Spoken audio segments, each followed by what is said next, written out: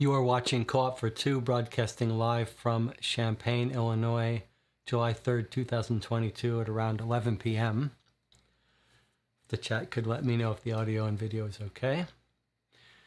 Today we are playing our third, and I strongly suspect, our final session of the last case, Case 10, in Dave Neal's Sherlock Holmes Consulting Detective Baker Street Irregulars box.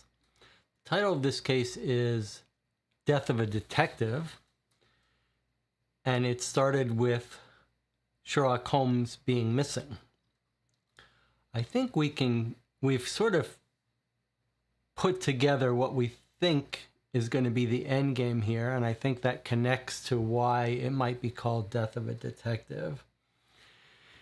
If you haven't watched, there's lots of reasons not to watch this. If you're walking into this now, having not seen session 1 and session 2, that's insane. You should stop right now. Go back and start with session 1. But really, you should start with case 5, and then case 6, 7, 8, 9, 10, which are related in a little bit, in a small way. So you really shouldn't be walking into this. And since this is session 3, I'm not going to do too much recapping. I did a major recap of the case in our previous session yesterday. I'm not going to recap everything again, but we will go over what we learned, what I can remember that we learned in our last session. And Jonathan in the chat is filling in Anna, who left a little early yesterday. So we spent an hour or so yesterday just chasing down some last leads of sports stuff. It was not very important. The one major thing we learned yesterday was we got more information on Jack Vane. That he's a tall, gangly man. I think we may have known that before. But we tracked down his arrest record and information about his trial. And it turned out he was on trial for murder and he got off. And the person that testified in his defense was Watson, which was very shocking. But apparently Watson treated him for a gunshot wound in the knee, and so he testified that Jack Vane could not be doing any substantial running, and the person who committed this murder ran away from the scene of the crime. So we believe, but then Watson said that doesn't mean he didn't order the killing. So if we believe that, then it's a clue that Jack Vane can't run. That might be a clue for us. And we've had a theory for a while now. It was Jonathan's early theory in the beginning of the game, but it's proven out, it seems, that Sherlock Holmes may be disguising himself in order to infiltrate this Hooks gang. The stuff we see in his room in the beginning looks consistent with makeup and stuff, and we know, so we're not sure who he's disguising himself as. We see research into bird symbols and sailor stuff, and we found evidence that he was visiting the sailor shop. So we think he may be disguising himself as a sailor, a tough guy sailor. And in fact, if you look at the boxing gym place, I reread all of the clues we had read before. I'll talk about that in a minute. But one of the things it said is the people who frequently go to boxing shops are sailors and policemen who need to be fit. So I think it all is consistent with Holmes infiltrating this gang. Now, one theory Jonathan had, which is an interesting one, is might Holmes be pretending to be actually the leader of this gang, Jack Vane? That seems a little far-fetched to me. It seems like they would recognize Jack Vane. And he's very recognizable. He's got a big burn scar on his face, but maybe Holmes is trying to reproduce that. And then Jonathan's theory is, if that's true, I wonder, since we've got our Baroness, Heisler has left a note saying she got a gun, she's going to go to get revenge. Jonathan's theory was, is Baroness Heisler going to shoot Jack Vane, who's actually Holmes, and that's the death of a detective? I think that connection is very juicy. And so we found the password to get into the Hooks boxing headquarters, and the game says, well, if you want to check out any last hints, you should do so first, and then you can go to the back of the book to do the end game and go into the club. So that's where we mostly ended last night, and that's when we sort of ground to a halt, hit a little bottleneck, because we don't think we can go back to these clues. At least we suspect we can't go back to these clues. And we know that there's some stuff we haven't quite figured out. We think we have a pretty good grasp of almost everything, but there are some little loose ends. And we're afraid that if we go to the end, that it will need some information that we don't have yet. So we've been very reluctant to go to the end. I think I've summed up. Okay, now, and Jonathan is reminding us we did learn that Vane had brown hair that might be a little longer, so it fit in with that long brown hair we found at Holmes's place. John says we still have not resolved the R for Lestrade. In Lestrade's entry, there's an R. And we thought it might have to do with capturing Ricardo Perez or finding Emily. Okay, so I want to start there. So I went back, we've marked all the paragraphs that we've read in this book. And I went back and reread everything that we've read, and I noticed a couple things jumped out at me. First of all, regarding trying to track down Ricardo Perez, which we've been trying to do, I thought when we played yesterday that Ricardo Perez had been captured at the end of our Tiger's Eye case. We went back and reread the finale of the Tiger's Eye, of the Dog in the Nighttime, I guess it was, our previous case, not the Tiger's Eye, Dog in the Nighttime. And it says, it's unfortunate the police have been unable to trace Ricardo Perez. He could have been a useful source of information. I thought that's a clue. We should really be trying to find Ricardo Perez. And I thought maybe that R at Lestrade's house is about Ricardo Perez. So it's very hot to find Ricardo Perez. It felt to me like we should be able to find him. We got clues at the kidnapping scene with mints and cigars. And I do want to point out, we found this note at the criminologist. And the note says, Simon, welcome. I knew you had it in you. You fought well and settled it quickly. You're one of us now. Something. Don't question him. You'll get kicked out of the inner circle. use the times to figure out the code except Ricardo. And at the time I thought, okay, this is an old note because it's Ricardo and he's been arrested. Now we know it's not. Ricardo hasn't been arrested. And so Ricardo is still walking around, so this could be recent. It points out something that we wondered as well, which is I have no idea where Holmes acquired it, unfortunately. So maybe you see where I'm going here. I don't think Holmes is pretending to be Jack Vane, however delicious that idea is. I think Holmes is pretending to be someone named Simon. And this is his note welcoming him into the inner circle of the Hooks gang from Ricardo. That explains how Holmes got this. He was given it. And that's what I think. So I think Holmes is Simon. That's my new guess, and this is his letter welcoming him in. Just my guess. Welcoming him in and giving us a clue about how to decode the thing, which we already did. It's talking about the fight. I knew you had it in you. You fought well, settled it quickly, so I think maybe this is talking about the fight that Holmes staged in order to get his bona fides into the gang. That's my theory about that. Now, in a similar vein to our theory of finding Ricardo, I'd like to hear what Jonathan and Anna think of that idea. In a similar vein to the idea of tracking down Ricardo Perez, I was reminded when I reread the section on the old owner of Old Street. There's a very interesting interaction with him. If you'll remember,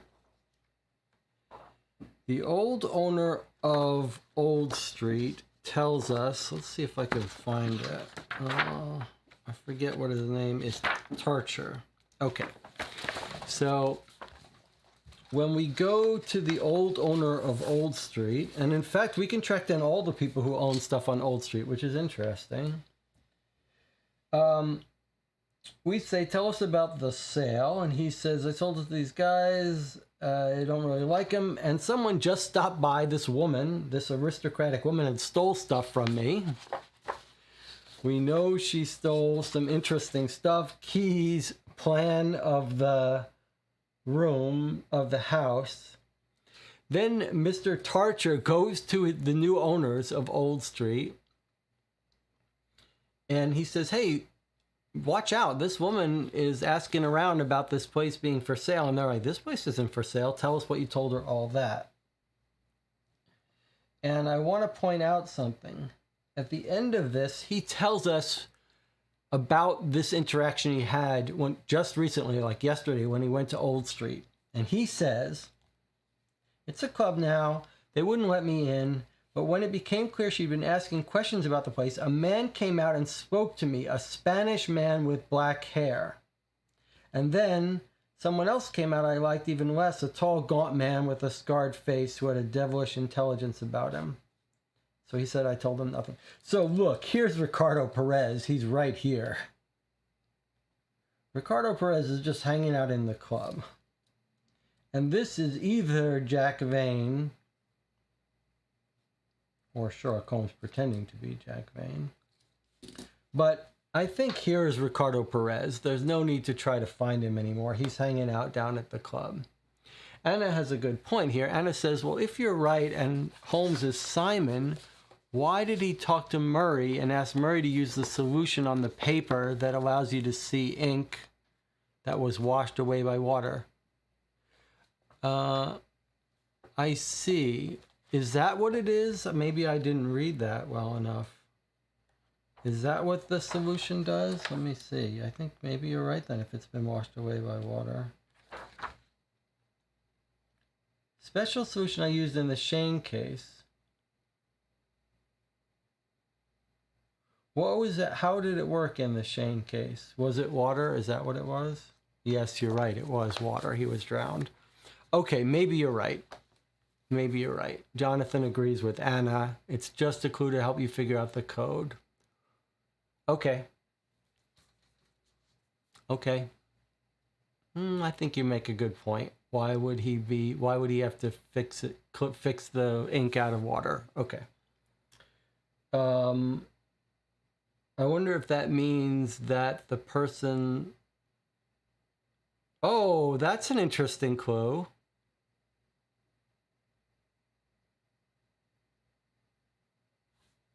If you're right, is there not a newspaper story? Did the guy who fell off the building stuff do so because his brother drowned? Is that right?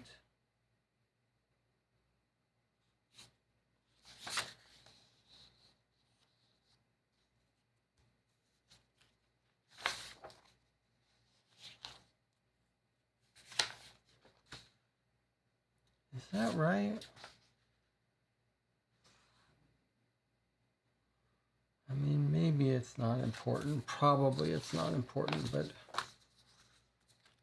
I'm trying to remember. We got that weird story about the builder killed in fall. Marcel Fuller fell to his death on a scaffolding. Nothing could be done. He thinks there's no foul play. Then when we go to Lestrade... Where is Lestrade?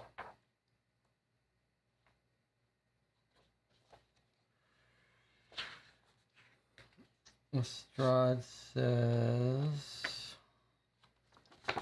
death of the builder.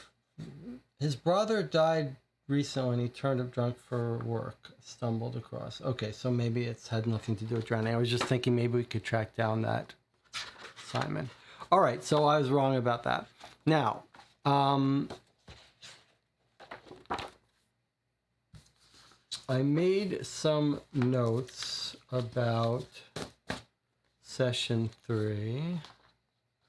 Let us look at the notes I added to our Google Docs here.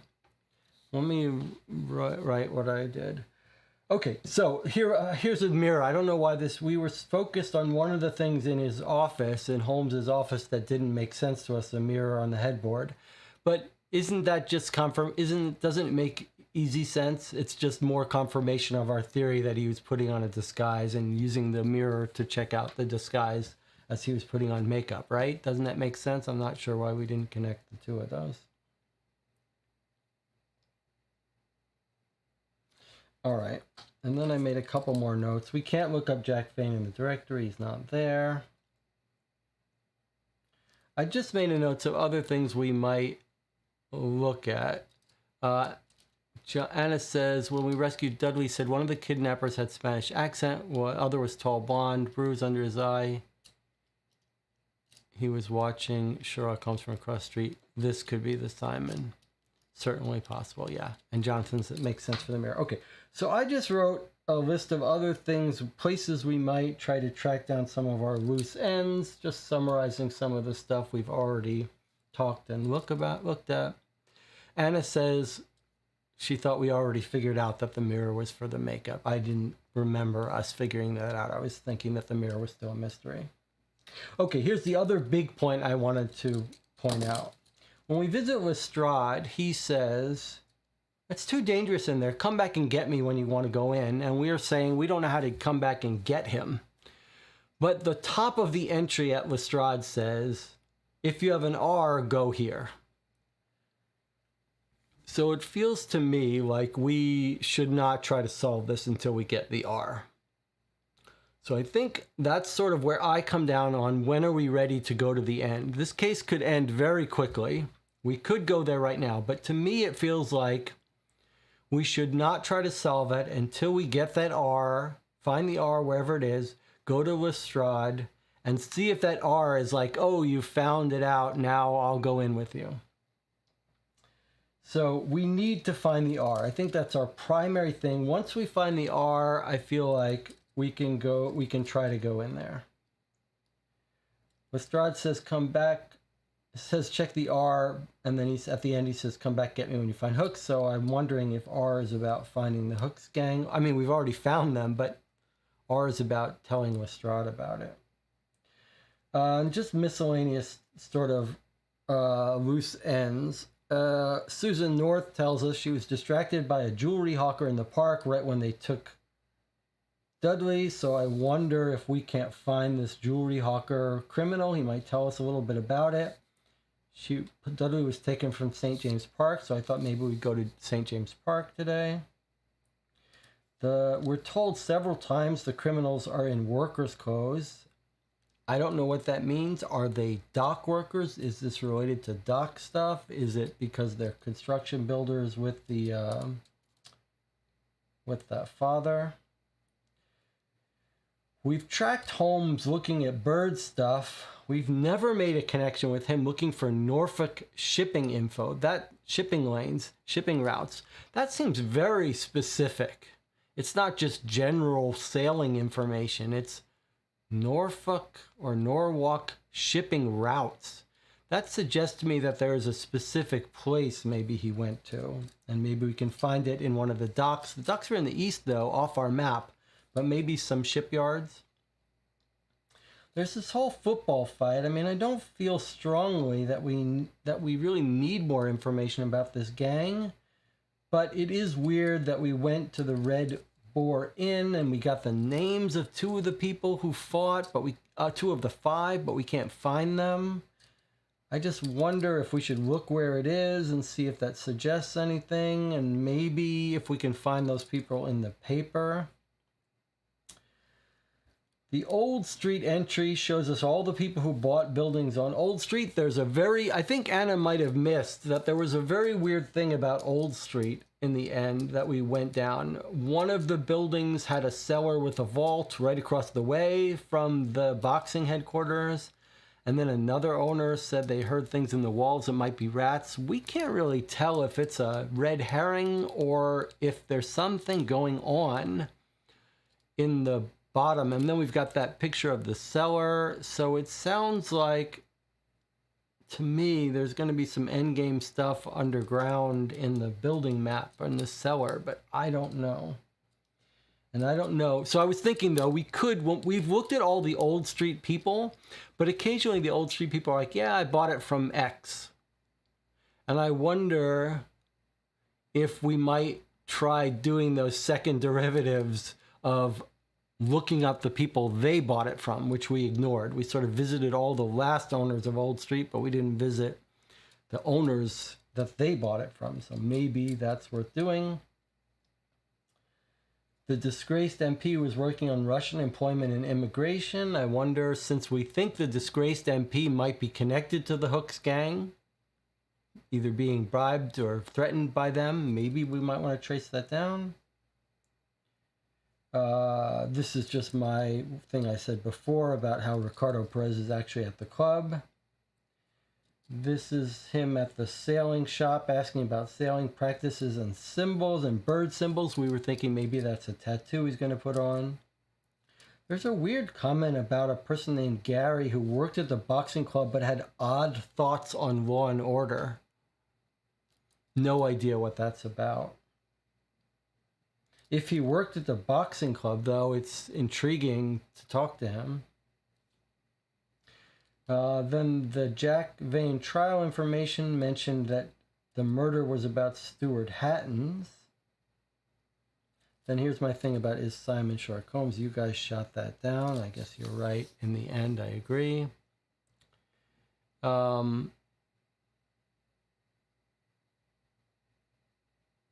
What's left to find the letter R? I think once we find the letter R, I feel a little bit better. Can we find Sherlock Holmes? Significance of the stuff he was doing. I think you've clarified you don't think this, you've convinced me this Simon note is not important. Then there's the notes we found from Baroness Heisler that we don't understand. She's got a map of the cellar.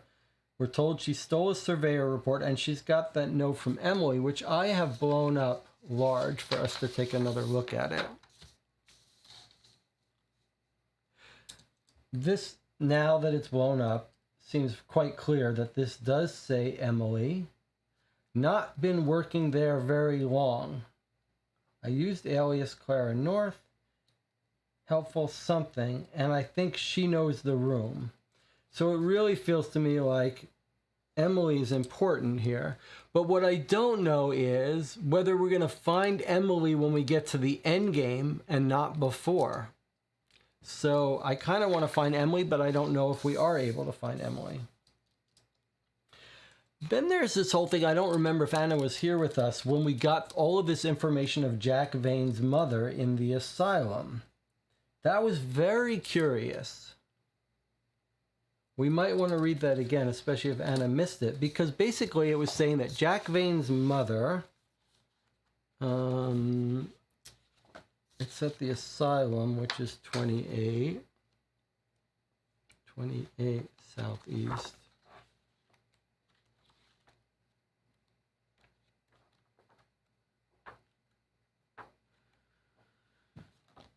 "28 Southeast says that the doctors there who treated Merrill Vane." So Jack Vane's mother is Merrill Vane. And it says that she was discharged in 1886. Discharged from the asylum, 1886. I believe it says February somewhere. Most of the time she sat playing card games with an imaginary opponent and would get quite agitated if disturbed. Now, if I had to guess, her mind was still frightened, and now she's living with her son, which is Jack Vane. If I had to guess, I'd guess we're gonna like run into her downstairs and we shouldn't talk to her because she'll get agitated. Jonathan says, "My theory is that the cellar and the vault across the street are connected, and Pauline plans to use this passage to sneak in or out of the boxing club for revenge." Well, that's another good point that I should make a note of. Can we get access to the cyclist? When we go to the cyclist place across the street, it says the touring cyclist place is closed. I wonder if we shouldn't try harder to find someone from the cyclist place who might be able to let us in.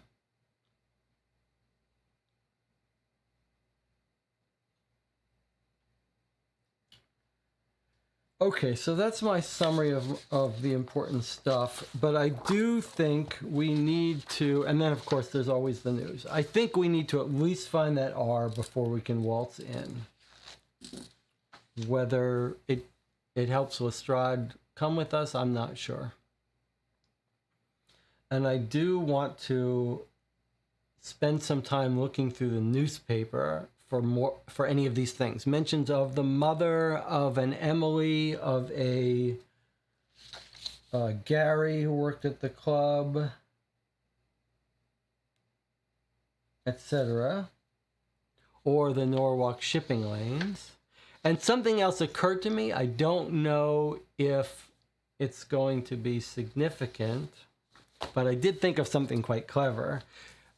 We've had this trick played on us once before. I forget what game it was. I think I actually remember, but I don't want to spoil it. But I do want to point something out that can be quite clever about these Sherlock Holmes games. It's almost never used, well, except for the one I can remember, but it can always be used. So I want to point something out. 5 Old Street, right, is where the boxing gym is, and where the place across the street is 75 Old Street. But remember how this game works. So I want to point out to you that 75 Old Street is also the address 75 City Road, right? Or 75 this street, which doesn't have a name. And 5 Old Street is here, could also go by the name 5 Leonard Street, 5 City Road. So you have to keep your eyes open. If we saw a 5 Leonard Street, that's actually the same address, same block as the boxing place. So if we're looking in the newspaper and we see a Leonard Street or an East Road or City Road, we should keep that in mind. Keep our eyes open for that. Okay, so here's a little bit of a warning. Jonathan says Pauline is now being hunted by Vane's men, so she can't go through the front door anymore. Yes, assuming she's not already captured by them. But I do think you're right that she probably didn't get captured. She probably intends to go back there, and that they didn't, not that they let her go. Yeah. I don't know. I'm not sure if they captured her or if she's planning to get in through the back. I think Jonathan's theory is a good one. And I wonder if there's some office where we can get the surveyor's report. I put that down. Okay, but let me give a little heads up warning for this stream. I think the end game is going to go fairly quickly. I think we know what to do.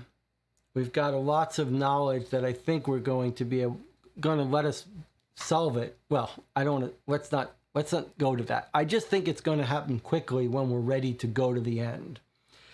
Given that the length of this book, I can see most of it is hints. I don't think there's like another whole act.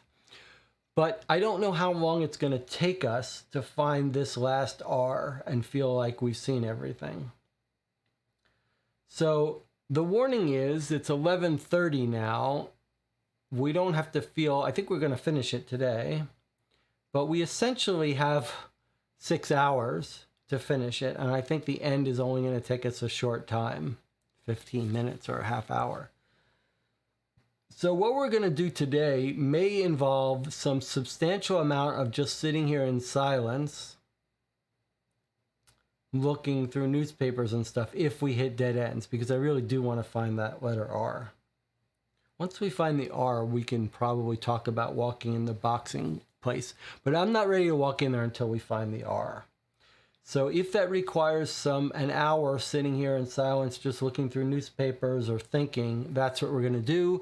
Keep that in mind if you're watching Jonathan or Anna. If you want to take a break for an hour or whatever, we can figure out a way to schedule it that we say we're going to guarantee we're going to spend an hour looking in silence or whatever, and then you can walk off and come back. But we've played this. This is our third day, and it's the 10th case of the set. I don't want to rush it and rob us from having the satisfaction of finding this last hard thing. All right, so the question is, well, Anna says, Jesse, as you said, we need to find Perez before we go to the club. Isn't he at the club? That's the thing. I've settled on the idea that the Perez is at the club so that we don't need to find Perez. Ricardo Perez is at the club. That's my thought. There's no point in finding him. He holds no secret that we need, we don't think. So he's at the club. Emily is a different matter. Emily's only worked there, wherever there is, for a short period. It could mean the boxing club, or it could actually mean the restaurant that the previous owner, Mr. Tarcher, owned, the boxing club, so she would know the layout. That's possible too. Or it could even be maybe at the surveyor's office, although I don't think so. I think she probably works at the club. So I can't guarantee we can find Emily. It may be that Emily is only findable once we get to the club. So it's not like we're going to search here forever until we find Emily. But we are going to search here forever until we find that R, because that feels like the missing letter that Lestrade wants. I don't know for sure, but it feels like maybe that's the case. So I don't know if we can find Emily. I don't think we need to find Ricardo Perez anymore. Same with the mother. I don't, is he going to keep his mother at the boxing place, or would he keep his mother at his house? And if he keeps his mother at his house, can we find Jack Vane's house and find the mother? We checked a little bit into card clubs for the mother, but maybe we should check again. I feel like we're going to meet the mother at the cellar of the boxing club, but I'm not sure. But we do know there's something else for us to find. The letter R. But we don't know what case it what it pertains to. But it's probably important. It's important enough that Lestrade asks us about it right up front and says, if you know the R, don't even proceed with the rest of talking to Lestrade. So, as far as our itinerary here, we could go through these, or we could start by just in silence sort of reading through the newspapers and trying to find more information, or the directory. We could try to track down Sherlock Holmes. We could try, we've got lots of places here to go through.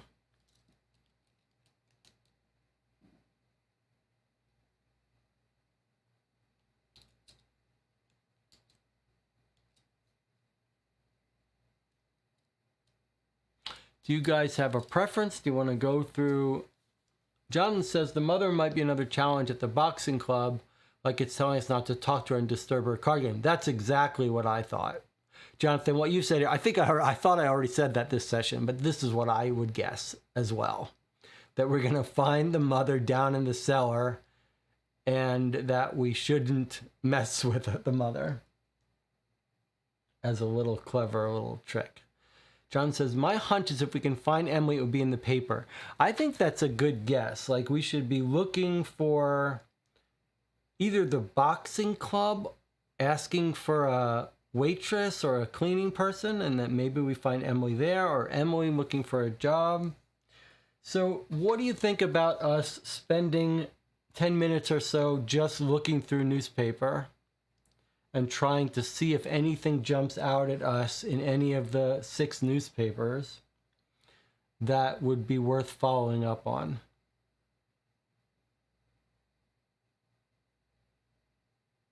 I think that's my proposal, that we spend some time now doing the hard grunt work of going through the newspapers. Okay.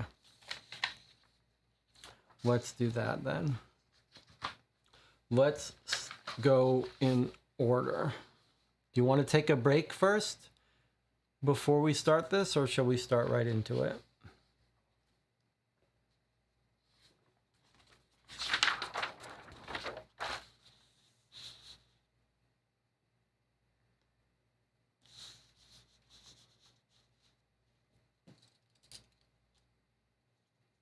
Why don't we read one paper first before we start in any break? Maybe we'll take breaks in between. So I will put them on screen and I'll sort of talk through them as I go.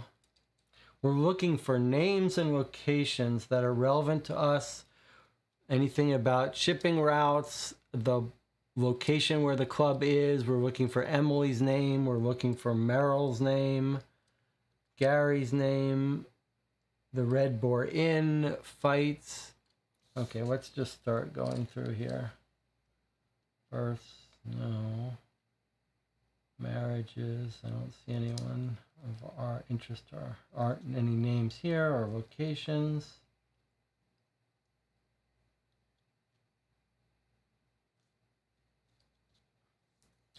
Deaths. Edith. Winter sale, don't look relevant.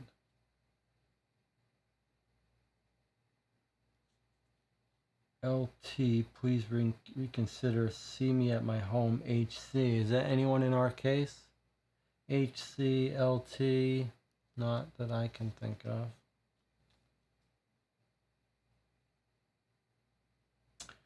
Florists. Found in Green Park on first day of Black Brass Top Cane. We looked at that already. Nothing there. Artworks from the continent. Doesn't seem relevant. Werner Shipwrights. We went there already. Singers. A new game, Pattying. Cowboy Tunes, Mr. Flowerstone, The Woman in White, Hauntings Death, doesn't seem like anything relevant to us. Stockbrokers hiring new staff. Lombard Street doesn't seem relevant to us. It's not in any of the places near Old Street is Leonard Street, Eastern Road, City Road, Old Street. Gardner, no. Cook, 43 Southwest. That's far away from our place, so that's not going to be Emily, right? Unless we think that's someone hiring her. Must be able to take up post forthwith. This is 3 months ago. I guess that's not us. 2 bodies discovered in the alley. This is our case that this newspaper was from. The American detectives that got killed. Chess Congress. I'm going to put on my list, check intros and endings of previous cases, in case they're relevant.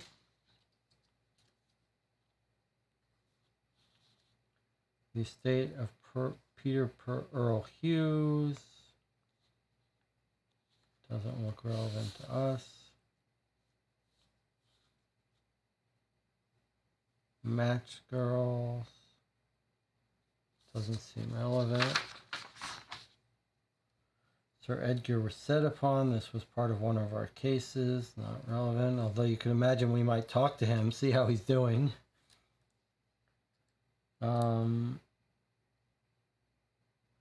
This is the fish that were spilled. This was a mystery that was part of this case.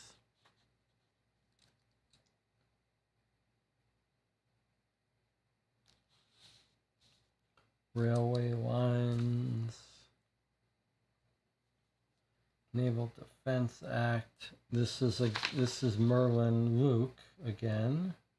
Did we talk to the good guy? Merlin Luke we tried to talk to. He was the guy that got disgraced.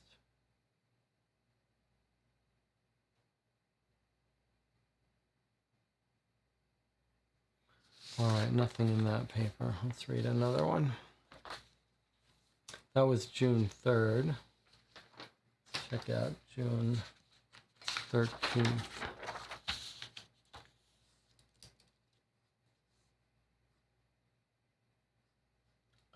Births, no people, no places of import. Queen's Park. No Emily, no Gary, no address.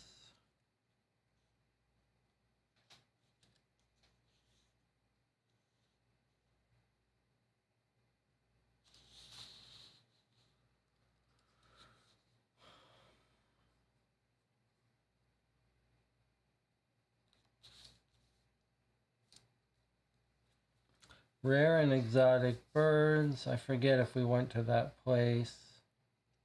We went to Werner's.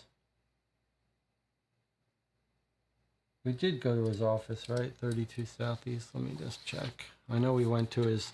Did we not go to his shipyard? Is that where we didn't go? Because it's not available to go to. 32 Southeast. Yeah, that's Werner. That's where we found his photo of his cousin. Jewel Thief. I believe that was part of our case. Chess Championship, Blackburn, not relevant to us. Share price, Lord Tullins, he was in our case.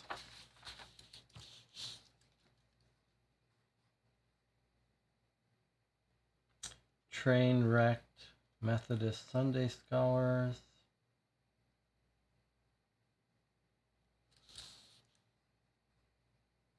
Three lads named Tanner, Bates, and Smith charged on Wednesday with scuttling. Family saved from fire. Islington House. This sounds like it's not even in London. This would be a candle to sew buttons. Yeah, not related. Okay, furniture.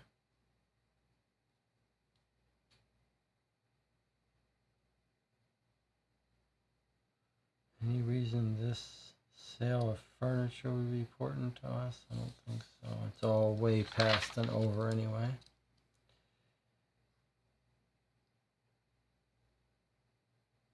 An altar, statue found, no address, no names. It's outside of London. Shipping departure.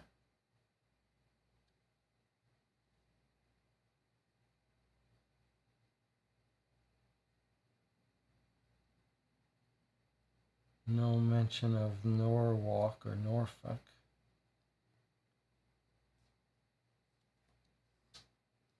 This is our missing horse and cart that I was trying to find without any luck with wheat.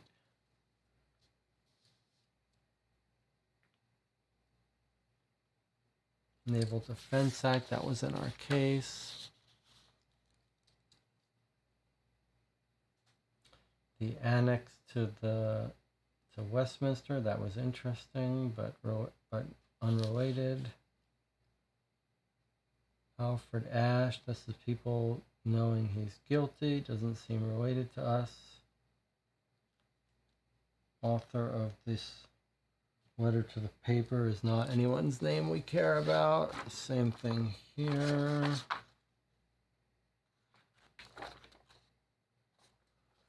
Okay, chess problem, that was the code. Someone complaining about the children's charter. This was the fake letter by Douglas Tressel. Letter to the editor about boxing. Had glove been used, the barbarity of the spectacle and the horrendous loss of life, which was not uncommon, would have been much reduced. Well, David Marston loves boxing. I think we tried to look him up and didn't find him, but let me just look him up again. Marston. Yeah, he's not in the directory. Okay. Let's do another.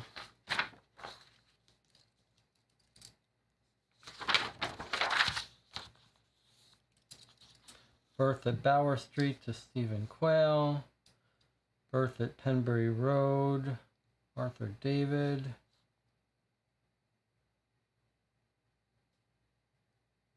These are not people we care about or in locations we care about. Stipley, Lillian Justy, Army Navy store,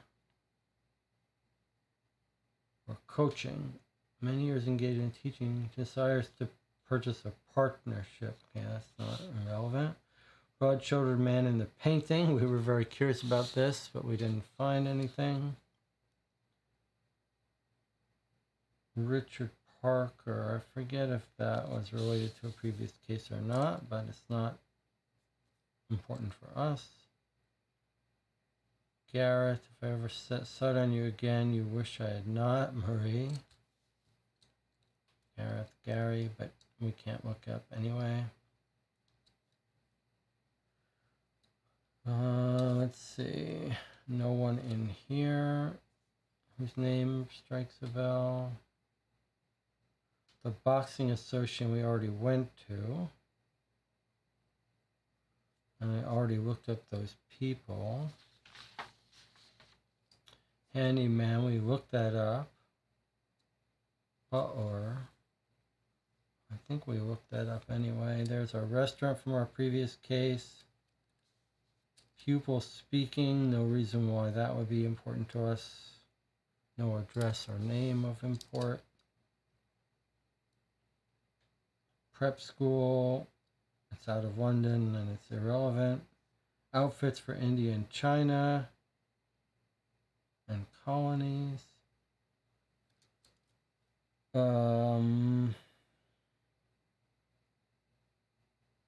I suppose you could imagine Holmes going here to get an outfit. Sailing outfit? Not really. I don't see it. I don't see it being important even if he did. Okay, birds. Eustace Bailey and Sons. All right, we know Holmes was looking for birds. Where is 82 Mount Street? I forget if we already went to this place or not. 82 Mount Street. Let's find this one with birds. I don't think it's important, but we are trying to track down Holmes.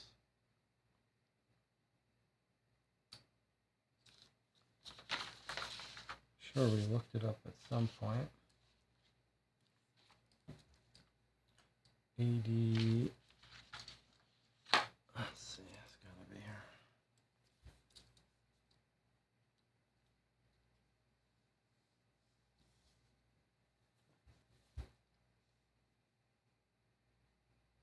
'82 Oxford Street. That's not there.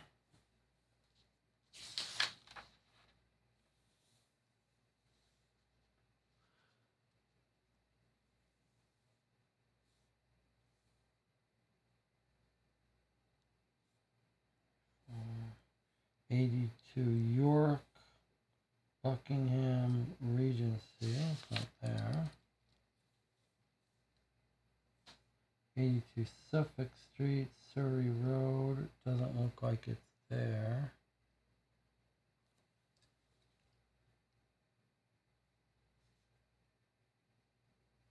'82 Judd Carlton. Doesn't look like it's there, so it's not here. We're in trouble.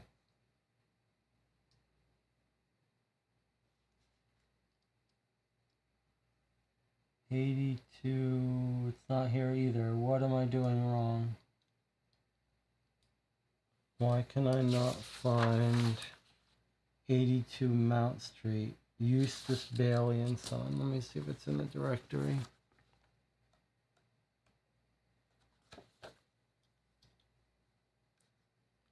Eustace Montgomery. Well, that's a little disturbing. Pheasants at low prices. Okay, it's probably not important for us. I'm a little confused why I can't find it. Why I can't find Mount Street. But if it's just selling pheasants, it's not going to be important for us. Okay, here are the Stockers. There's Ben Tillett at the West India Dock.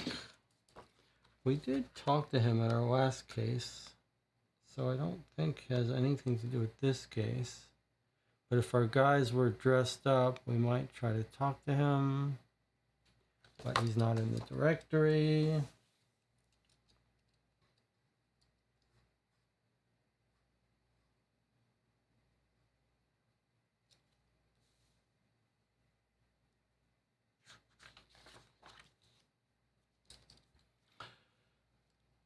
Jewelry exhibition at Sotheby's. I don't know why that would be relevant to our case. Cricket match.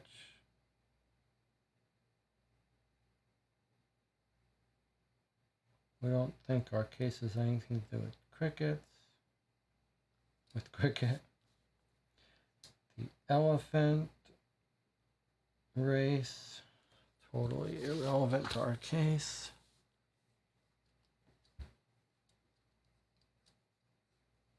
German strikes is irrelevant. U.S. Philadelphia irrelevant. Mining returns irrelevant.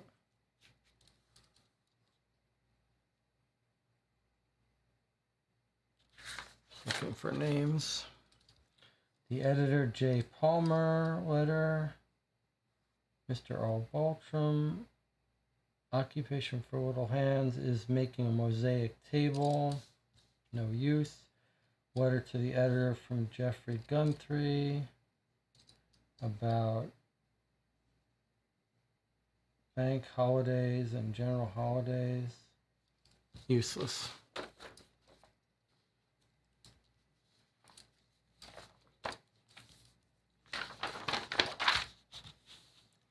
This is a lot of work to find a remaining clue. Justin Stool, Mr. Hardcastle, daughter Wendy. 10 Lyndhurst Village. Edith Mary Baker, Peter Fowle, St. Peter's Church. Eleanor Elizabeth.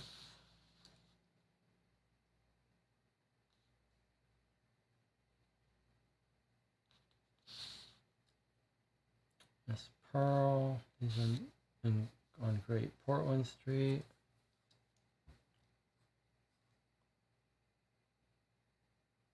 Not relevant. Fire breather, tickets.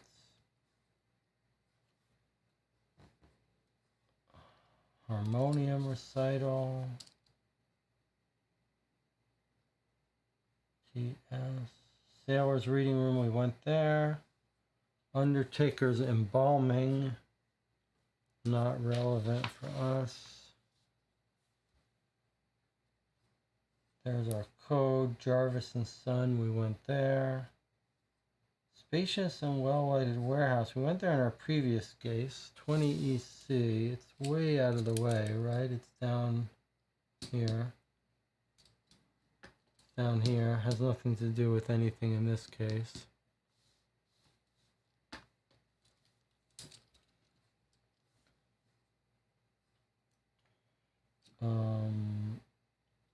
This is the house near Liverpool that we thought might be related to where Garud went. He just said, we can't tell you about the owner. The Lace Place. Seems irrelevant. Married couple want to adopt. Gold Heist in Harp Lane. That's our previous case.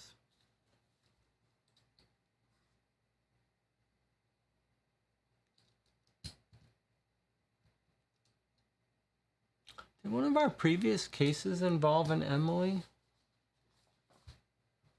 Get out our previous case. I took a little stop. Well, I guess we'll finish this newspaper and then we'll go through that. I'm trying to remember if one of our previous cases had an Emily. Brought an, in the it would only be in the introduction or the finale that we'd have to look.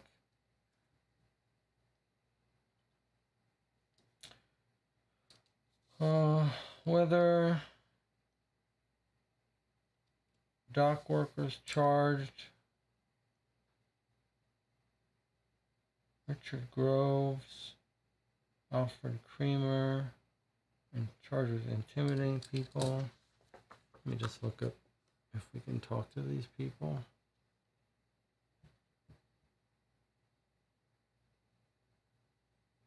No for Groves.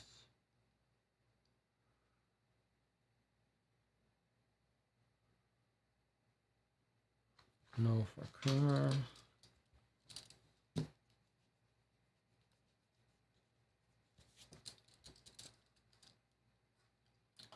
Children's Charter.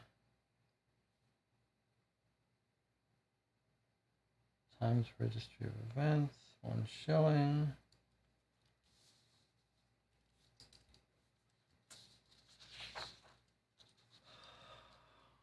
Tennis Championships. Belgian Shipwreck. Child Drowned. John Posh, aged 10 years. Remember, this is a kid that seemed to die at the hands of the other gang. Not relevant, previous case. Imitation practiced by men on strike. Lover of Freedom. Tobias Clegg. Tried to swallow marbles and got sick. Okay, that's another useless paper. They're completed. Where have I been putting the papers?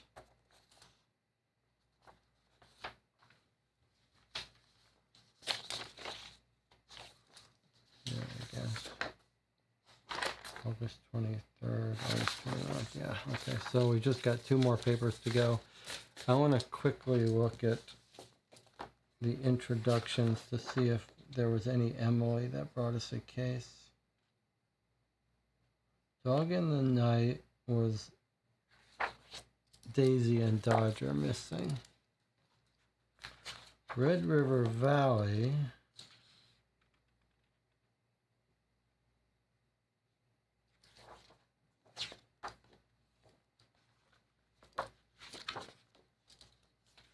Red River Valley. There's Annabelle, Kent.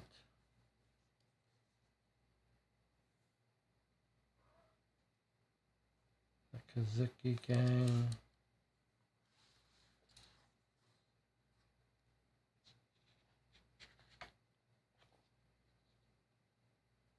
Eddie knew each other. E-T-T-I-E. That may be what I was remembering. Tiger's Eye was a very small case. I don't think there's any Emily in there. Just Baroness Pauline. Lord Farrow. Heist in Harp Lane.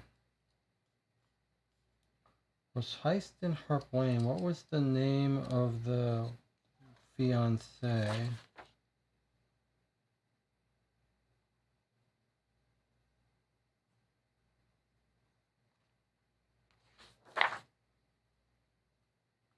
The guy comes to us, he just got the job.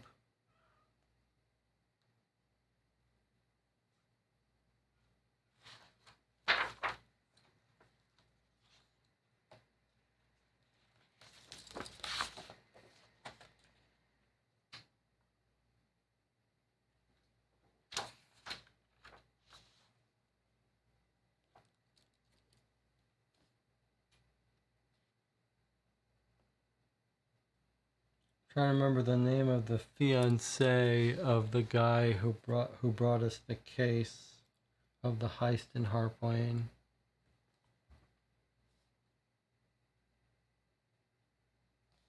Remember, he's worried his fiancée might lose faith in him or something.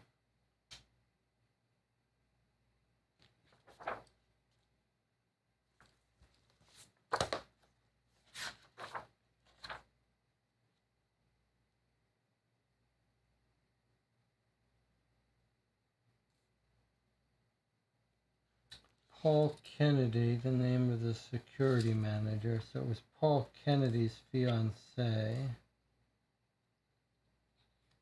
Remember her name? It wasn't Emily, was it?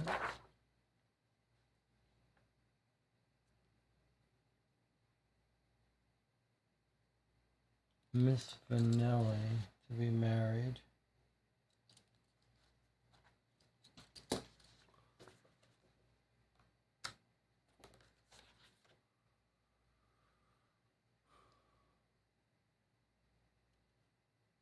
Enrico Vanelli, 24 East. Can we go to the east in this one, or is that a different one?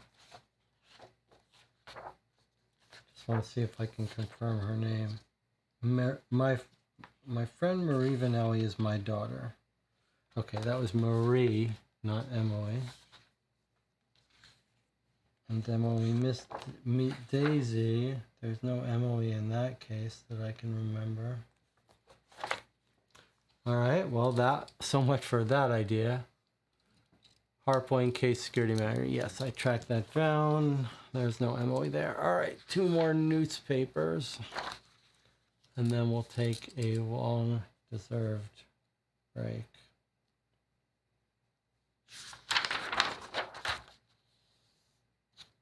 In fact, let's take a break now since it's been an hour.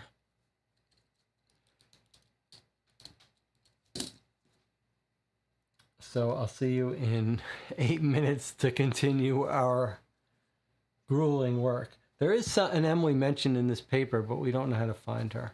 All right, I'll see you in 8 minutes.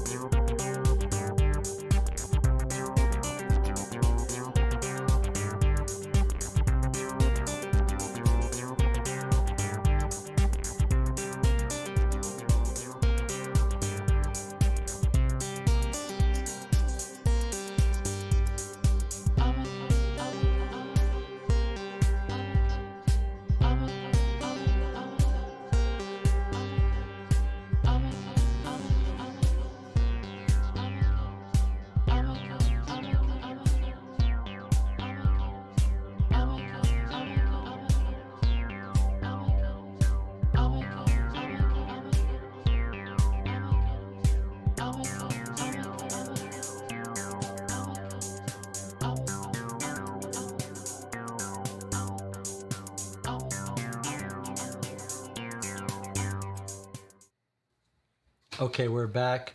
The chat is saying, is expressing a little frustration. I agree. Jonathan says, let's try to keep our expectations reasonable. We don't know if R is important. Absolutely true. I just know that this is the last case, the last time we're going to have a chance to inhabit this world. It's supposed to be a difficult, hard, exhausting case. I don't know if it's supposed to be exhausting, but I want us to get the full experience. Now, one thing I did just notice, this is a big long shot, but Remember this map? I printed out a copy of it. I forget. It's on page 24. Let's look at the original. So we were fairly convinced, and don't forget there's a hint section we could look at if we needed a hint. So we found this map of the house being constructed where we found Gerard. And we concluded it had nothing to do with our case, but I just noticed something interesting. Do you notice it too? Take a look at that. What do you notice? What do you notice in this diagram that looks interesting that we overlooked because it was nothing to do? We didn't think this house had anything to do with our case. That's right, Jonathan. There's a name at the bottom of the architect who prepared this plan. Is it possible that we can visit this architect and he'll know about our old street?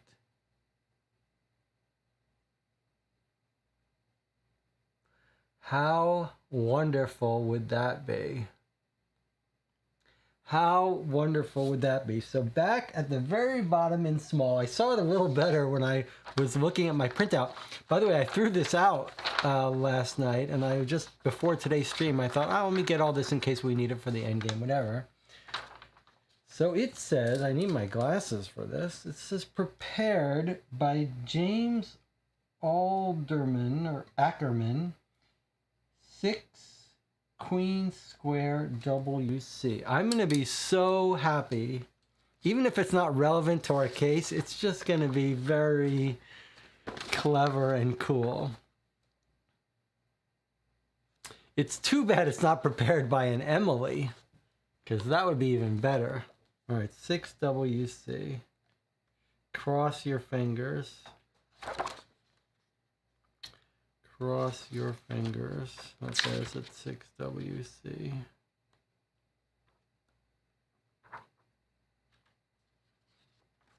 There is a 6WC. I mean, come on, guys. Dave Neal. Come on, Dave Neal. He's too clever. That is, I mean, let's take a moment to appreciate that. Okay, so for me, these are the moments in gaming that I play these things for. These moments of the frustration that builds, and then you get that wonderful feeling. Okay, 6WC. Unfortunately, I don't see it saying circle any R, but it is a nice long section. The door is answered by a balding middle-aged man with glasses who's holding a fat ginger cat. Mr. Ackerman, asks Wiggins. Indeed, he replies. How can I be of service? Did you print some plans for a house on Bloomfield Street? I believe I did. Do you want some similar work done? Is this going to be a total red herring, or is he going to know about Old Street? No, Mr. Ackerman. We work for the detective Sherlock Holmes, and we are investigating a serious crime. We just wondered if you could tell us if you noticed anything unusual about the plans for the house. Oh, this is all red herring, because this house is not related to us. Or if the clients seemed suspicious in any way. Mr. Ackerman looks bemused, and the cat purrs, stretches, and digs its claws into his neck. Ow! Arthur, you be... He cuts the word short and throws the cat down. What was he going to call the cat? A bastard? It begins to rub at his legs, the cat. No, young man, I didn't notice anything unusual, and my dealings with the clients were all perfectly above board, and they seemed like a respectable company. It may be that in the end game, we're tempted to pick this building, so this is all just red herring. Okay, thank you, Mr. Ackerman. Do you have a circled Z? Oh, please tell us this is going to be about Old Street. If not, leave. Okay. We do have a circled Z. So we get to read a little bit more. We show Mr. Ackerman a burnt piece of paper with part of a building plan on it that we found in the fireplace of Pauline's. Here it is. We're asking about Old Street. This is the Old Street cellar burned piece of paper we are now asking him about.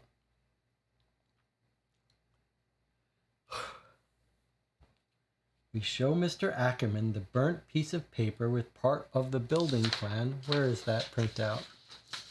Look, this is what we're showing him. No, sorry. That was Emily. This is what we're showing him.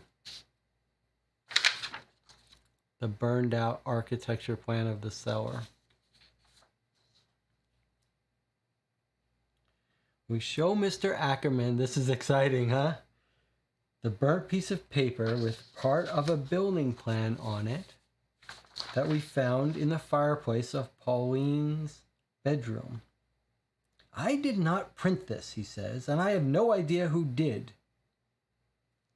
You could try comparing it to any plans they have on file at the National Archives.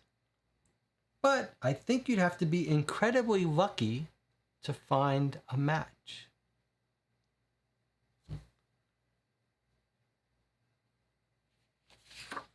But haven't we been to the National Archives? That's it. Okay. Well, boy, he seems to be telling us to go to the National Archives. But we've been to Somerset House. Is that different from the National Archives? Government offices.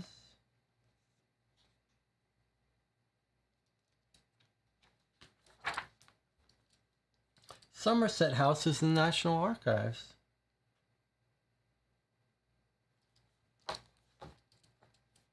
Oh my God, that was so tempting. I mean, let's look at the National Archives again, but we've been there. They don't have any plans on it.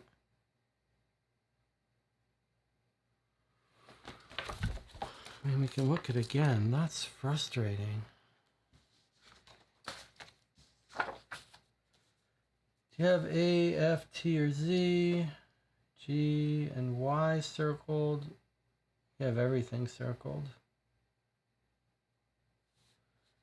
A was information about Agnes Werner.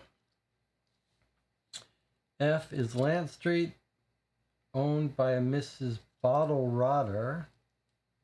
No record of any buyer. I mean, I suppose we could... Well, let's make a note. We went to 6WC. Who's the architect? He's told us, go to the National Archive and compare. Archive. Then we revisited 17WC. We're going to read all these. So Lant Street, the kidnapping,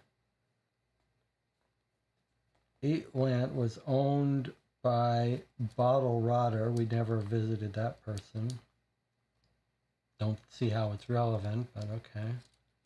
Nothing on any recent sales involving a pharaoh. Baroness Heisler visited the National Archives, so maybe it was just a clue to get us. Visited the National Archives on Monday, the 2nd of September, asking about the ownership of buildings on Old Street. The document she referred to contains the following. So, I see. Maybe we're just supposed to... Maybe the conclusion now is that this is a map. This is sort of what Jonathan was saying. No, I was thinking this was a map of the neighboring place. But she said it was a vault. I wonder if this is the vault. Remember, the neighboring place had a vault. a cellar and a vault. Documents she referred to contain the following. Okay, these were different places. We might have to track these down more seriously now. And then it says she came back the day after and asked for any records on Jack Vane. She found a couple of dates he had gone to trial at the Old Bailey. We went there. She asked for details of trials. Told her the only information we had was in the file. She needs the information on him she could get. Then here's information about Jack Vane, his mother Merrill Vane. I looked for a maiden name, nothing. She's in the asylum, released February. That's it.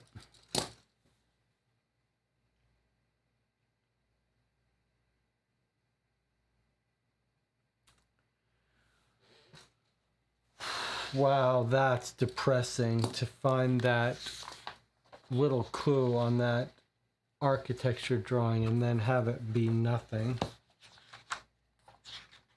How can it be?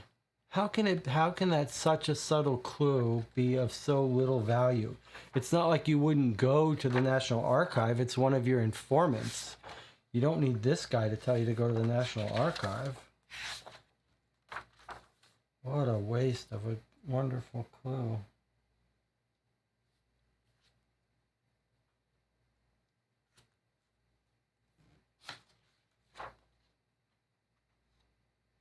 Somerset House is the National Archives. It's all 17 WC.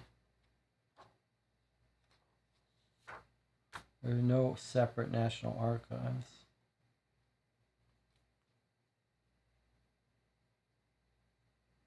Wow, that is a letdown.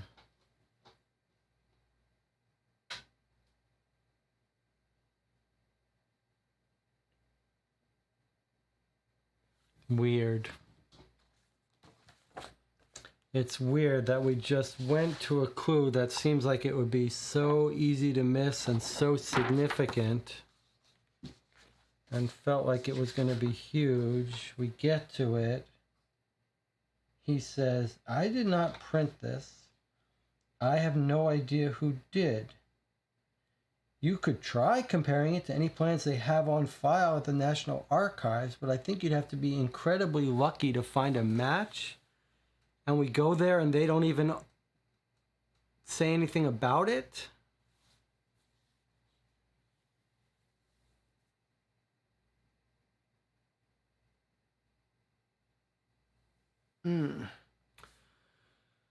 Well, I suppose it's trying to tell us it's one of the old street places. John says, do we go to all the offices? Yeah, it's only 17 WC. It's just under one entry. But what we didn't do is we didn't track down all the old street addresses, which I think now we have to. I mean, we did do it, but we didn't do it systematically. So I think now we have to go through these old street places systematically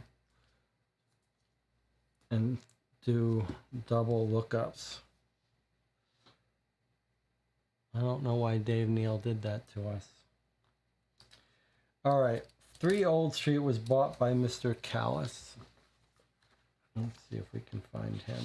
Or we can, I guess first we look up 3 Old Street, which is 3 EC. So 3 EC says, delicious smells in the bakery. Number 3, Mr. Kalis is a large, dark-haired, tanned man with a tattoo of a cross, quite busy serving customers. We do manage to speak to him. He bought the place from a Mr. Treaton in January in order to expand. Okay, so this is the part we didn't do. We didn't then look for, oops, don't look at that. We didn't then look for Treaton, I don't think. So let's see if we can find the person he bought that from. I mean, this really feels like it shouldn't be important, but okay, so there's no Treaton in the directory. Okay, 5 EC We can't just randomly look up these places. 5EC is our boxing club. Then the other place that was on her list was 72 Old Street, sold by Kevin Zucker to Nisha Cowell. So let's look up 72 EC. It says 72 EC is a large house. Half it's constructed from timber beams. Nisha Cowell, tall Indian woman, answers. So we're talking to Nisha Cowell. The record says sold by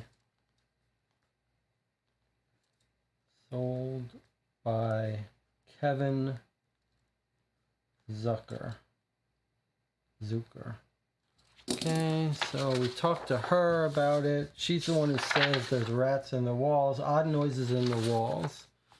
Okay, so now we look and see if the person she bought it from is someone we should talk to. I don't know why on earth we would. He is in the directory, 79 Northwest.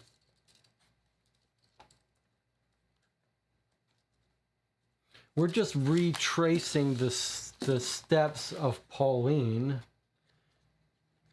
under the assumption that she knew what she was doing, and we're trying not to be too tilted by that experience, which I am definitely on tilt from. There is an entry here. Kevin Zucker is a young man with a bushy red beard who tells us he used to live at 74 Old Street but sold it last year. The house was too large for me, he tells us. I had lots of empty rooms, so I moved here into a smaller place. Was there anything distinctive about the house on Old Street, or did anything unusual happen on Old Street while you were living there? This is about 74 Old Street. The house is an odd mix of styles. Half of it was built in the 17th century and the other half was built just 50 years ago. It's basically two houses combined into one. I don't recall any unusual events on the street during my time there, no. Two houses in one.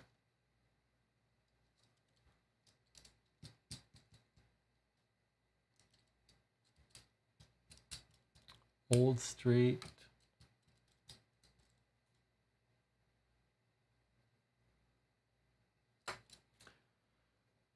All right.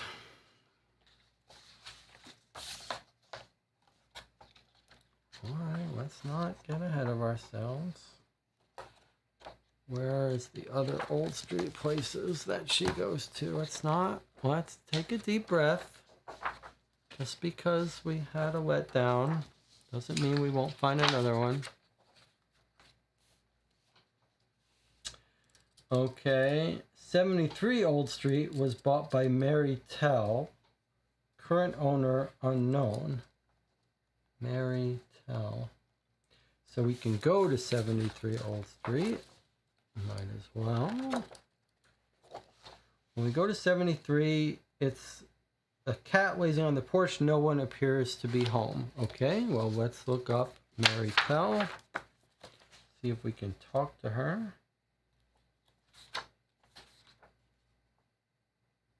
Mary Tell is at 58 Northwest.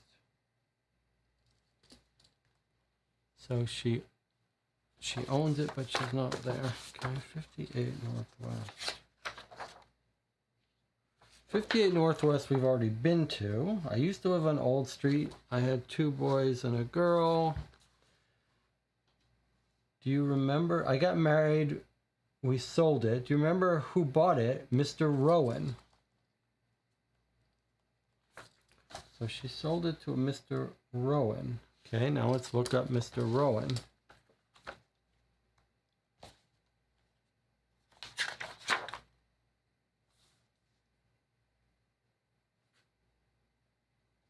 Mr.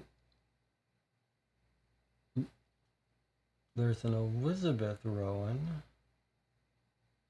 73 EC. That's the place we just went to. So Elizabeth Rowan lives at the place we knocked on the door with the cat, no one home. And that's the end of that chain of reasoning. Next up, 74 Old Street, which is owned by 74 EC Morris Venable. And then 75 Old Street, no records. That's the one directly across from the place we care about. So Morris Venable at 74 EC, if we visit there,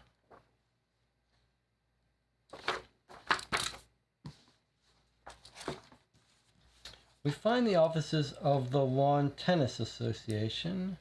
Miss Prine, remember her. She says, our president is Mr. Renshaw, whom I'm sure you've heard. He just won Wimbledon twice. Have you ever heard anything? No. Well, okay, so that's the tennis association. But what about the owner? Can we find him and talk to him?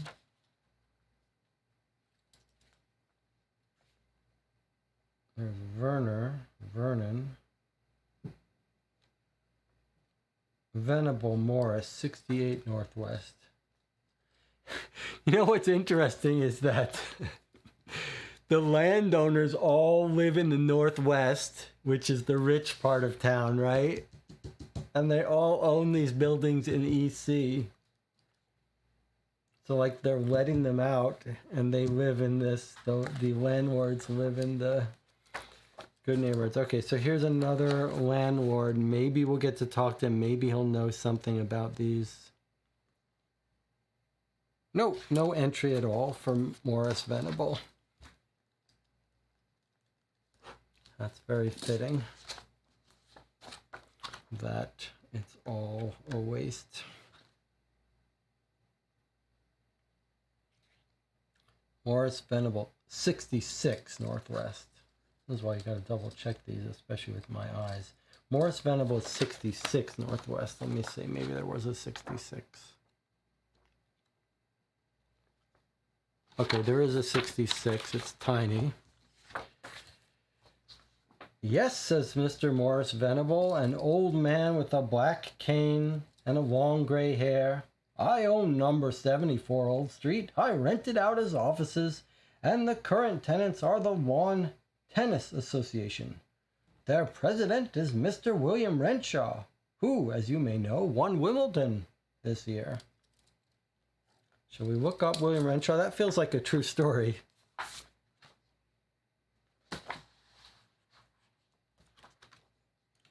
Renshaw. I see a James Renshaw. Was that his? 66. William Renshaw, who won Wimbledon. There's a James Renshaw, 62 Southeast. Let's just see if we can talk to his father. Why on earth we would do that, I have no idea. Or how that could possibly be relevant for our case. No. I don't even remember what number it is. I gotta be careful. I can feel myself getting agitated. Okay, there's nothing important there. All right, we traced down all our Old Street places. We might want to reread the one important one though, which was the cycling association that owns the building across the way, because I think Kenny Rodriguez has stopped by. Well, Kenny, we're a little bit on tilt, looking for a needle in the haystack, last clues before we've been doing this for probably 5 hours now, and you compare yesterday to today. But you shouldn't be watching this if you haven't watched session 1 and 2. It's good to see you, Kenny. Kenny Rodriguez has posted in some previous games. You can fill him in. So we actually found the cyclist touring club at 75 EC. I just think we should reread this because I think maybe this, we know that Baroness Heisler got this cellar map, and here's the other interesting mention of that in the building right across the street. So there's the boxing club, and there's 75 Old Street right across the way. It's currently occupied by this cycling touring company. And then here's what we see. At number 75, we meet Mr. Podlington, who says he can tell us the history of the house dating back to the reign of Charles II. It was originally a type of bank, although quite different from the banks of today. There's still a sort of vault attached to the cellar. As you may have noticed, the upper story of the house is actually rented by the Cyclist Touring Club as their base of operations, though I don't believe there's anyone there today. We asked some questions about the touring club, but Mr. Podlington seems to know little. We listen to him ramble on, then leave. So there's a vault attached to the cellar. Now, if we look at the thing that Pauline has, we sort of assume this was the boxing club plan. Is it possible this is the plan of the 75 Old Street across the way? Or is it possible that the two buildings are connected by this vault that can be accessed through the cellar? When we talked to the owner, I guess I was putting these in the wrong side of the page. When we talked to the owner,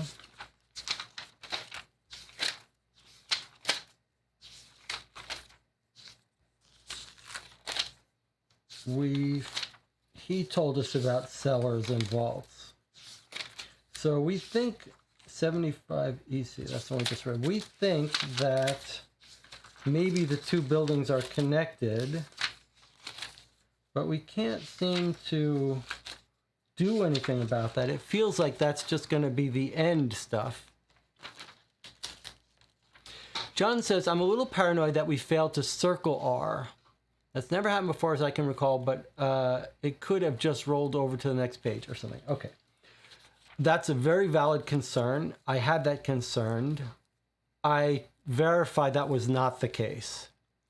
I went and reread all the paragraphs we had read, and I saw that there was no circle R that we missed, and I saw that there was a circle R somewhere else. I glanced a circle R. So I believe that it's not the, I believe we are able to find it. We just haven't figured out how. Okay, 23WC. I want us to read the part about the guy across the street. What he says about the cellar and stuff. It's a long clue, so I think maybe it pays to reread this. It's Mr. Tarcher. He says, she said she was called Mrs. North, though I imagine that was not her real name. She asked what I could remember about 5 Old Street. We should pay attention to this. This could have a clue in it. I said it was a good building, and I operated a restaurant from it for 4 years. This is why I think, is it possible Emily was a waitress in the other restaurant? I don't know. She asked about the layout and design. I told her it was very well constructed. It has very well constructed cellar rooms, although of course the new owners may have changed things. I remember I still had some of the documents in a folder. I fetched them. She took a look at them, asked for water, and then she took the folder and was gone. What was in the folder? Plans of a building, a surveyor's report, Can we find the surveyor's report? Is there any surveyor's office? It's all of the National Archive, right? And a few old keys.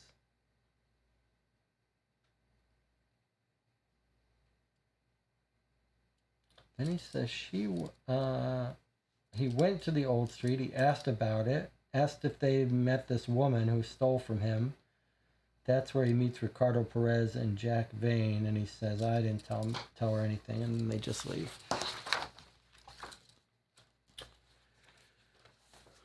We should remember this game does have a hint section, so if we really get frustrated and give up solving it on our own, we can read hints until we find that R.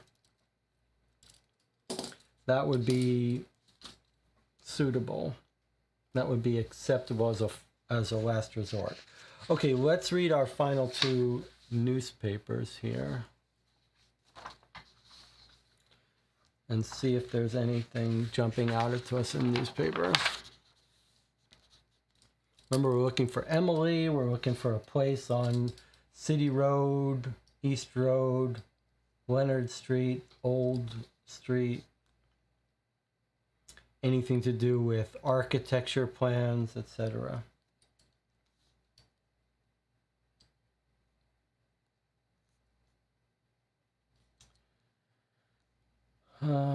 People getting married. Death. Manchester.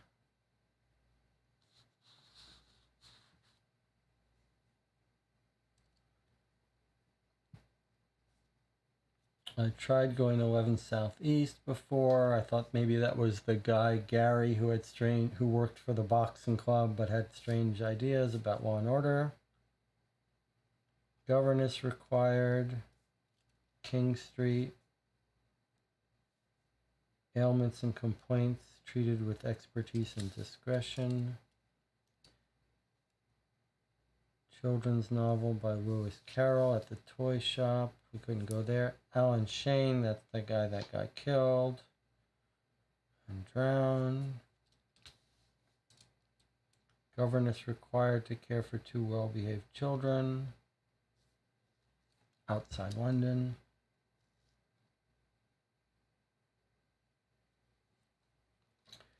Performances. Protection of birds. All right, let's look at this carefully. Founded in February. You have to be against the destruction of birds. Don't wear any feathers. Apply in writing. Manchester and surrounds. So if you're outside London, Miss Emily Williamson, the Croft. Let's just look up Williamson. I mean, she's outside London, so presumably she doesn't live in London, but is it possible she has a relative?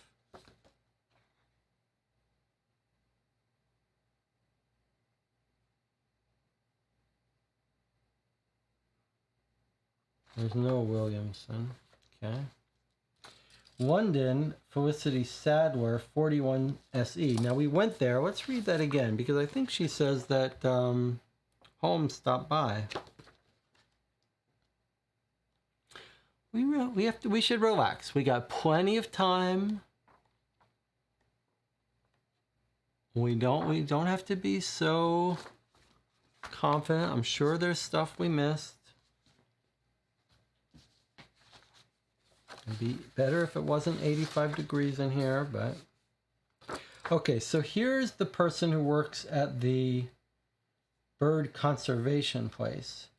Miss Felicity Sadler is a small, bespectacled woman in her early 30s who speaks very softly. She's excited to have visitors and eagerly informs us that the Society is soon to produce its first publications, including one on the osprey and one entitled Destruction of Ornamental Plumaged Birds.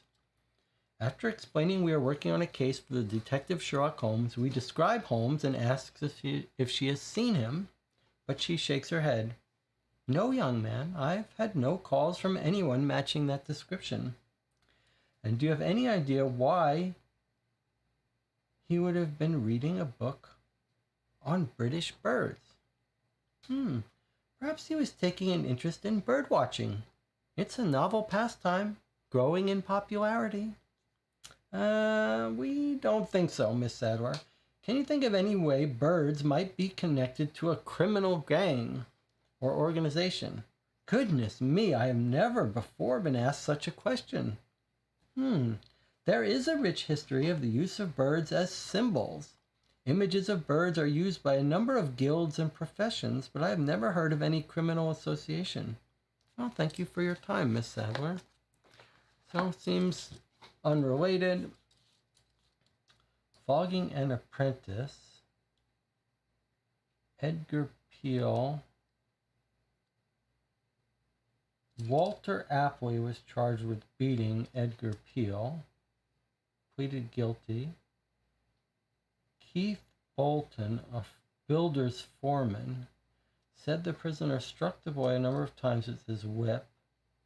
The boy was bruised from head to foot. His right eye was bleeding. Griggs arrested Apley, said, "Yes, I gave him a good thrashing. He had been neglecting my customers." They talked to the court, and they sentenced him to 2 months of hard labor. Mr. Yoso, representing Mr. Apley, said that under the circumstances, the prisoner was entitled to appeal. The bench allowed the appeal, and the Reverend Peter Fowl and Mr. Klaus Tarot of Tarot Arts were accepted for sureties. There was an interesting article in the paper, in a previous paper, about Tarot Arts, but I don't see how this would be relevant to any of our case. Yesterday, there was a disturbance at King's Cross and St. Pancras Station when a group of rail workers marched through at 2 p.m., prevented passengers from boarding. When asked why they were inconveniencing travelers, they said, "Ask Sam Wheaton, he'll know. He's the station master at King's Cross." Here's the disappearance of Dudley Fullcroft. I do want to visit St. James to see if there's any more, if we can find that Julie Hawker. Mansion House Committee to resolve the strike. Ben Tillett and John Burns represent Dockers. We tried looking at Ben Tillett, couldn't find him. I didn't bother with John Burns. There's the pig that was played as a prank from our previous case. There's the performer in the cannonball. That's the funny story, but seems unrelated. Let's look at this one. Captured hairdresser Peter Bosch, hairdresser, charged yesterday on warrant of stealing 33 pounds from the dwelling of Patricia May at 52 Lambeth Road on 2nd of August. Employed by Mrs. May as a hairdresser. She went out to purchase cheese. She discovered he broke into a box. They later found him where he purchased a revolver. And then he was at a public house, and the revolver went off, blowing away part of his own hand, injuring another man. They arrested him. Seems unrelated to us. Here's football fights, which I am secretary. Charles Alcock, 92. Well, we went to 92 EC. That's the football club. That was that's where we learned about the fighting.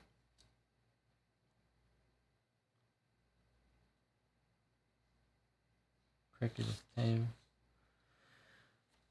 Reuters, tramps commit murder in America. Mutual Fund,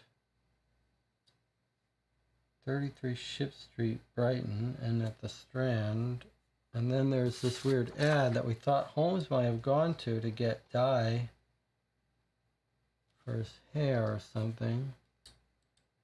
But I believe we couldn't find it. 80 Fan Street, Aldersgate Street, London. We couldn't find this, right? Is that right? Is it dangerous that we gave up? Did we give up too soon? I mean, best case scenario, we just find that Holmes was there buying dye. I don't see how that really helps us. All right, we've only got one more paper to go. Let's go to the Royal Hospital and see if they have records on Vane's injury or other military. Watson treated him in the military. Yes, Royal Military Hospital. We should go there because that's burned us before. And was it this military prison? Was that the one that got labeled wrong?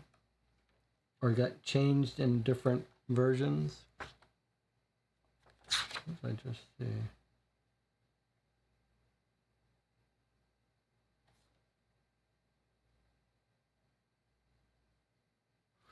Let's see. Royal Military Asylum, which is really the Royal Military Hospital or something. 47 Southwest. Is that right? 47 Southwest.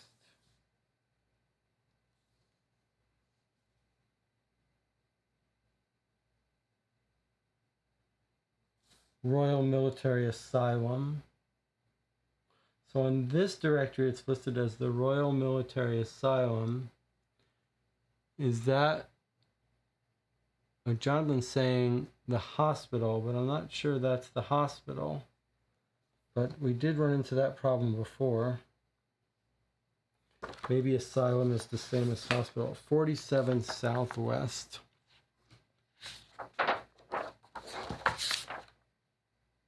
No entry.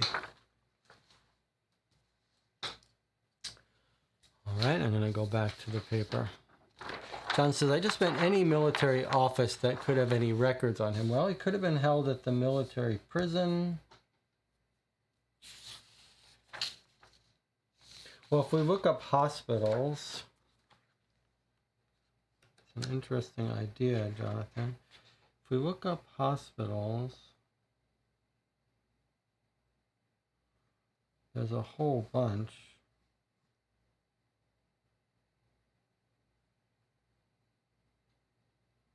There's St. Bartholomew's Hospital, and remember, it was Bartholomew Wist was the bad detective. You might imagine that Jack Vane would have to go to the hospital to be treated for his thing, but so maybe we should go to the hospitals in EC. There's only one, St. Bartholomew's. Where is that?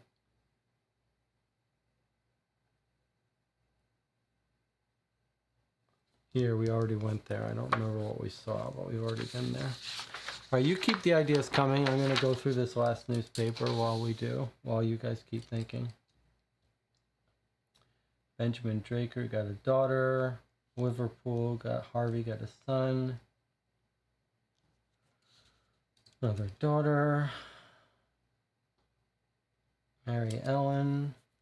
By the way, reading about those birds reminds me of a movie I want to recommend. I can't remember if I've recommended this movie before. It's called The Wrong Box. It's got Michael Caine. It's a movie made, I think, in the 60s. And it's a wonderful old-timey movie comedy, which feels very charming and fun and done in a very distinctive, unusual style of humor. I highly recommend it if you can find it, The Wrong Box. And that's the movie where I learned about tontines, which I've mentioned before. So I'm not going to say anything more, but you might want to check it out if you can. It's quite charming.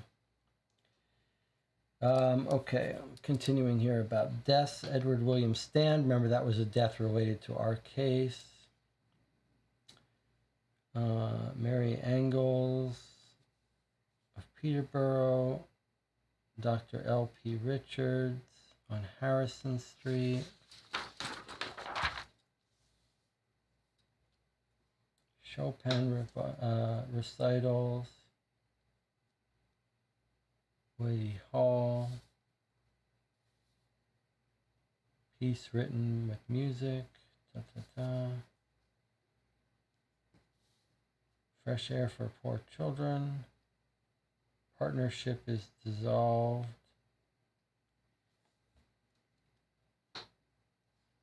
On one glorious day, I'll be coming to Four Oaks, your loving heart guides. Butterflies. Geese for sale.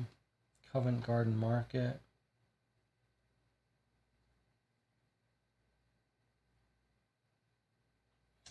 Here's Russia.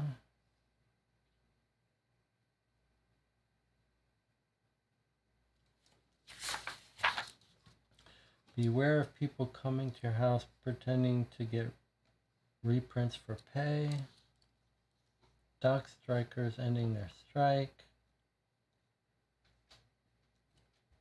Cardinal Manning. Ben Tillett and John Burns again. Just see if we can find John Burns. No. We already tried to find Tillett. Importance of the strike. Marcel Foer fell to his death. Lestrade thinks there's no big deal. His brother died. Let's look up. I think we already tried looking up Foer and we couldn't find any. Yeah, there's no Foer. Okay. This is the school mistress, Miss U. Beddington, so no Emily. She's complaining that they're not teaching kids the right songs prior to school. Dudley's still missing.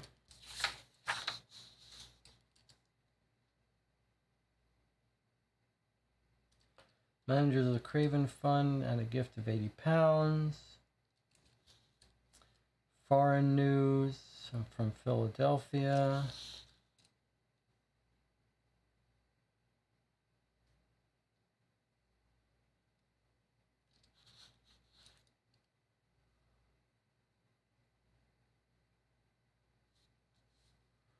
Editor of the Time from Latham and Nash. Let's make sure it's not Emily Latham.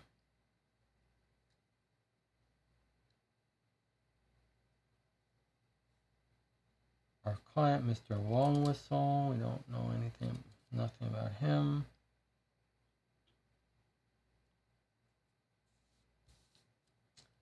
Agatha Douglas, 7 Henry Street. It's nothing to do with us.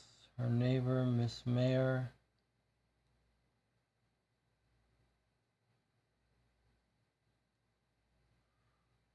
Douglas Street, Mayer. That's no streets near us, near our area.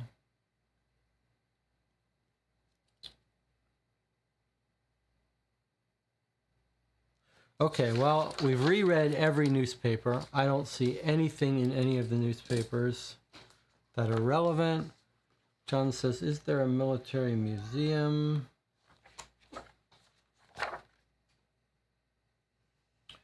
There's a Royal Military Asylum, a mint, Royal Greenwich Hospital, Botanical Gardens, Courts of Justice.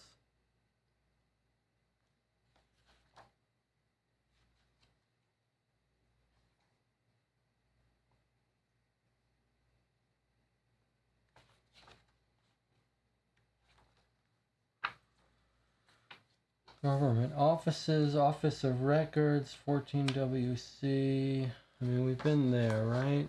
I mean, or it doesn't exist because we go to Somerset House.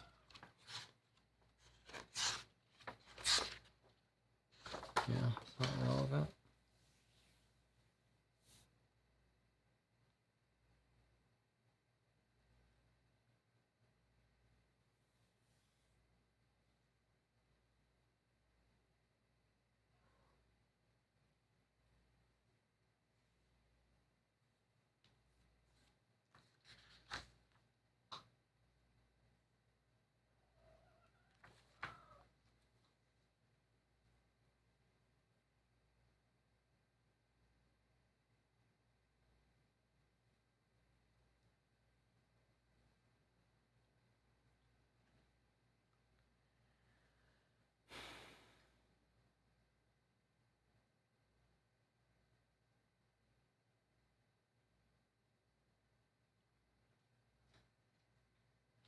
One of my other ideas was there's no one at the the cycling association, so maybe we could track down the cycling associations, the other cycling places, and they could let us in.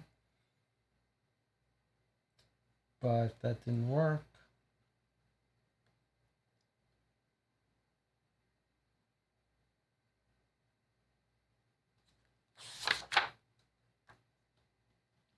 All right. Anna says, I'm perusing my notes in the shared doc to see if something jumps out.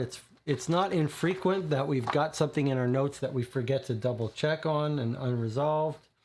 Let's look at the intro here, then we're going to take another break. Let's go through the intro again to see if there's any other clue location that we've forgotten about it. This case is long and complex. You may need several hours. Take extensive notes, copy, print out, or photograph the clues you find. So far, my highest high and lowest low of this game has been when we found the name of the architect who did that drawing and then went to his house and he had nothing to tell us. That just kills me. So in the intro, he's in deep waters, unwittingly sent an innocent into a den of vipers. That's talking about Baroness Pauline Heisler. He's got test tubes, mirrors, papers, chemistry items, candles in holders, box of matches. A large map of inner London is pinned crookedly to one wall. Copies of the Times. Smell of tobacco. Many hours of pipe smoking. Pot of black ink with a thin ink-stained brush beside it. 2 small pots, traces of brown and beige pastes. An almanac of English sporting events, which focuses on cricket, rowing, football, boxing, and tennis.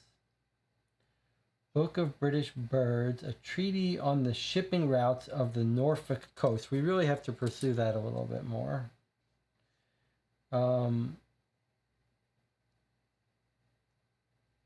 Heiston Harp Lane, 97 EC, we went there. Pauline North's disappearance, Heisler, Tiger's Eye.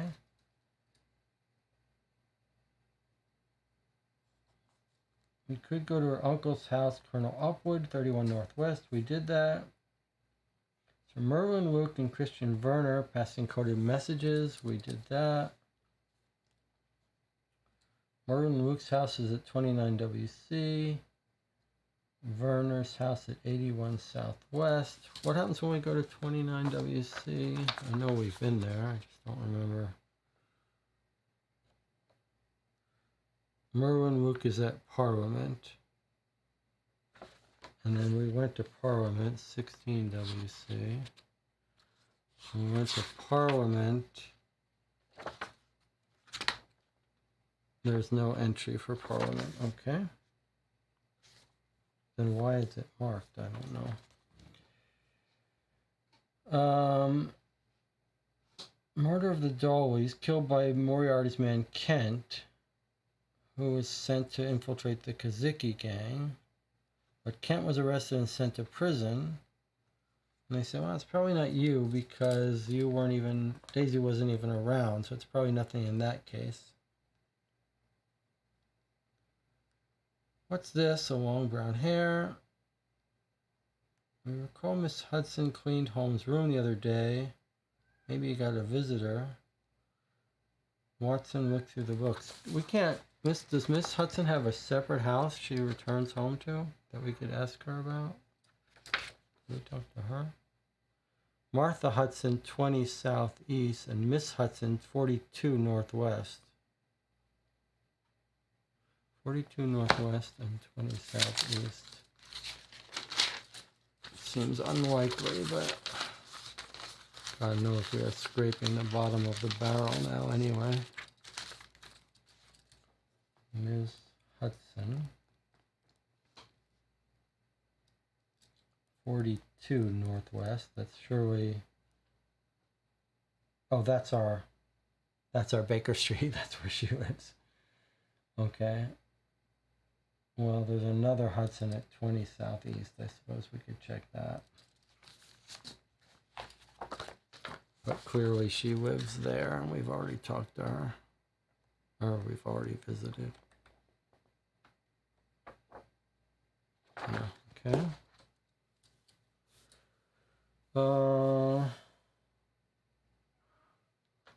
London Library 5 Southwest. Why is that not marked?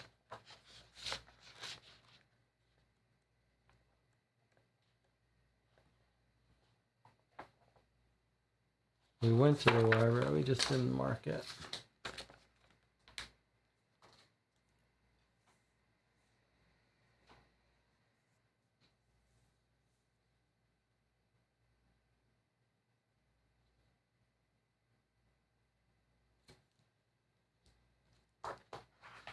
We went to the library. We asked about Baron Heisler. She asked for books on sport.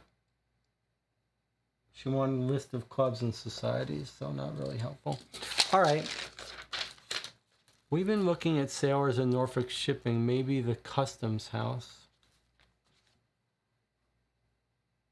That's not a bad idea. All right, let's. Oh, we went to the customs house. Remember, because that's where the old church was too. We went in the old church. We met the new preacher. But they're at the customs house.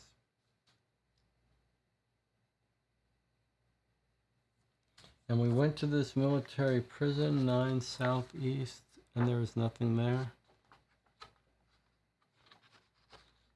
No entry.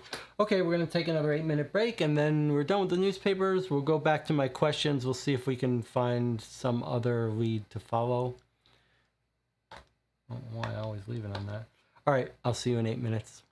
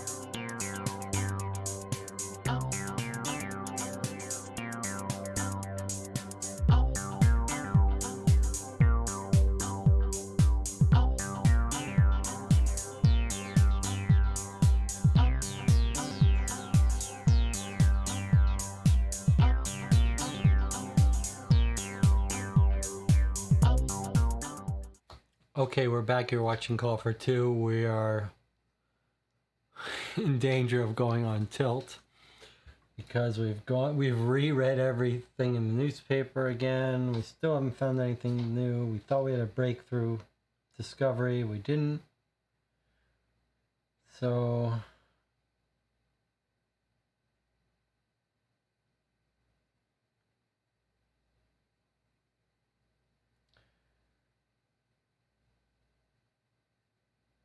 there's lots of clues about this underground vault stuff, but we don't know how to get to it. If we look at this questions here, let's start to go through. At some point we're going to have to turn to hints, but let's look at this for a little bit.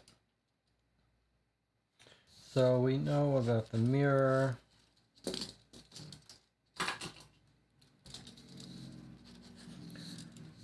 Can we check near restaurants near the Dudley kidnapping place since they ate a meal? So there's the kidnapping. Let me just look up. We're just going to go through these and try to figure out. So let's look see if there's any restaurants in the southeast. I don't know why. Like we know where these bad guys have their club. There's no restaurant in the southeast. Okay, let's get rid of that. That seems stupid anyway. North said she was distracted by a jewelry hawker in the park. Was this a criminal we can find? Let's check St. James Park. I mean, it feels weird to be trying to track down these criminals since we think we know them. Where is St. James Park? Remember, I got this wrong. St. James Park is 98 southwest.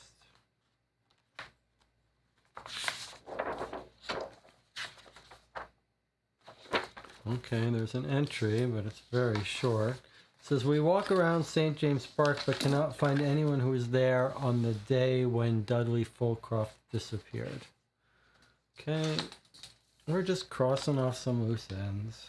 So there's St. James Park. We went there. Okay, what else we got here? Significance of the criminals being in workers' clothes.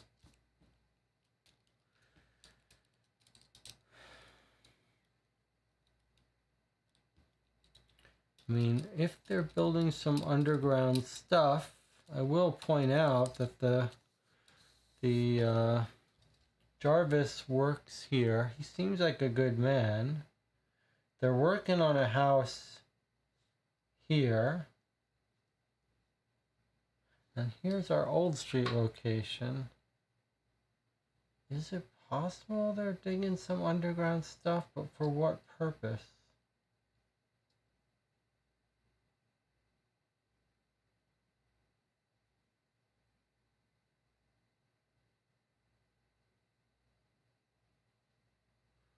I mean, I guess we could try a shot in the dark and look at these places near around 5, but boy, you'd have to go very far underground to get to it. And to what end?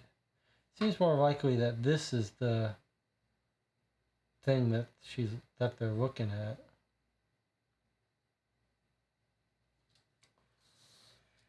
at. Did Holmes go to a shipyard or a dock with his Norfolk? I would love to at least.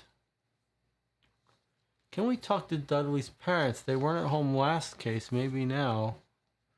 That's an interesting idea. Fulcroft. Were they not at home or were they not in the book? They're not in the book is why we can't talk to them. We talked to his cousin who was taking care of him. That's the best we can do, it seems.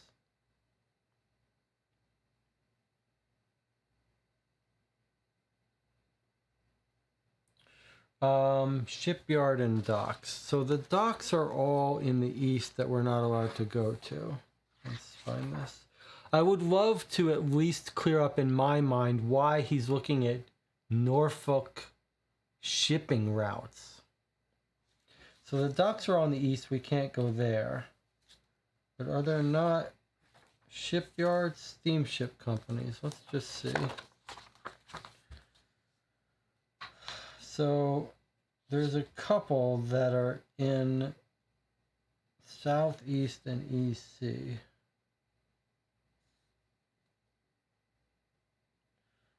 There's one at 83 EC, 26 EC, Jardine and Matheson, 15 EC. This is the one from our previous case. I don't know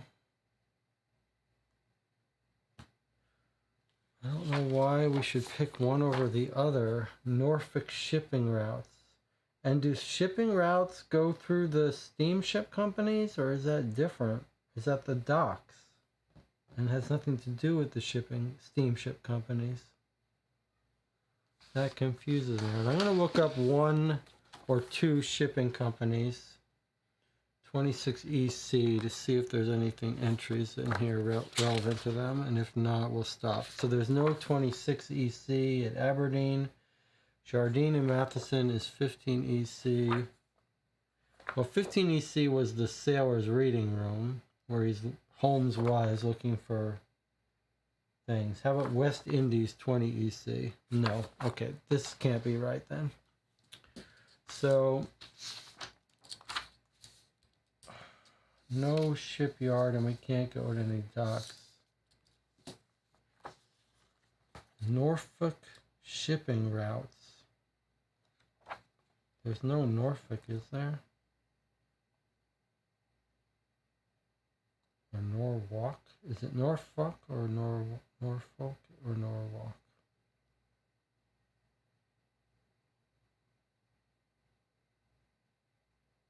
No entry of Norfolk or Norwalk. Wasn't there an ad in the paper that pointed to a possible parent home? I have a memory of going, knocking on the door, and just being told no one answered. I have a faint memory of that. Was it a marriage or death?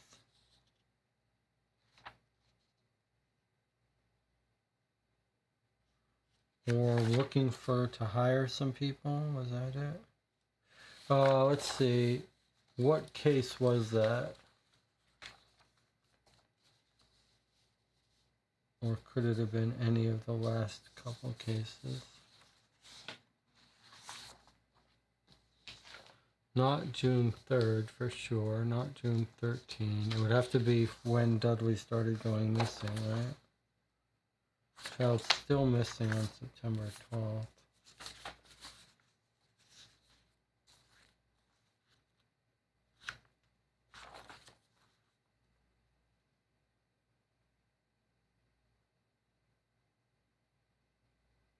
I think you might be right about them being in the paper somewhere.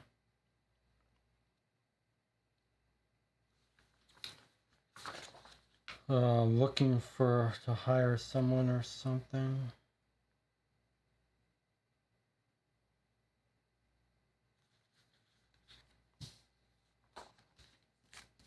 It would have to have been not September 12th, so one of these three.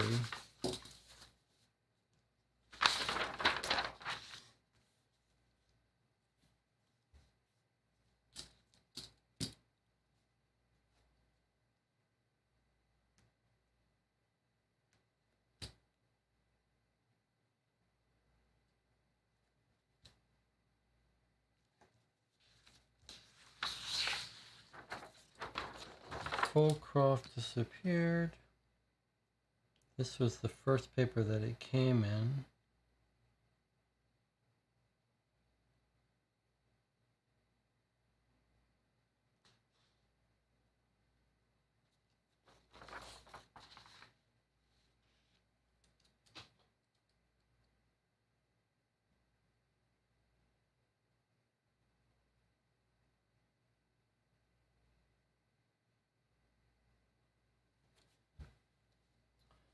Does anyone else remember if this was a real thing? It was a personal while they were looking for work. All right, well, let's look at these three papers. This is today's paper, so we know it's not this, right? Because we know we remembered seeing it before this. So it would just be these two.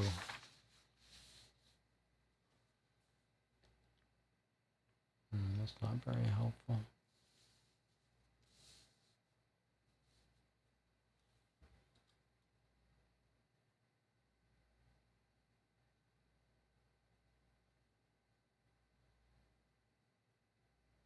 Maybe it was that we were thinking it was one of these governesses required.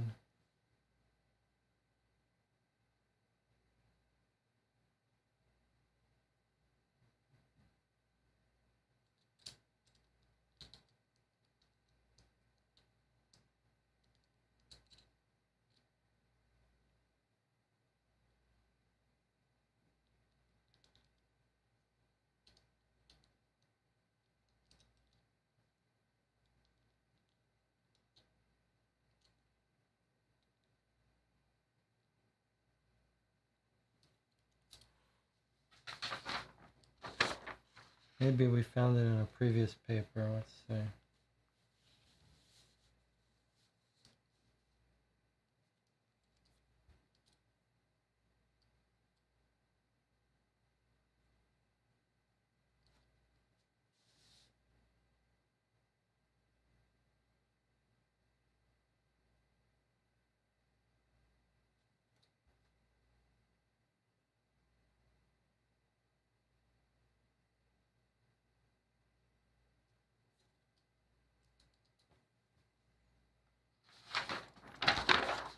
June 13th paper.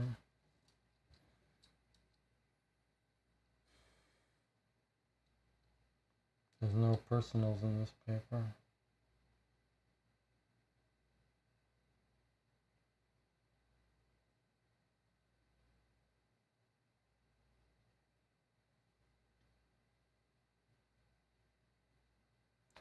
John says, I saw something while you were looking at Butler, while you were flipping through.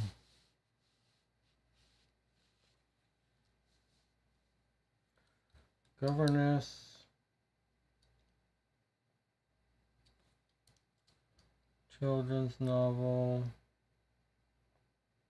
Governess required.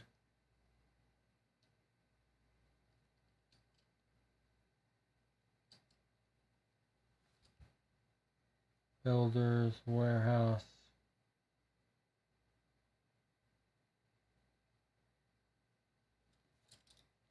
Situations. Gardener wanted. Cook required.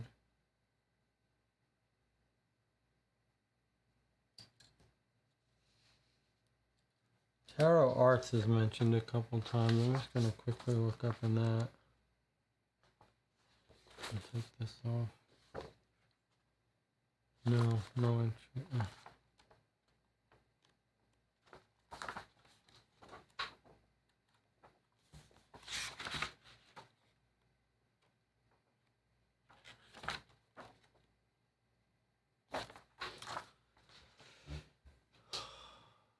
Do you see it, Jonathan?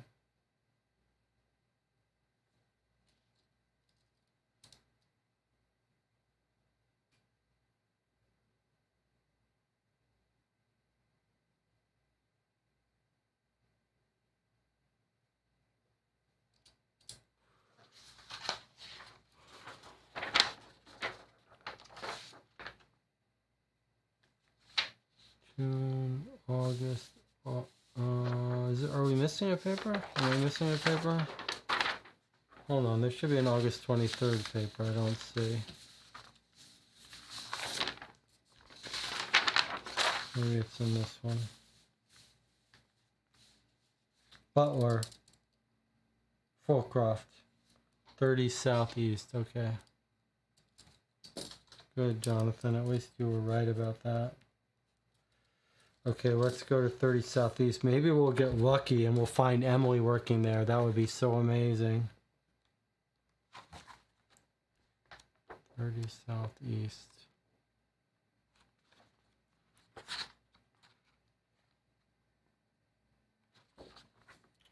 Well, there is an entry for 30 Southeast. Well done, Jonathan. I don't know if it's important for us, but very well done, Jonathan. here. Number 30 is a small rundown house. Do you have a circled F? This must be if we rescued him.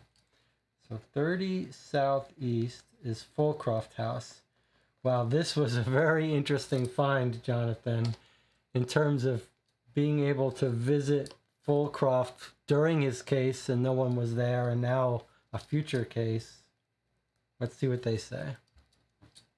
If so, skip to the last section. Okay, so we do have it. Only read the following if you have a circled F, which we do. We knock numerous times at the door, but there's no answer. We wait a short while and watch the house, but as far as we can tell, no one's home.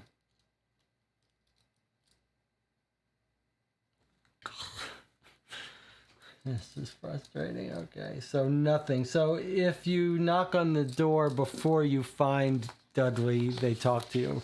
Now they're out celebrating. Okay.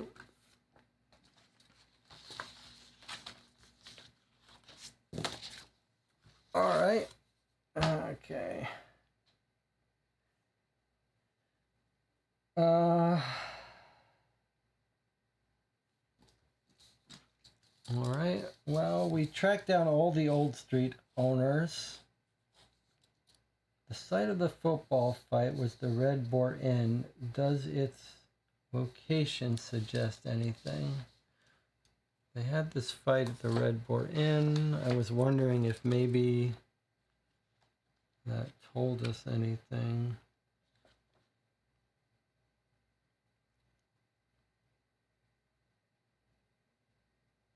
Red Boar Inn is 34 southeast.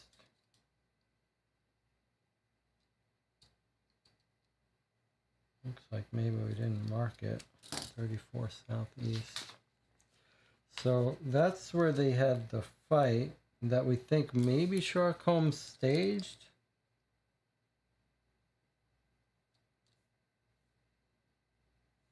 Doesn't really help us in any way though.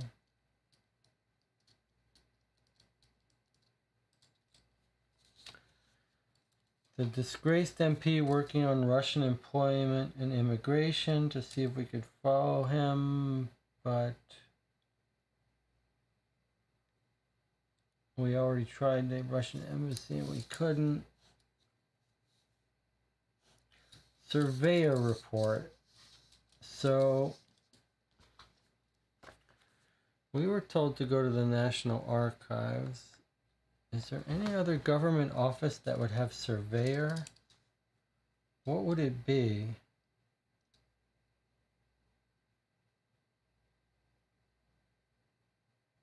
Office of Records? I think we tried this. I'm going to try the printing office. I don't know why. It's hard to imagine any government office other than Somerset being a place where we're supposed to know to go. Printing office. He does say I didn't print it, so yeah, there's no 94 SW, so 95 SW. All right, so it's not those.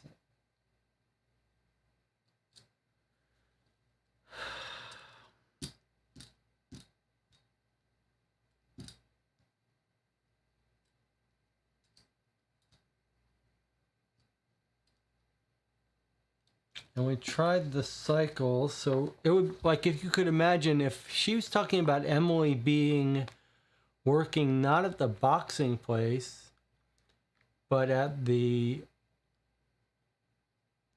cycling association across the street, then maybe if we could find cycles, we could get her. But I see cycles, 92 and 90 EC, and I know we tried this and didn't find anything.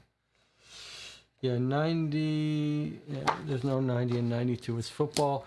Jonathan says, are we sure we checked Werner's shipwright yard? 39's SE is Werner's shipyard. All right, let's look at that.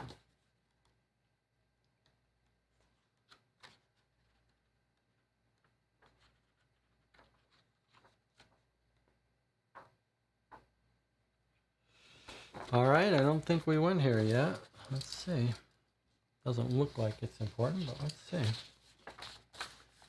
We wander into the large shipyard and among the warehouses. There are a few men around carting about building materials. What do you want? Asks a stern voice from behind us. We turn around to see a broad, gruff man with long blond beard. We came to see Mr. Werner, replies Wiggins, about an urgent matter. Mr. Werner's not in London, the man replies. Do you know where he is? Asks Wiggins. No, we weren't told, and we have no idea when he'll be back either. What urgent matter is this about? Well, we need to talk to Mr. Werner in person, says Wiggins. In that case, as he ain't here, I suppose you should clear off, says the man, nodding at the exit. He watches us as we leave the yard. All right, well, it was a good catch, Jonathan, that we didn't go there yet.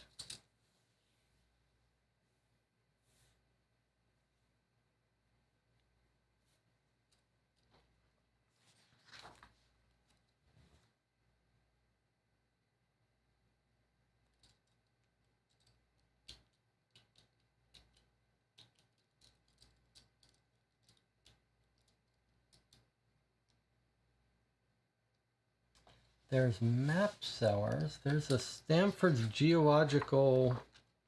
Just gonna see if these map sellers. What would they have a map of? Underground London buildings? It doesn't seem likely.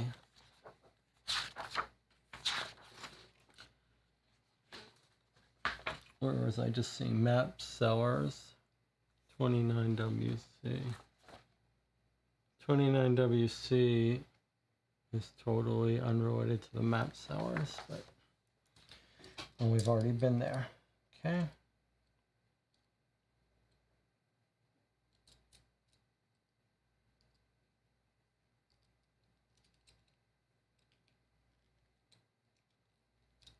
Libraries. I'm just looking for any place that might have building documents. St. James Park. Did we go there yet? 98 SW? I think we did, didn't we?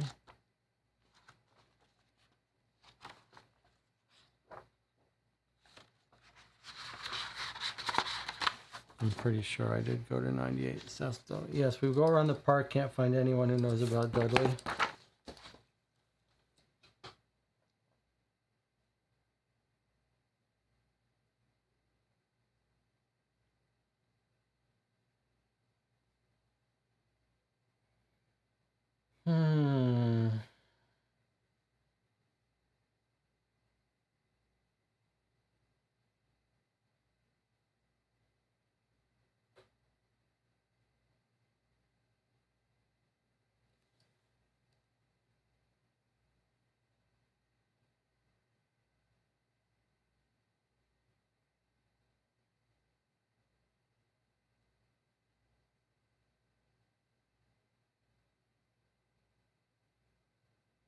There's tobacconist. I remember I wanted to look at chemists last time, and I thought I looked, but then I saw there's some up here, maybe that I had missed.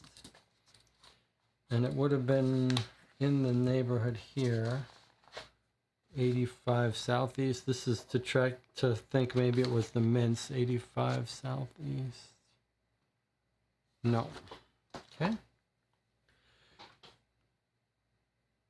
Did you mention something about tarot readings in the paper? The sailors did mention symbols. I don't remember any tarot readings.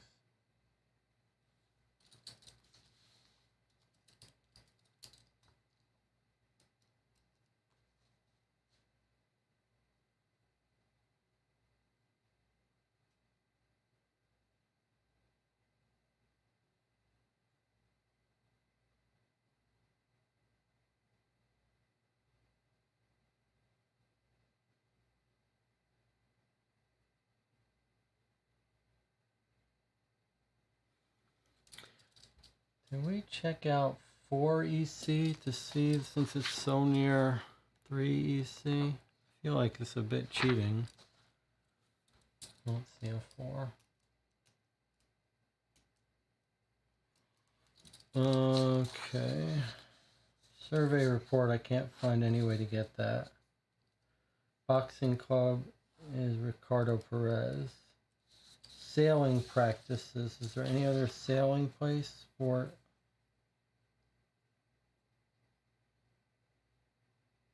skating.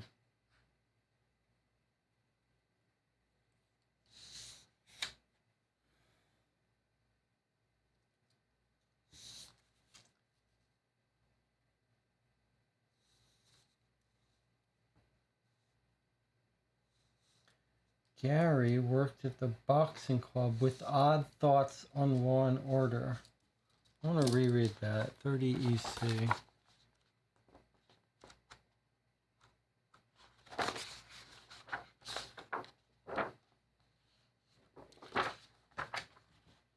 We asked Ellis about the club on Old Street. We read this one. We asked him about the club on Old Street. You mean Jack Vane's? We've never sent anyone there. It's rumored not to be the friendliest, although I did once meet a chap who said he worked there. Gary, I think his name was. He seemed friendly enough, but he had some odd ideas about law and order.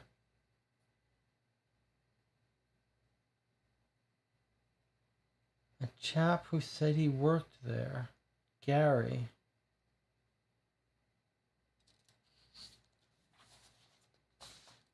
Can we not find Gary? How are we supposed to find Gary? That's weird. All this could be for nothing if when we get to the end it gives us more clues. But why would it have us flip the book over if it ever meant for us to come back to clues? It just wouldn't.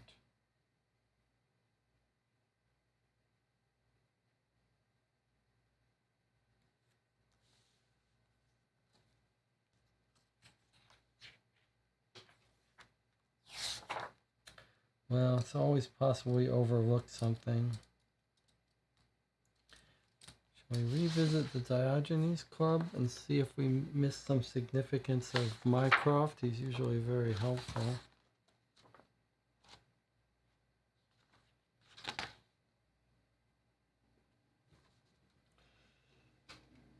His home's gone after them. He's scared. What's the gang? He says, leave them be. They've been operating in London. They're very violent. They own a sports club.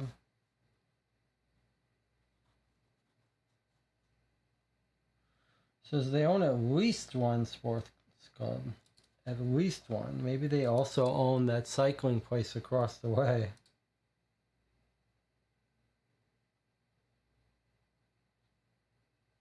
Fine, Sherlock. Alright, we don't know how to do this. We don't know how to find Gary working at a boxing club. The boxers are sailors and police. What about the police station in EC?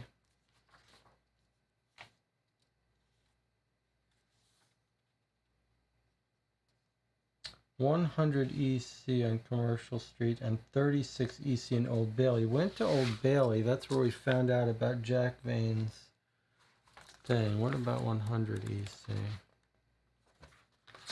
The other police station.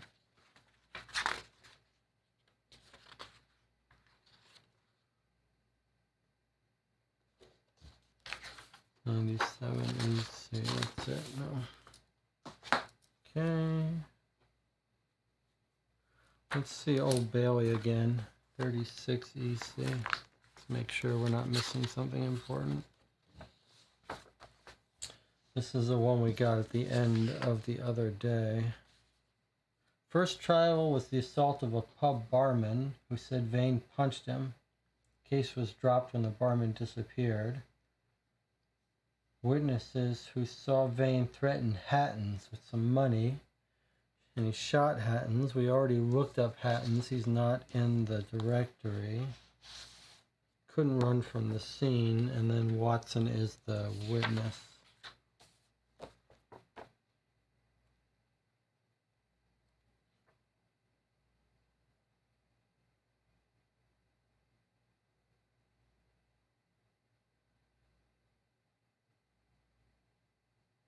And no Hattons. So we look for restaurants around the boxing club, pubs where they would be drinking.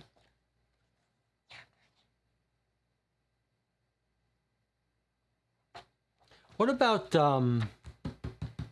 here's an idea. Was Gary the guy who run the paper in the vigilante group? We tried that. That was my initial thought, but you can't look him up. I'll look it up again. I'll see if I can find him again, because I was quite curious. That's what came to me immediately. He writes a paper. He writes an article. He says, contact me if you care about the neighborhood and crime solving. And that's 11 Southeast. And that's this one here. If you're alarmed at the shocking and dramatic rise of crime, come to me, 11 Southeast. I believe I looked it up early and there's no entry for it. It's just a red herring. Yeah, no entry for that. Now, what was I just saying? Okay, here's an idea. Jack Vane was tried twice, right? Does that mean he has a lawyer? Not a bad idea, right?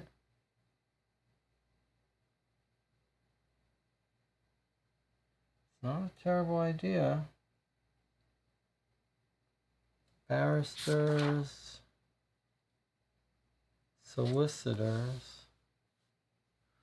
Well, if his club is in 5EC, we should look for solicitor in the EC. I see a couple of them. 39 EC, William Japes. We've run into William Japes before. Let's see. 39 EC is not an entry. That suggests this is the wrong path.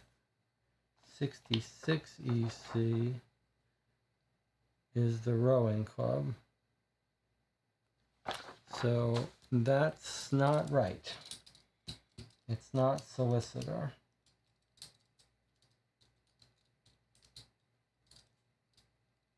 No, it was a good idea, I thought, to find out more about Jack Vane, but I'm not sure why we need to know more about Jack Vane. Feels like we know everything we need to know about him.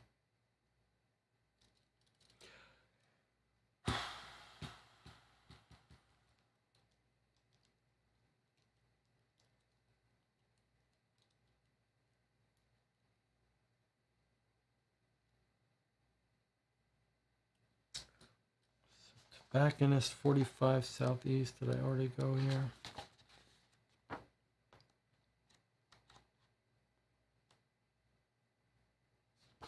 No. Well, I think we might have to go to the hints.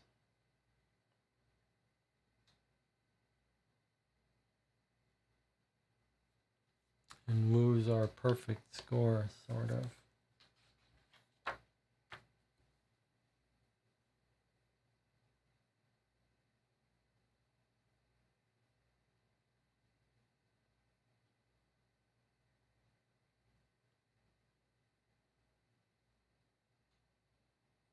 Would he have set his mother up in a boarding house near the club? Be nice to find out where he lives. Miss Hagwood's is at 7 EC. She's right there. I'm going to look up some boarding houses and hotels near there. Boarding house, I guess, would be more likely 7 EC. No. 5 EC we went to.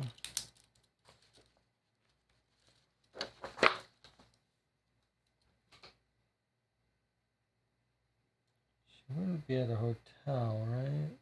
She'd be at a boarding house or a card club. We looked at the card clubs. 88 Southwest and 14 Northwest. I believe we did. This was an idea of Jonathan's. So there's a card club at 14 Northwest. No. 88 Southwest, no. So she's not in any card clubs.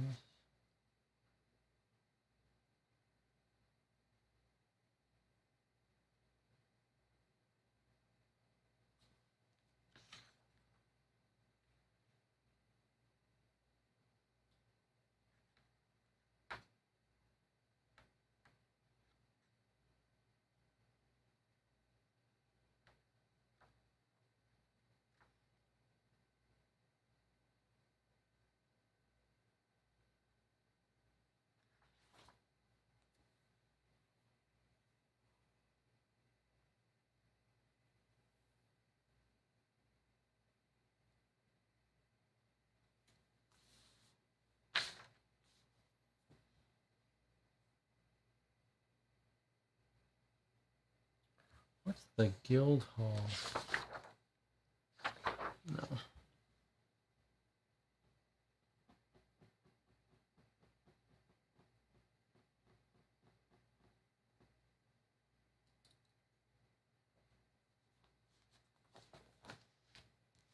Just looking around at the map to see if there's anything we haven't thought of.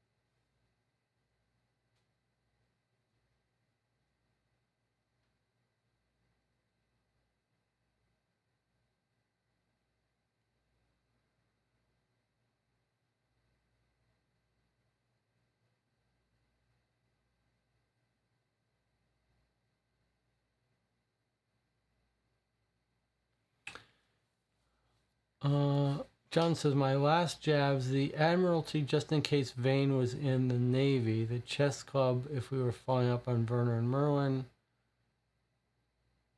What's the Admiralty?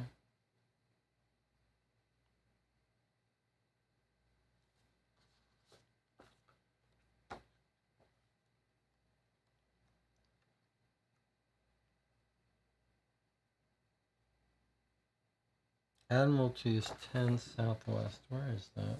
What is it? It's government office. 10 Southwest. Let's see.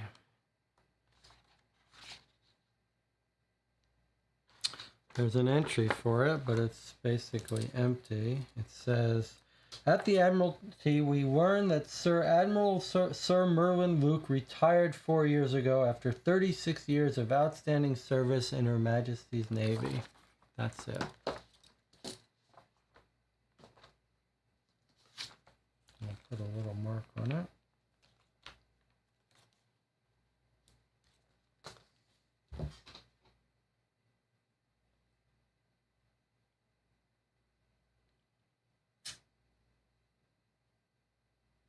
Office of Records, surely we went there already. Did we not mark it, or was there nothing there?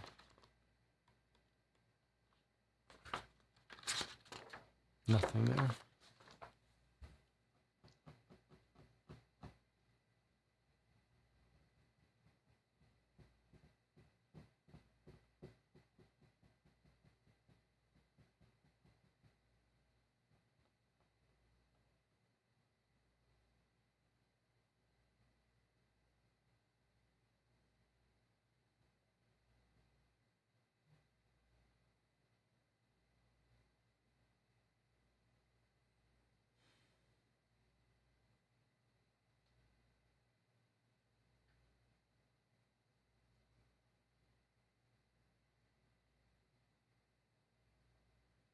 What's Charterhouse Government Office 45 EC? I'm just going to look it up rather than try to find out what it is.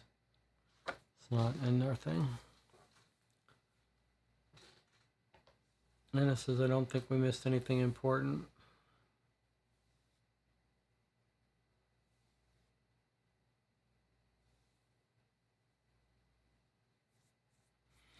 All right, here's what I'm going to do. I'm going to put on our thinking break for 10 minutes, turn the air conditioner on.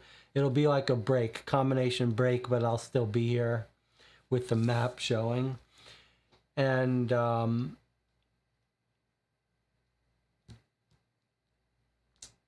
then we'll go to the hints, I guess, or go to the end. I don't know, think about it. But we'll go to 10 minutes thinking break where we just quietly think about any possible ideas. So I'll see you. I mean, I'll be here, but we'll talk in 10 minutes. Or I guess if I think of anything, I'll mention it.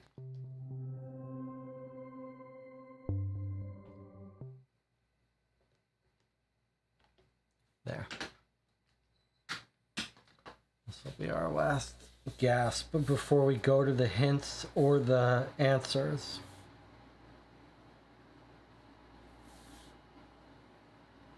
And you can let me know in the chat if you have anything else you want me to do.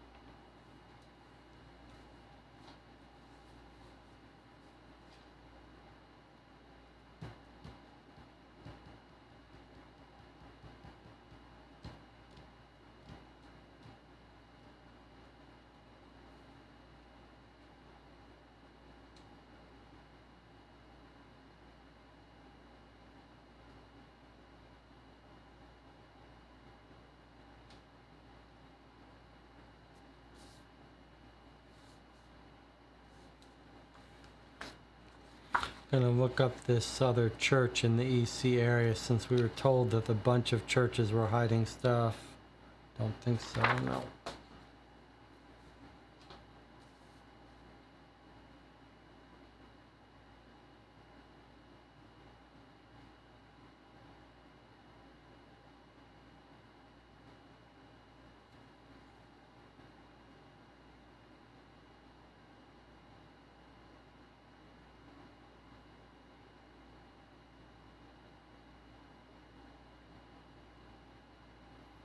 It's possible when we go to the end, it will let us look up stuff. In which case, and we'll learn stuff that will help us look up stuff. I don't think so. I don't think it would have us turn the book upside down, if so.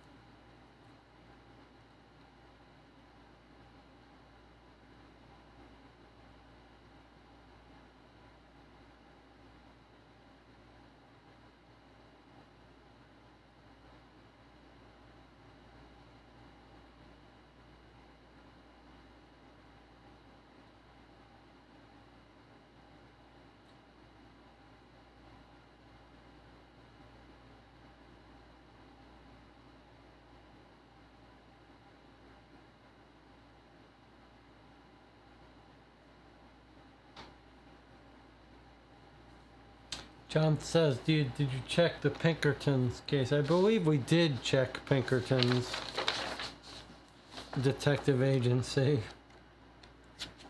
Detective agencies. Pinkerton is 24 Northwest. I believe we did.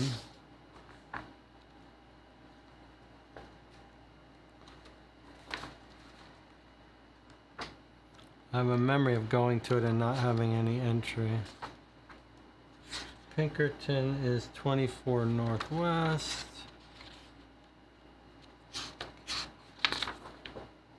No 24 Northwest.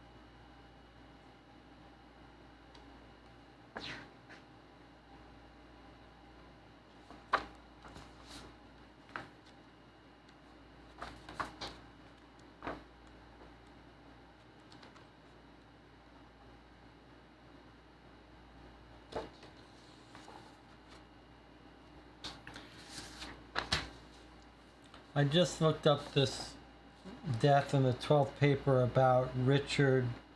Suddenly on the 10th at home, Harrison Street, Dr. L.P. Richards. I looked up this one. It says, we're told by Dr. Richards' wife he was found dead in his office chair one morning. Heart attack. He'd been stressed recently. He might lose some of his patients because a new doctor had opened a practice nearby. That's kind of weird. 83 WC. What's that office?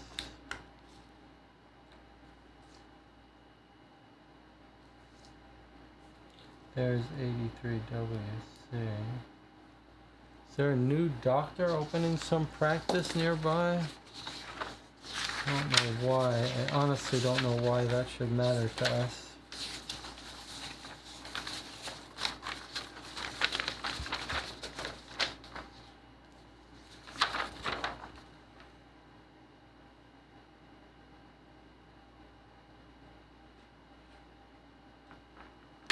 Doesn't seem to be anything in the paper.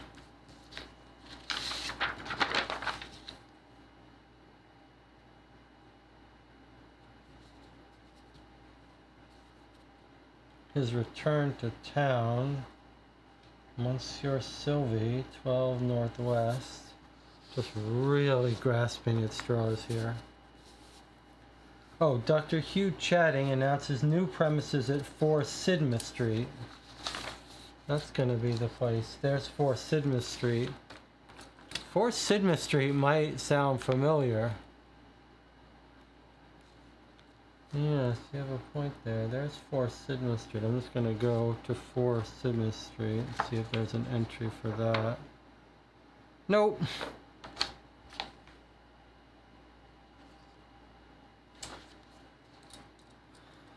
No, it's just a random item. Hugh Chatting announces new premises at 4 Sidmouth Street. All ailments and complaints treated with expertise and discretion. Maybe he would take his mother there, though. Just gonna check to see if we can find him at his home. Hugh Chatting. 4 Sidmouth. It doesn't exist. I'm reaching the end of my patience, though. No, can't find him here, and he's not at 4WC because that doesn't exist. Okay, I'm done.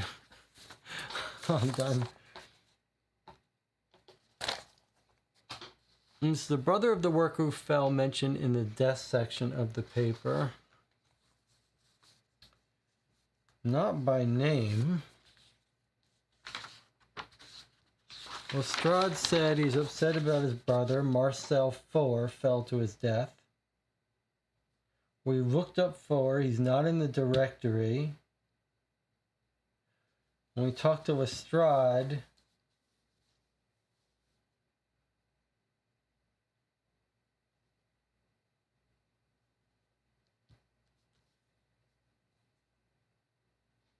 he said he was upset, probably his brother. If we look at these 2 Septembers, we see Colonel Mark Tobias Brady died 71. That's not going to be him. Donahue Mattersley, age 19, eldest son of Leonard Mattersley. Maidenhead.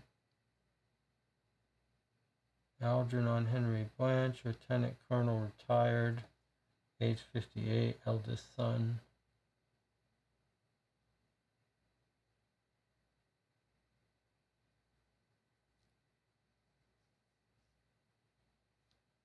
Doesn't seem like it.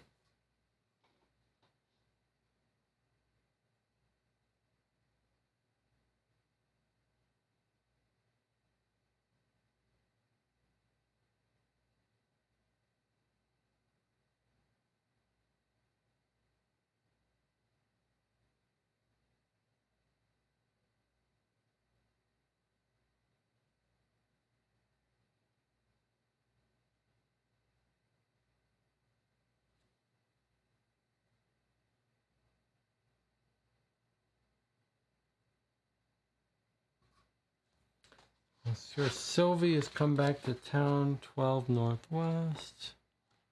This is just ridiculous looking up in paper stuff. Alright, I think it's time to move on. I don't know what else to do. Agatha Douglas of 7 Henry Street was charged. Where is 7 Henry Street? Let's just see if that's in our area. Not in the EC. It's not here.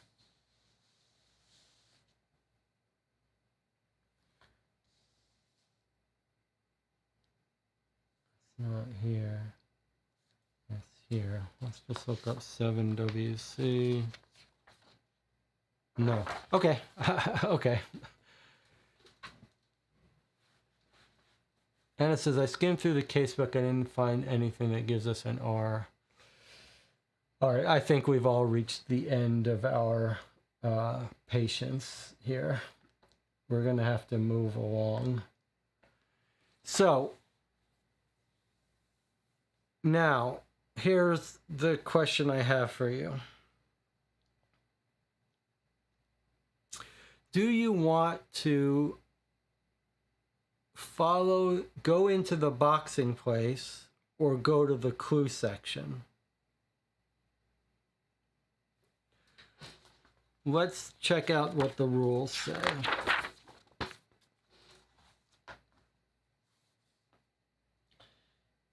You will find the hints page. This is used for scoring and will give you help if you get stuck. If at any point you get stuck and want a hint, turn to the hints page and place a piece of paper over it. Slide it down till you come to the first problem you haven't solved. Read the hint. If you want, you can read the hint. It costs you 5 points. You may look at hints whenever you like, but keep a record. Then you keep the record. If you penalize yourself, if you go to a place that doesn't have a thing, okay. There are no questions. You play until you reach an ending. If you get completely stuck and have looked at the hints, then you can turn to the solution. Then return to the case.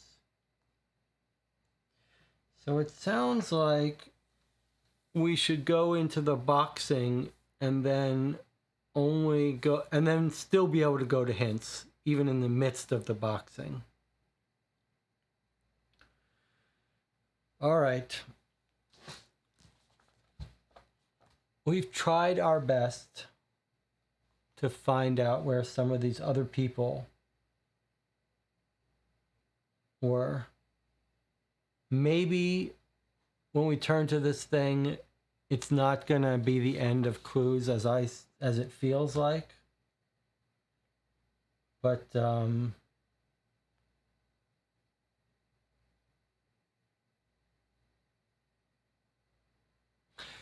okay, we're about to do this, but let me just say one more. Let me just pause for one more second. We meet a guy, Gary, who worked at the boxing club. It feels like we should be able to find him. Henry Ellis. Do you know it?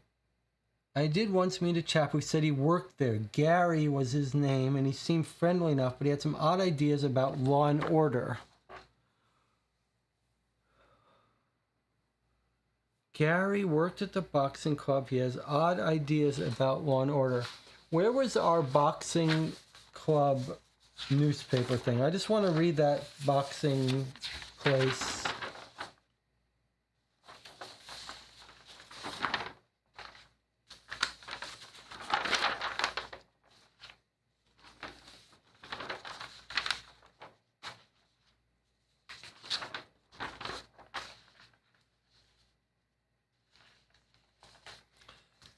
I just want to find the place where we learned about the boxing and reread that.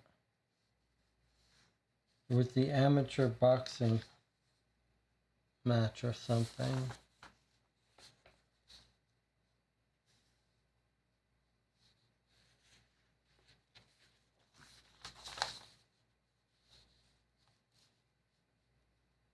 Amateur boxing 49 EC between Roy Darren and Bertie Cranford. We looked up these people, Darren and Cranford.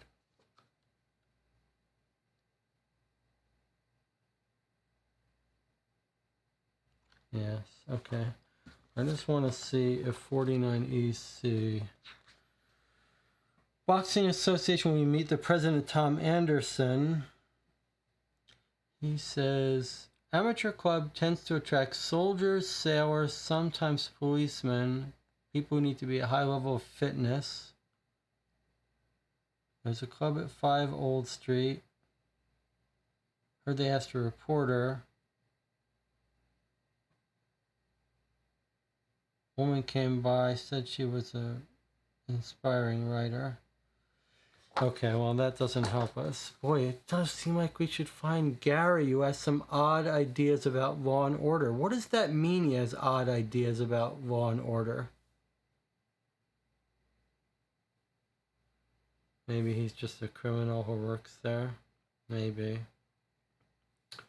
All right. We're going to now go into that club. It's a little bit of a...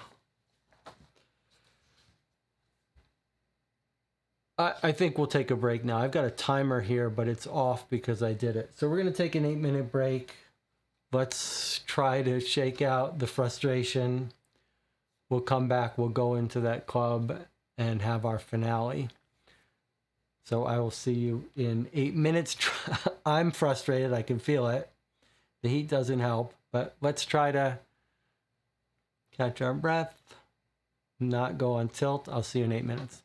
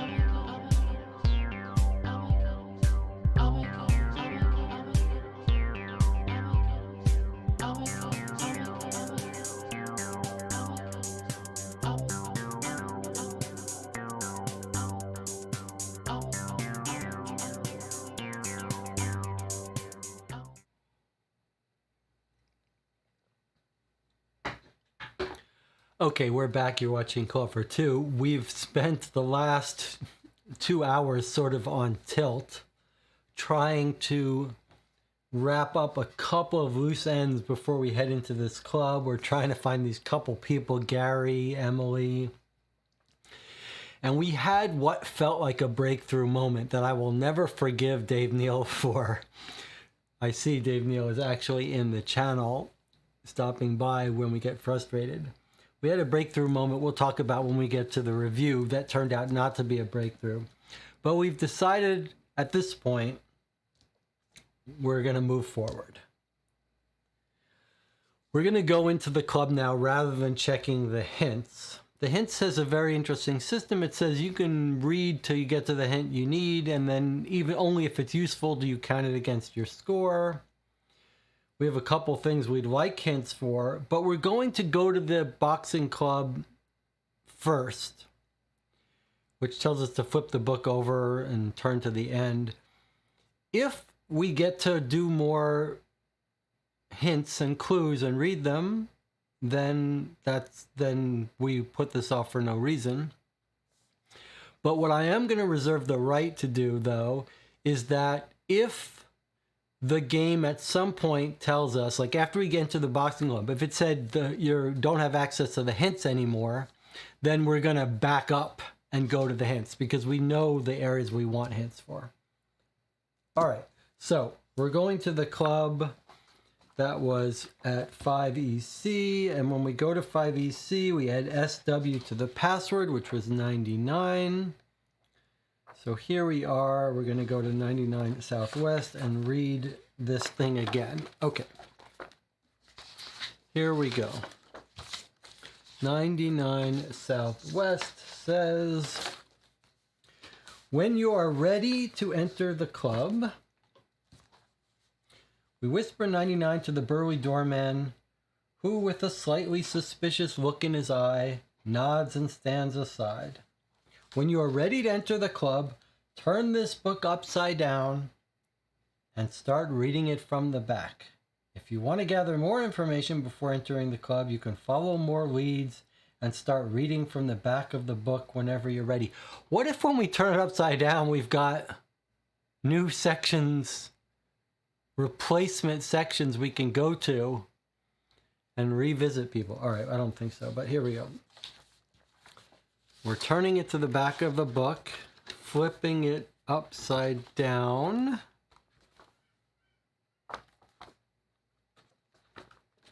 Okay, I see a club map. Oh, that's okay. All right, wow, there's a lot to read here. Only to be read if you have the password, which we do. No dogs allowed, says the doorman when he sees Dodger trotting behind Daisy. Fair enough, Governor, says Wiggins, and then he takes us all to one side and reduces his voice to a whisper. Let me hide all this. You shouldn't be seeing this before me. Daisy, I don't think you should come inside anyway. If Ricardo Perez is in there, he may recognize you. Wait across the street with Dodger. Just keep an eye out for Holmes or Baroness Heisler. Also, I think we need to let Lestrade and Gregson know that we think we found the Hook's headquarters. Tinker, you're the fastest of the lot of us. Will you go to Scotland Yard? So here he's decided to tell Lestrade. We were worried about figuring out a way to tell Lestrade. He's just decided on his own without our help. Okay, so he's sending Tinker to Scotland Yard. Daisy's going to wait outside with Dodger to keep an eye out for Holmes and Heisler. Sure thing, Wiggs, Tinker replies and breaks into a run. After our long day of investigations, every evening is now upon us, and we see Tinker's small form silhouetted against the lamp-lit cobbles of Old Street before he turns a corner and is lost from sight. Be careful in there, Daisy says, looking at the club with trepidation. I haven't known you lot long, but I think you're the firmest friends I ever had, and that's the truth. I don't want to lose you. Wiggins nods, and Daisy heads across the street with Dodger at her heels. Anna has been playing the role of Daisy and Dodger, so Anna might be a little nervous about her job here, but at least she's not in the club with the boxers.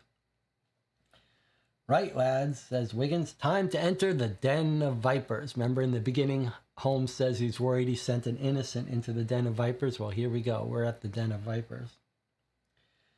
Together we go past the doorman into a small entrance lobby, and going through a second door, we find ourselves in the main room of the Old Street Club. You will no longer need the map of London. Instead, refer to the club map, which shows the layout of the club. So this does sound like we're done looking at our clues, and I think that means we missed some stuff, but okay. Refer to the club map, which shows the layout of the club. The X marks the table you sit down at. The people indoors in the club are represented by letters.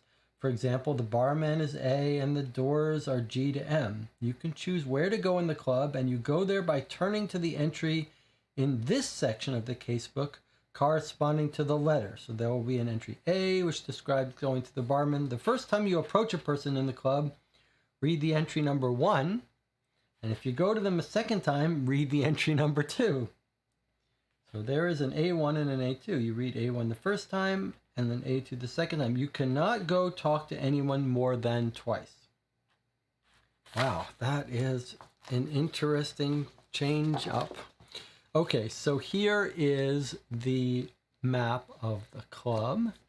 And let's get a close-up of it and see if we can't take a little screenshot, print out.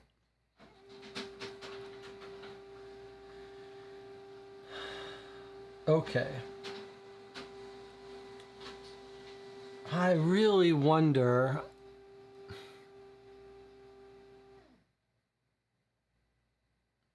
All right, well, let's keep reading for a second. I am not sure if we shouldn't go to the hints. I'm not sure. Let me go get that printout, though.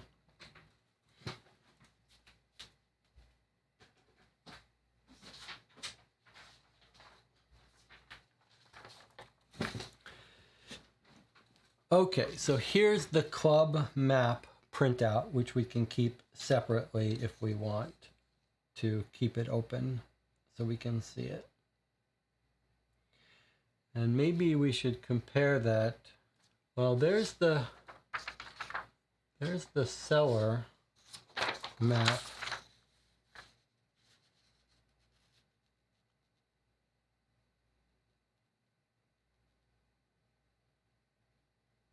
But this will be downstairs, right?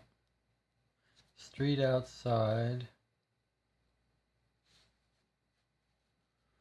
All right, we'll have to think about these in a moment. Let's keep reading.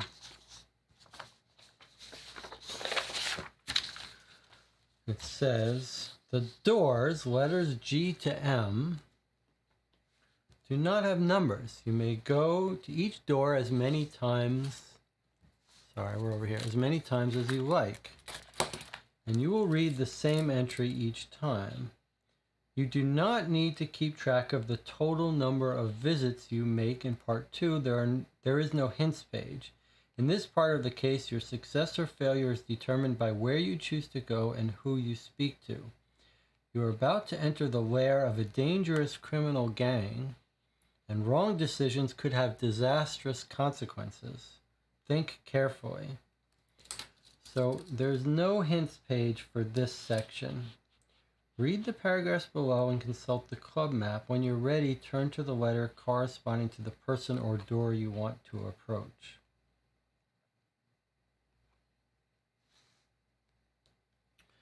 So this is tricky because it's basically telling us we're not going to be going to any more locations in London.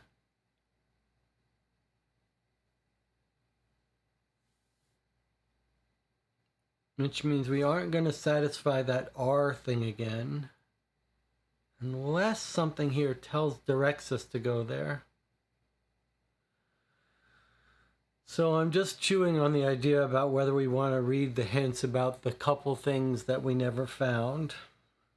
Like, it certainly seems like this is important. This part about she knows the room.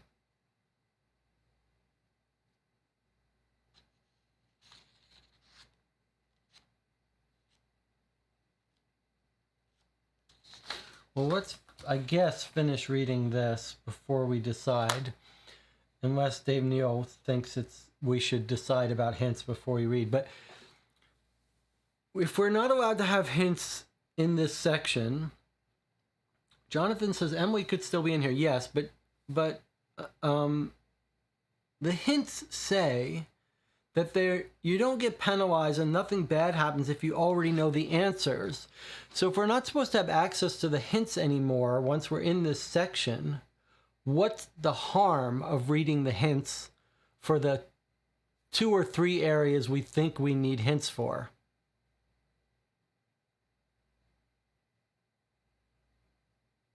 In other words, if we're not supposed to, yeah, I think we should read them, because if it's telling us here we don't have access to them in part 2, that means any information in them that we think we should have, we need to get before we start part 2. So I think we now need to back up and go to the hints and see what the hints are all about. So we're kind of gingerly backing out of the club for a second, and we're just gonna take a look at what this hints system is all about. Let's at least experience what this is. Each hint costs you 5 points. You only deduct the points if the hint gives you new information. If you learn nothing, do not deduct the points. Put a piece of paper over this page, slowly slide it down until you see a problem you haven't solved. That is the problem you can get hints about if you wish. If you want hints, slide the paper further to read the first hint for that problem. Additional hint if you want. Be prepared to lose points. Okay, so let us start sliding. Look at more hints when you choose, but never slide the paper past the problem until you have solved it. Okay, buy me wigs. We still ain't got a proper idea what this is all about. I think we understand that. So I guess we're supposed to read it or skip it. I guess do not look at this problem unless you get stuck on something else.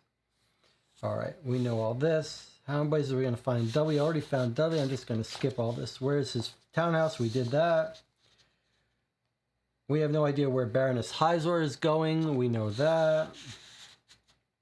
How can we ever work out this password? We know that. Problem 6, I guess. Problem 5, how can we work out this password? Problem 6. This is the end of the hints page. What? That's it. That's the hints.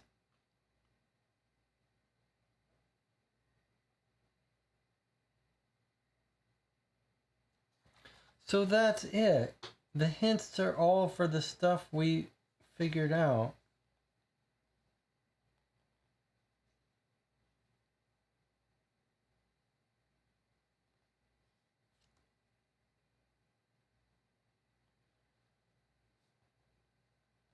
It's weird that the hints for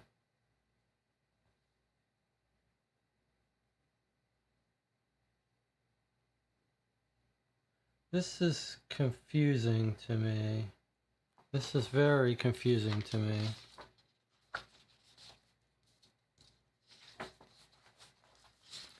It says problem 1, we got what this is all about, okay?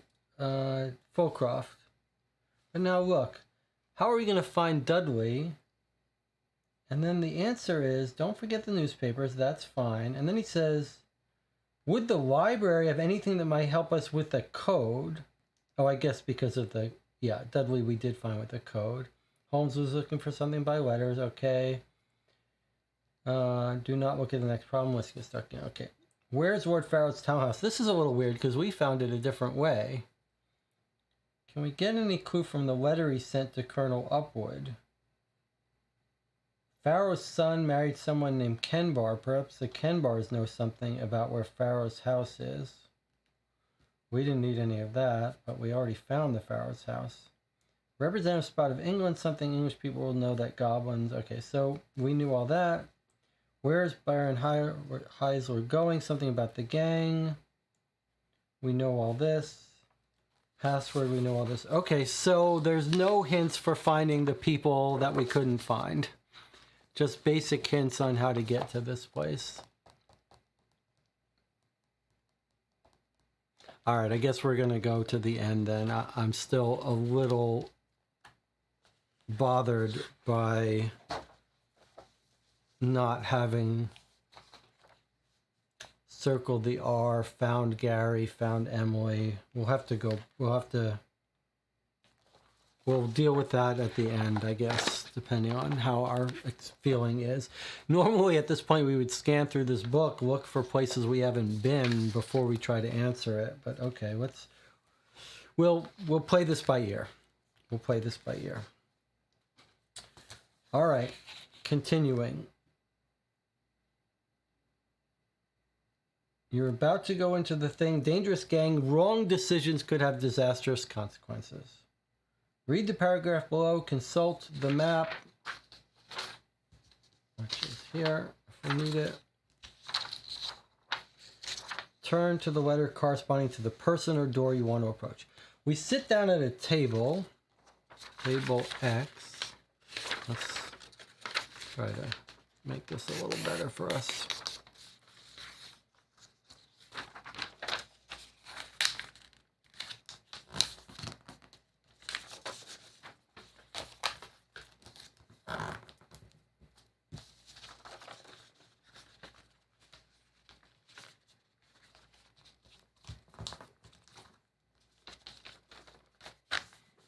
Okay, we're sitting down at table X.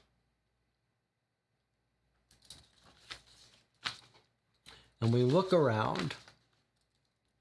Behind the bar is a large barman with a bushy brown beard and a tattoo of a sun and a moon on his neck. Okay, these are the tattoos of Holmes, right? This is Holmes is going to have a bird and ship or something. Okay, so barman is not Holmes. Scrubbing a table near an entrance is a barmaid with curly blonde hair humming as she works. Could be Emily. Two men sit at a nearby table. One has long brown hair and a beard and is dressed in the clothes of a laborer with a brace of pheasants hanging from his belt. I wonder if he did go to that pheasant shop that we remember there was someone selling plump geese for sale, orders for Christmas, Covent Garden. It would have been nice to know if Holmes came by and bought those birds. Long brown hair though. This could be Holmes. Seems like we should go visit that thing. Maybe we'll back up when we'll do it. I don't know. The other is smartly dressed with short blonde hair. They are talking about a boxing match and the state of the ring in the Old Street Club. Sitting at a table on his own is a middle-aged man with long brown hair. So this was Jonathan's theory about the long brown hair wig, who is swaying slightly on his stool, dressed in the clothes of a sailor or fisherman. That could be Holmes. That could be Holmes. It's a black tattoo of a swallow, bird symbol, and a star on his arm. That sounds like Holmes. In the corner is a tall woman with gray hair holding a playing card in her hand. Next to her on the table, a whole pack of playing cards are spread around as if halfway through a game of some kind. Okay, we know who this tall woman with gray hair is, right? That's going to be the mother, right?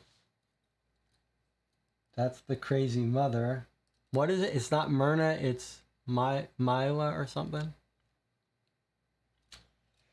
D is Holmes and E is the mother. I believe that's right. Don't disturb her, remember. Standing at one end of the bar is a tall blonde man with a bruise on his face. That's one of our criminals, right? Every so often he takes a mint from a packet. Ah, there's our mint. So he's the bad guy. We know him. Pops in his mouth, one of the kidnappers, and he seems to be keeping a watchful eye over everyone in the club, including the door we came in by. There are 8 doors, 2 in each wall. One door has a sign on it saying ring, and another says toilet painted on in black. Okay, that's it. Now we got to decide where to go. All right, and let's look at our map. I guess we should do it this way, like this. Okay, so The guy is pretending to be drunk, table by himself, middle-aged man, long brown hair, swaying slightly, dressed like a sailor with a tattoo, black tattoo of a swallow and a star. So we think this is Holmes. Right? Okay. In the corner is a tall woman with gray hair with a playing card, and the table are spread out as if she's playing with someone. So here we think this is Merrill. Merrill is the one, do not disturb. Do not disturb. Okay. And then F is bad guy.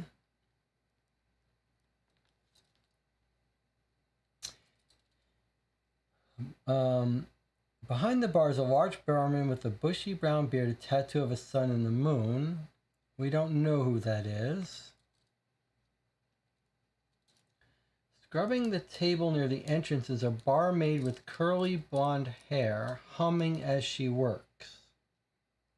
So this could be Emily. Where's the other woman? Is that the only other woman here who's working? So B, we think, is Emily. Two men sit at a table. One has long brown hair and a beard, dressed in clothes of labor with a brace of pheasants hanging from his belt. I don't know what that's about. The other is smartly dressed with short blonde hair. They're talking about a boxing match in the state of the ring in the Old Street Club. So we don't know who these guys are, but we're going to avoid them. All right, anyone else to identify? No, those are all our people. Now, these are two men, unknown men, maybe bad guys. All right, now let's understand these other letters. Let me check on the chat and see how everyone's doing. Maybe the barman is Gary. That's the guy who works there. Well, it certainly could be Gary. Jonathan says, let's just go talk to Holmes. All right, hold, slow your roll here. Tall blonde guy is one of the kidnappers who is watching Holmes. Yeah, which one is he? That's the bad guy, F. Tall blonde, yeah, that's with the bruise. Yeah, that's our bad guy. All right, now, and he's keeping watch of things.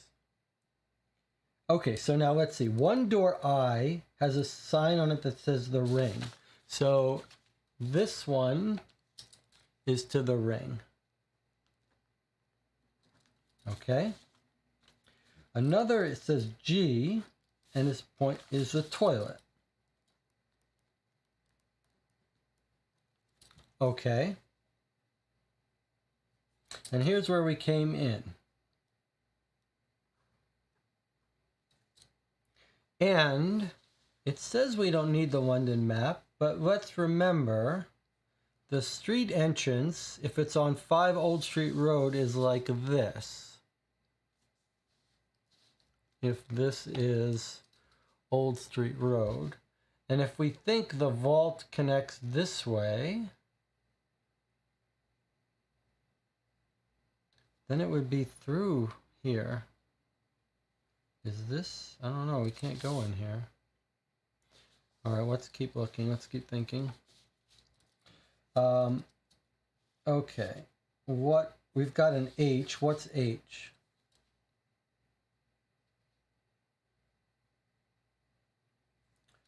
We sit down at X. There's a man A. Table C.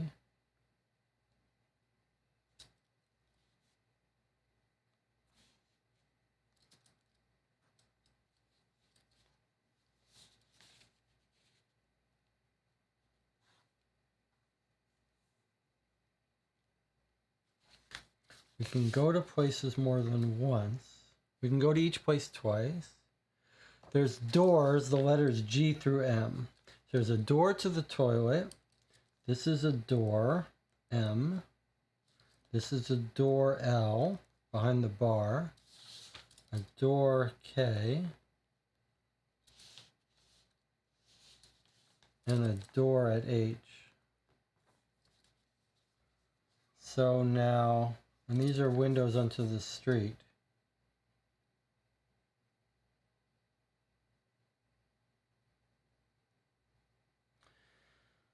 So we can talk to Holmes to get advice.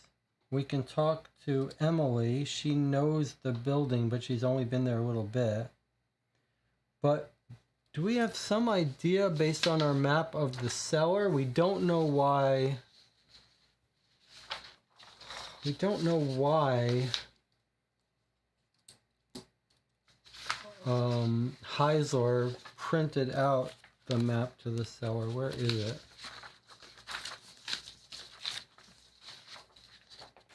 What does that cellar, and we don't know whether it's a printout, we don't know whether it's a diagram of Old Street or the nearby building, but probably it's Old Street, right? So is that the vault? Or is that a window? Where would this cellar be? It's a little bump out.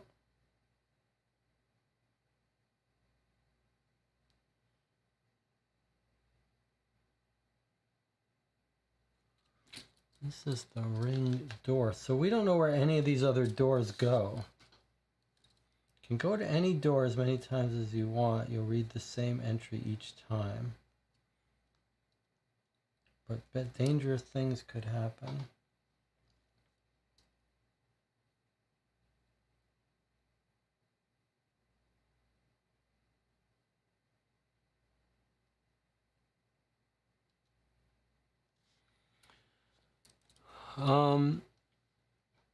Emily might know the door to the cellar. Anna says, so as I said, go first to Holmes, then to Emily.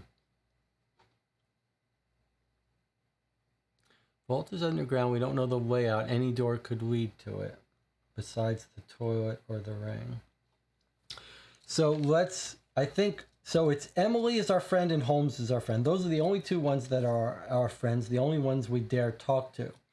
It sounds like the system of you can go to each place twice is kind of clever, because it feels like if we're supposed to get the information from Emily and then give it to Holmes, then we've got two shots. Like first we go to Holmes, he's like, come back when you know where the thing is.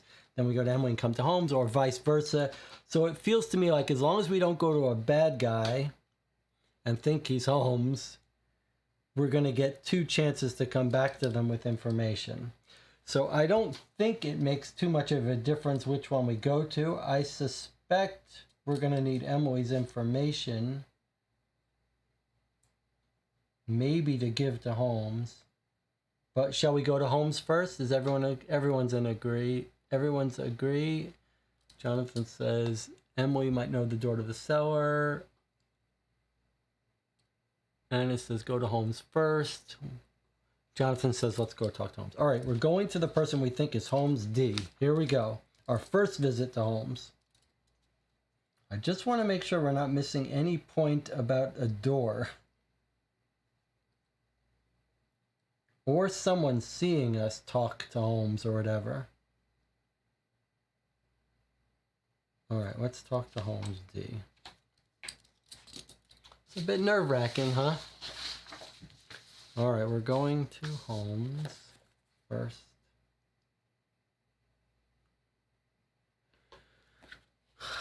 So D1.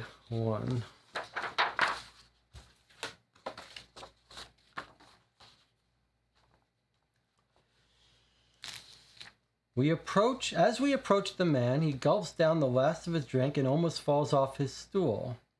He puts out a hand to steady himself, and Simpson catches it. Thank you, young lad, he drawls. It is I'm steady, right as rain. He sits himself back up straight and looks with disappointment at his empty glass. Are you a member here, Governor? Asks Simpson. Any boxing club would be proud to have me as a member, he says. I have boxed my way all along the eastern coast and can count my losses on one hand. He holds up a hand as if we might be unsure what one was. He sees us looking at the swallow and star on his arm. This is to grant safe passage home, he says, pointing at the tattoo. Ah, so you're a sailor, says Simpson, and the man nods. Do you know Mr. Vane? Questions, questions, shouts the man, and we notice the barman and tall blond man look over at us. I don't want to talk. I'm here to drink. He slams a hand down on the table.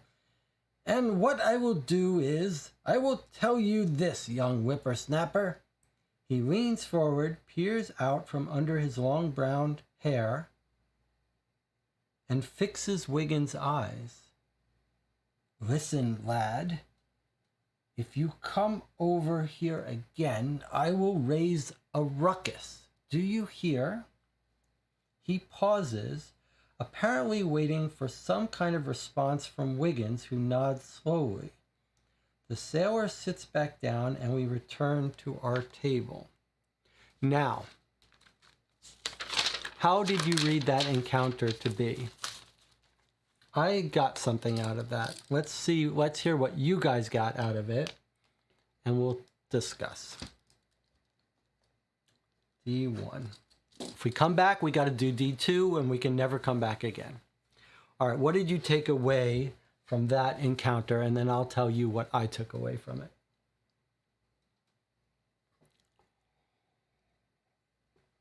Is Dave Neal still here watching this finale?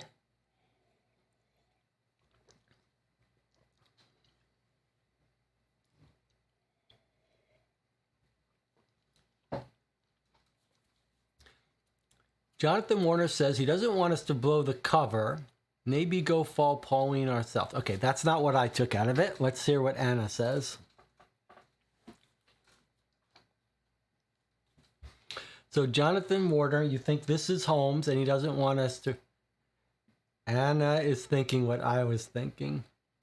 Anna, I believe this is Holmes, and he's telling us, remember these guys look over at us, he's saying, when you come back, I'm going to cause a distraction. That's how I read it. So essentially, we're going to, when we find the place we need to go, we're going to come back to Holmes. He's going to cause a ruckus, and that's going to let us go in through the door we want. That is scary. If you come over right here again, I will raise a ruckus. Do you hear? Okay, who's looking at us now?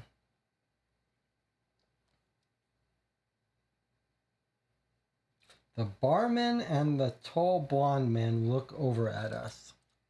So let's, here is the, I'm putting back this map here. Here's the barman. And here's the blonde.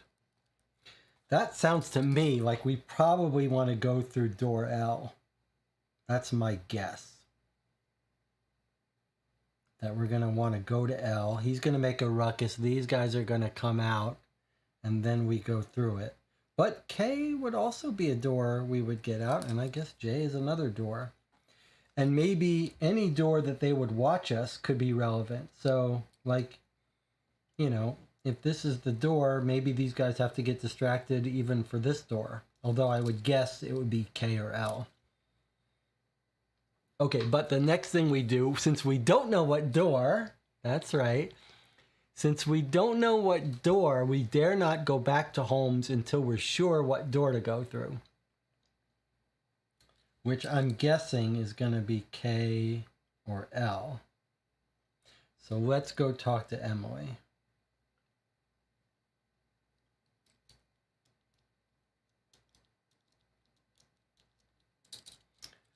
Okay, so now we're going to B1. This is nerve-wracking.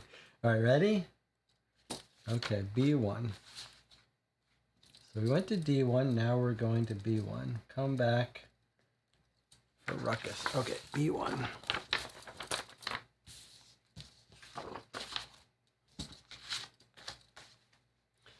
All right. The barmaid is busy scrubbing a table, trying to remove a stubborn beer stain. "Excuse me, miss," says Wiggins, and she looks up. She appears to be in her 20s and speaks with a slight Irish accent. "How can I be of help?" "Could you tell us if Mr. Vane is around? We're interested in joining the club. This is dangerous." "He won't be available this evening," she says. "You could talk to Simon at the bar, but I recommend coming back on a Wednesday afternoon when Mr. Vane runs training in the ring." She returns to scrubbing the table. So the barman is Simon, who we know is a bad guy. So I'm just penciling that into our barman. Can I... Then the other... I wonder if one of the other people who work there is Gary. I wonder if the bad guy is Gary. Okay. Now, it says, if you think you know the barmaid's first name and want to use it to convert the first and... If you want to use it, convert the first and last letters into numbers and multiply them together, add SE, and turn to the corresponding entry in part 1 of the casebook. If the entry you find begins with the name you want to say, read it, and then return to part 2. So that's it. It is going to pop us back to the first section. Isn't the tall blonde at the bar? Maybe he's Simon. I think she says barman. Oh, Simon at the bar. I think that's still Simon there. Okay, but look. Okay, so now we've got Emily. And we are going to be able to go back, so maybe we couldn't have found her. Okay, take her first and last letters of her name, E and Y. We convert those into numbers, which are 5 and 25. So that's 125. 5. E is 5. Y is 25. Multiply them together. We get 125. Add SE and look in the corresponding entry. So now we're going to 125 SE. If it begins with the name you want to say, read it and return to part 2. If there's no entry, the barmaid just gives you a strange look and returns to our work. Okay, so we're flipping over. And we're looking for 125 SE and we better find it. Okay, so we've got an entry. Whew.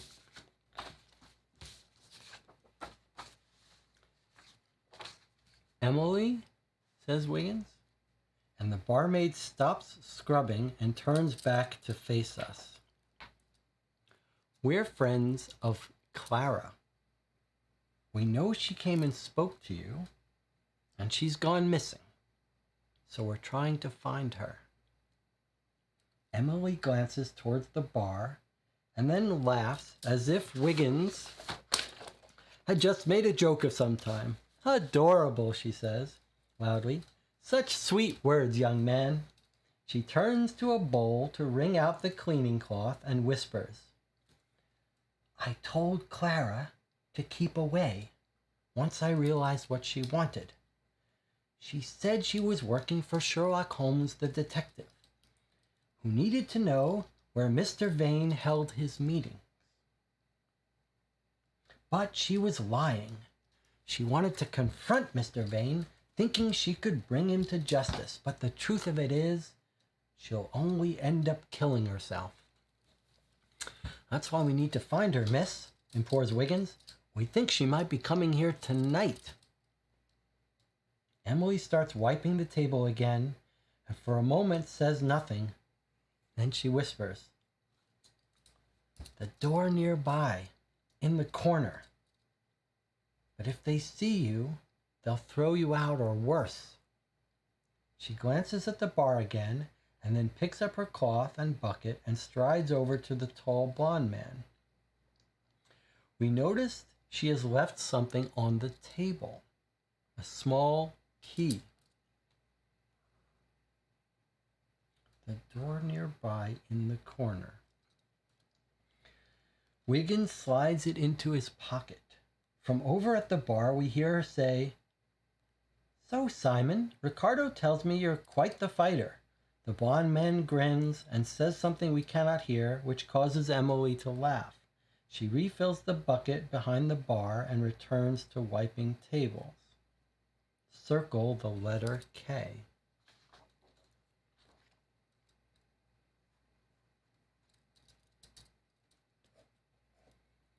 Key. Okay, so 125 SE is Emily. We get key.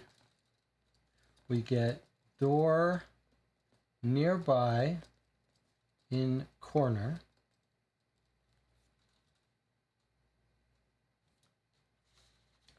Circle K. So we have the key, that's the K.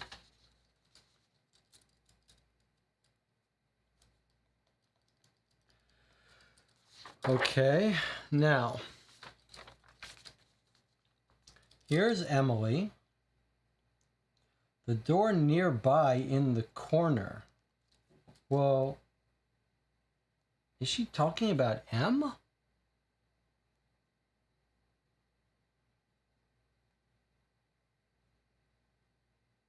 Or is she talking about K? I guess she's talking about M, yeah? The door nearby. But then she walks over to this guy. Or did she... I'm a little nervous now. Jonathan says it sounds like M to me. Yeah, why would she say the door nearby in the corner if she meant this door? She obviously doesn't mean L because she said corner. And this door is very far away. And she says if they see you, they'll stop you or do something. So she doesn't, it's not a matter of catching us, which is why I thought it was these. It's just a matter of them even seeing us. Okay, so it's M, we think. Now, Jonathan has an interesting point, which is Jonathan says, should we use Holmes for the distraction or the mother by disrupting her card game? It almost sounds like both of those will work. Feels to me like those both might work.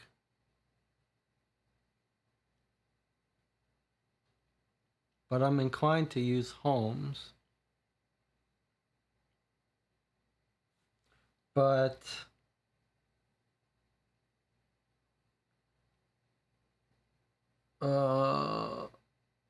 yeah, that's interesting. John says, would Holmes get hurt? I don't think the mother is a good idea. She's crazy.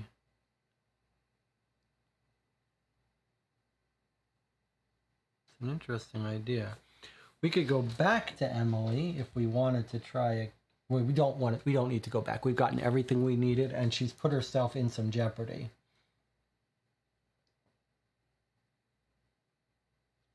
I'm guessing that the game will let us have one visit with the mother without causing any problems. Like, that's the 2-visit rule.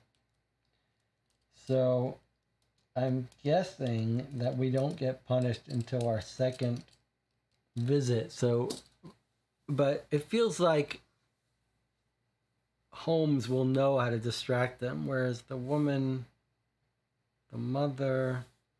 I do feel in my heart that the mother is going to be an alternate way to cause a distraction. But the mother distraction could get us kicked out, whereas Holmes's distraction won't, right?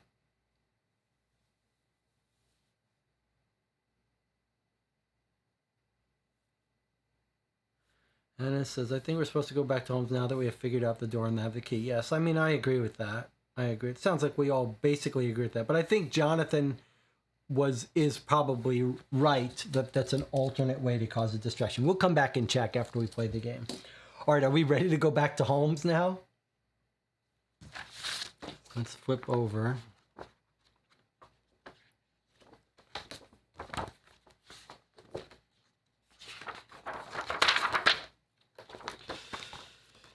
All right.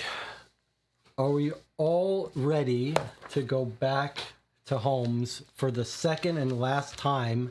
And he said he's going to create a ruckus. So we did D1 and we did Emily 1. Jonathan says ready. Anna says ready. Okay. Here we go. It's nerve-wracking. I find it nerve-wracking, but here we go. So D2. I hope we read this right.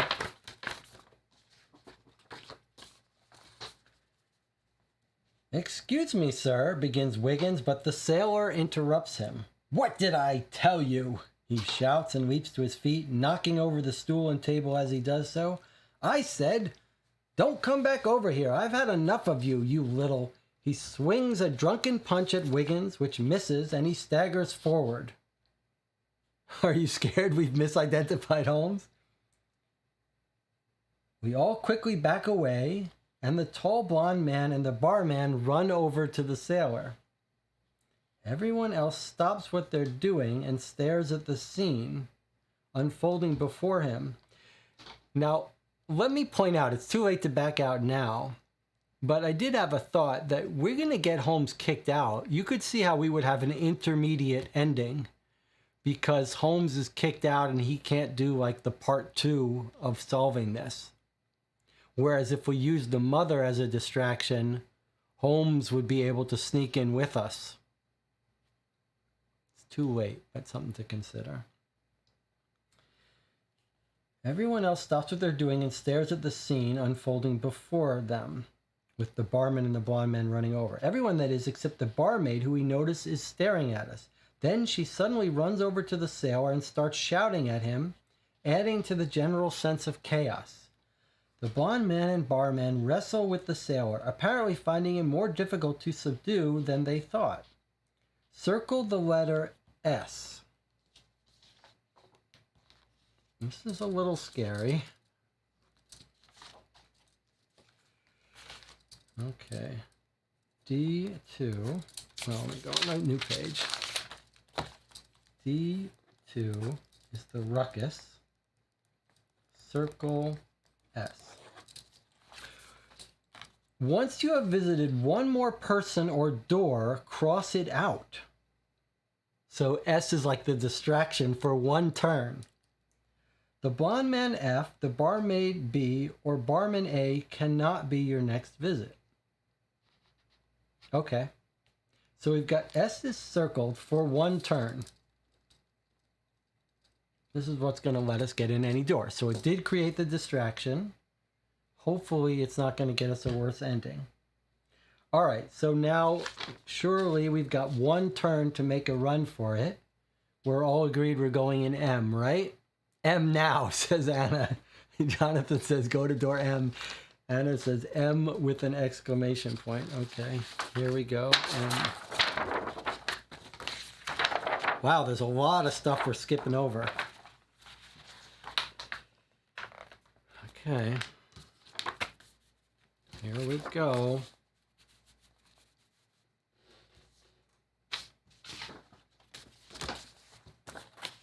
M. So we've made a run. We caused a disturbance. We made a run for M. So we came over here, we made it, we visited Holmes, then we visited the barmaid, got the key, now we've gone back to Holmes, he's gotten mad at us, made a disturbance, and now we're making a run for door M. Here we go. Do you have a circled S that is not crossed out? Yes. If you do, skip to the second part of this entry that begins, if you do have a circled S. If you don't have a circled S, read on below. All right, so we need to skip all that. And we have to go to, do you have a circled S? Okay. In the commotion surrounding the sailor, we managed to make it to the door unnoticed, but find it locked. Do you have a circled K? Yes, we do. If you do, skip to the second part of this entry that begins, if you do have a circled K. Maybe the mother and Sherlock Holmes are just to give you 2 chances to create a distraction. Okay, so skip to the entry that says, if you do have a circled K. I think that's what the mother is. It's to give you a second chance, maybe, at creating a distraction. Skip to the second part. Okay, here we go. If you do have a circled K, which we do, read the following. Wiggins pulls the key from his pocket and inserts it into the lock. Here we are at door M, trying to get in. The door opens and we slip through, finding ourselves in a small hallway with a door in front of us and some stairs to our left going down. From the bottom of the stairs, we can hear raised voices from the door in front. From the bottom of the stairs, we can hear raised voices, and from the door in front, we can hear a familiar whining and scratching sound. Dodger. Simpson cautiously pushes the door, which we find opens into a side alley. And on the other side of the door, Dodger is scratching and whining with Daisy and Tinker by his side. "What are you doing?" asks Wiggins. Dodger noticed someone come this way and through this door, Daisy replies. "He's a proper little detective, he is. I think it was a woman, and Dodger seems to recognize her scent. It could have been Baroness Heisler." Daisy and Dodger join us in the corridor, and we slowly make our way down the steps into the basement. Turn to ending 2. That's it. We've gotten to an ending. There's a lot of stuff we didn't read. Okay, ending 2. So there's an ending 1 and an ending 2. And there's an ending 3. And a solution. All right, let's see. So we didn't get the best ending. We did not get the best ending. Interesting. It'll be interesting to see what the best ending would have been. Ending 2. This is the intermediate ending. At the bottom of the stairs, we turn a corner and enter a small office room. There's a long table with chairs, bottles of beer, cigars, and papers laid out, as if in preparation for a meeting. The meeting is evidently not yet begun, and there are only 3 people in the room. To our right, near the door, is a stocky man with black hair and a mustache, who we realize must be Ricardo Perez.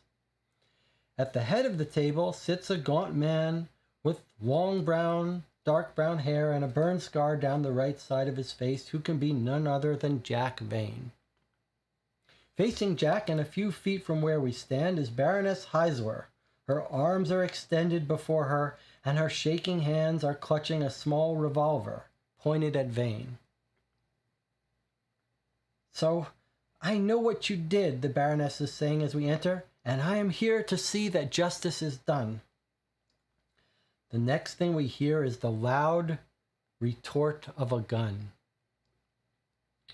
There is a moment when we are unsure what has happened. Then Baroness Heisler collapses to the floor and we see blood pouring from her leg. Vane stands, smoke rising from the revolver in his hand, which he had held concealed under the table. We realize we have to act fast. Simpson darts forward and grabs Baroness Heisler's revolver, but Ricardo Perez grabs Simpson and begins to wrestle the revolver from him. Together with Wiggins, we all leap on Perez, attempting to overpower him as a group. But at that moment, Jack Vane crosses the room in 3 strides, pulls back the hammer of his gun, and points it at Baroness Heisler's head. Daisy runs at Vane. There may be something you want to shout at Daisy to suggest what she should do. If there is, you have 2 important words. Take the first letter of each word convert them to numbers, and multiply them together. Add SE to that number and turn to the appropriate reference in part 1, which should begin with the word suddenly. If there's no entry or it does not begin with the word suddenly, or there is nothing you want to shout, read on below.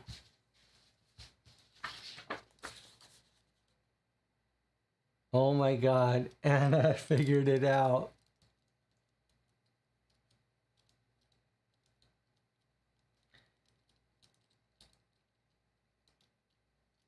Daisy is running at Vane. I was thinking we have nothing, we don't know what to do, but I think Anna has figured out that we know his kneecap has got a bullet in it. Now, do we know which one? It's either going to be kneecap or which knee, like left knee. One of those two. So what was do we know what knee it is? Do we remember? It was in Watson's notes. Watson's thing. Do you remember, Anna, what knee it was? Anna says left kneecap. So it's either going to be left knee or kneecap. Let's see what those two are. First letter of each word, convert them to numbers, and multiply them. So if it's left knee, it's 12 times 11. And if it's kneecap, it's 11 times 3. So it's either 33 or 131. 131.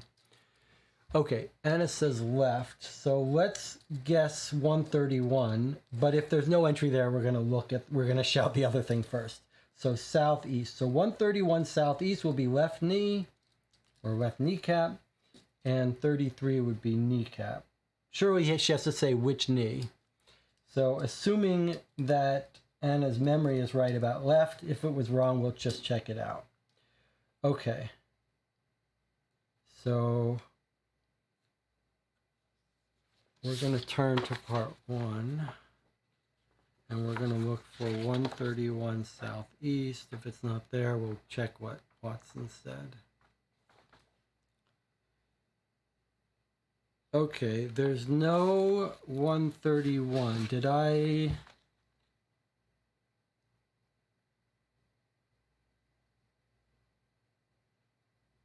It feels like there should be. Did I write something wrong?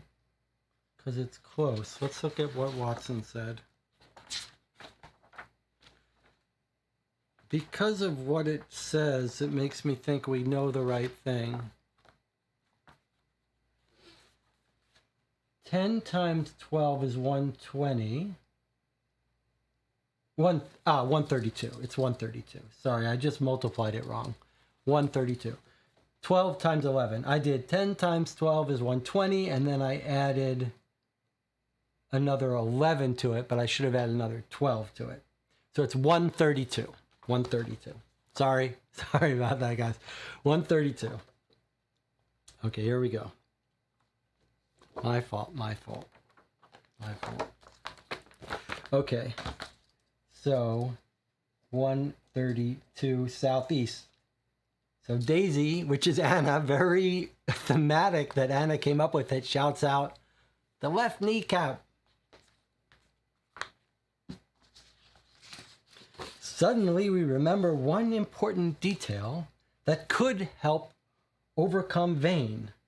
Turn to ending 3.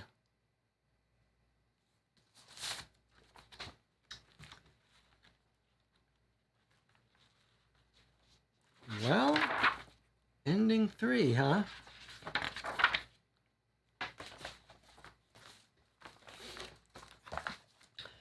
Left knee, we shout as Daisy lurches toward Vane.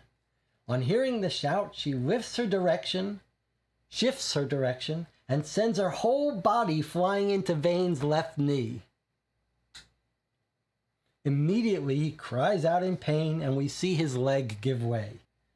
There's a deafening bang as the gun goes off and Vane falls to the ground. Meanwhile, we have managed to wrestle the revolver from Perez, who hits out at Simpson, knocking him down, and then runs out of the room. Looking up, we see the bullet from Vane's gun has simply made a hole in the ceiling. And as the dust clears, we see Vane on the ground, Daisy clinging to his knee, and Dodger biting at his leg. Before he can aim his gun again, Simpson has the Baroness's revolver pointed at him. Vane glances around, weighing up his options. "Drop your gun, Mr. Vane," says a voice from the doorway. We turn around and see the sailor from the upstairs bar, now standing straight and tall, with no sign of drunkenness about him. His eyes twinkle with a playful intelligence, and we watch as he peels away the wig of long brown hair and the layers of makeup and reveal our good friend Sherlock Holmes. "I believe my friends have outwitted and outplayed you, and the game is up. It has been a long time coming. Inspector Lestrade and Gregson are upstairs rounding up the rest of your gang." Vane stares at Holmes with ice-cold eyes and then lets the revolver fall to the ground. Dr. Watson appears in the doorway behind Holmes.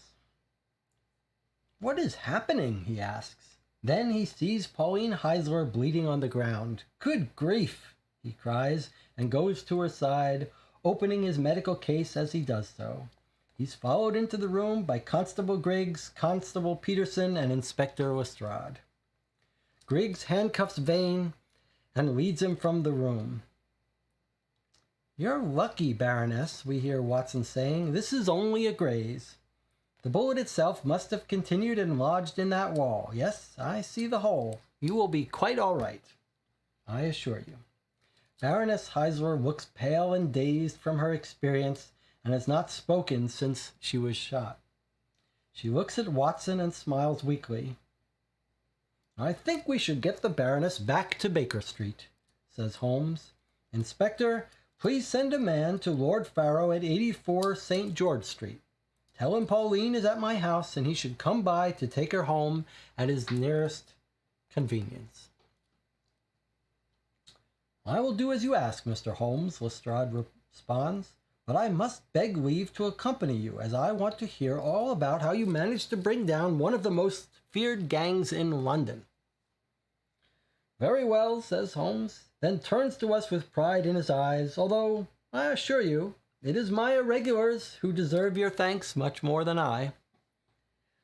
Back at Holmes' rooms, Baroness Heisler is laid out on the couch, her leg now fully bandaged by Dr. Watson.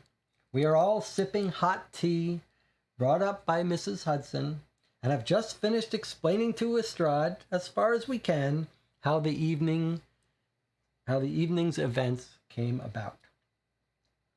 "Well, I don't pretend to have followed all of what you've told me," says Lestrade, "but I'm glad you managed to save the Baroness and bring a gang of devils to justice." "That's all I wanted," says Pauline Heisler, "for justice to be done. I could not bear the thought of those men walking free in the world. But I realize now how foolish I was. I'm no detective, Mr. Holmes." "On the contrary," comments Watson, "it seems to me you played the detective very well. Not many people could have traced the gang to their headquarters and gained entry." Pauline smiles. "Well, thank you, Dr. Watson. Perhaps I should say I am no longer a detective. That bullet has put an end to my desire to go snooping into criminal affairs, whatever the reason. The realities of crime and violence are too much for me. I don't know how you do it, Mr. Holmes." "Did you get Ricardo Perez?" Daisy asks Lestrade. Lestrade shakes his head. "He seems to be the one member of the gang who got away," he replies. Holmes steps forward from the fireplace where he has been filling his pipe from the Persian slipper and sits down to his armchair. "I found evidence that Mr. Perez was working not only for the Hooks, but also for Professor Moriarty. I imagine he may now have fled into the arms of his alternative employer, in which case our chances of finding him are slim. According to the barman at the Old Street Club, Perez fled with his woman, a barmaid called Emily Valley, says Lestrade. That doesn't sound right. We have alerted all police forces to be on the lookout for them, but if this professor is as cunning as you claim, maybe it will be to no avail. Still, we have broken up one of the most dangerous gangs in London this evening, and I am in your debt, Mr. Holmes. He turns to face us, with a brief hesitation, offers a short bow. And in yours too, he adds. Excellent work, the lot of you. Good night, gentlemen, ladies, and Lestrade heads off down the stairs. I couldn't understand why Emily was with Ricardo Perez, says Baroness Heisler. She seemed so kind. I spoke to her a few times and she gave me information about the gang. I think she wanted them brought to justice. Holmes' brow furrows, and then he turns to Baroness Heisler and asks, when did she start working at the club? Near the beginning of June, I believe, replies the Baroness. I did notice some odd things about her. I got the feeling she trusted me, and at one point we were talking, and her accent changed. Not Irish anymore. It sounded American. I think she noticed that I looked confused, and suddenly she was back to being Irish again. I wonder if she's an American detective. And do you have any idea at all why she helped you? The only clue I got was when I told her about Jacob and Leo being murdered. That's her son, Heisler's son and husband. She told me she had lost someone close to her as well. And she said working at the club was her way of dealing with it. But she never explained what that meant. Emily Valley, mutters Holmes. And he stands and walks to the window. He suddenly exerts a renewed sense of excitement, and his eyes are alert and gleaming in the moonlight. I think what it means, Baroness Heisler, is that Ricardo Perez may find he has not escaped justice after all. And if he has indeed made contact with Moriarty, he pauses and smiles. Well, we can only hope. That's right. Anna says she's the Pinkerton detective. That's right. A short while later, Lord Farrell arrives, showers us with profuse gratitude, and then escorts Baroness Heisler back to her uncle's house to rest and recuperate. Exhausted, we collapse on the chairs and sofas around the fire, and before we know it, begin to doze off. We are unsure of if what we hear next is real or a dream, but as we slip into a welcome sleep, we think we detect the strains of a solo violin playing a familiar country tune, the soft and bittersweet melody drifting from Holmes's room and out into the London night. Score 100 points, minus any points spent on hints and failed visits, which we counted 0, with a little bit of leeway. So we got our perfect score. And then we've got a solution here. She's the Pinkerton detective who lost his love, the banjo-playing Dolly brother. That's right. In our Red River Valley case was the case with the Pinkerton detective who was trying to track down who killed her lover, etc. Very nice tying that all back in. All right, let's read this very quickly since we know, well, it's a 3-page solution. But what about this? What about this thing? What do you think this is? This is going to be the end. I think it's going to ask us who Emily is. All right, let's read this solution quickly. There are many different routes that can be taken to a solution to this case. This section simply describes one possible sequence of visits that can lead to the best outcome. The story on Dudley Fulcroft's disappearance in the newspaper reveals that a man who could be Ricardo Perez was seen near the site of Dudley's disappearance, indicating a village to Scotland Yard could give important information. At Scotland Yard, Lestrade says that Dudley is the nephew of Susan North, who lives at 71 Northwest, knowing that North was the pseudonym Pauline Heisler used, and that it is her housemaid Susan North who lives at 71 Northwest. This immediately suggests it is the Tiger's Eye case that the current case hinges around. Going to 71 Northwest, you can discover the two men took Dudley, Susan's nephew. The men mentioned someone called Mr. Vane and referenced the same places on the 29th. In the newspaper from the 29th, there's a coded message in the personals column from a JV, which could be "This is Mr. Vane." Consulting Mycroft could also be useful at this point, as Baron Heisler was working undercover for him. Mycroft says the violent gang are called the Hooks, have some kind of links to sport in London, and visit to Porky Shinwell to see what he knows about the Hooks. Yields information that they meet every 2 weeks at a location that is only revealed on the day itself, and that their leader may be called Jack. Combined with the earlier reference to a Mr. Vane, a viable hypothesis is that the leader of the Hooks is called Jack Vane, that he leaves coded messages in the Times, giving the location of the day's meeting. The secret to deciphering the code is to use the London directory. You refer to the letter indicated, count down the number of names indicated by the first number, then count along the number of characters indicated by the number after the comma. There are clues to the directory being the cipher for the code. At Baker Street, Watson says Holmes has taken the directory with him. The library, Holmes looks in many dictionaries, then mutters "Sherlock, you fool," and runs out. And H.R. Murray, the letter from Ricardo to Simon contains a fragment of the line, "As for the messages in the Times, use the directory." Deciphering the code for September 12th gives the message HQ 9 p.m. The coded message for August 29th reads 8 Lance Street 4 p.m. Going to 8 Lance Street leads to Dudley Fulcroft being rescued and returned to Susan North. Returning to Susan North leads her to giving a lot of new information, including where she thinks Baroness Heisler has gone. Lord Farrow's new house. She says the house has a grand and picturesque view from the upstairs library, and Lord Farrow describes it as being on a street very representative of England. The letter Lord Farrow sent to Colonel Upwood had a postmark that read Southwest Office, so that indicates the house in the area Southwest, or at least the post office at 32 Southwest is the closest one to the house. Scanning the area, it seemed likely that the house overlooks one of the parks, probably from the eastern side. She mentioned it, the sunset, watching the sunset. Looking at the buildings, there's one, 84 Southwest on St. George's Street, as St. George Street is the patron saint of England.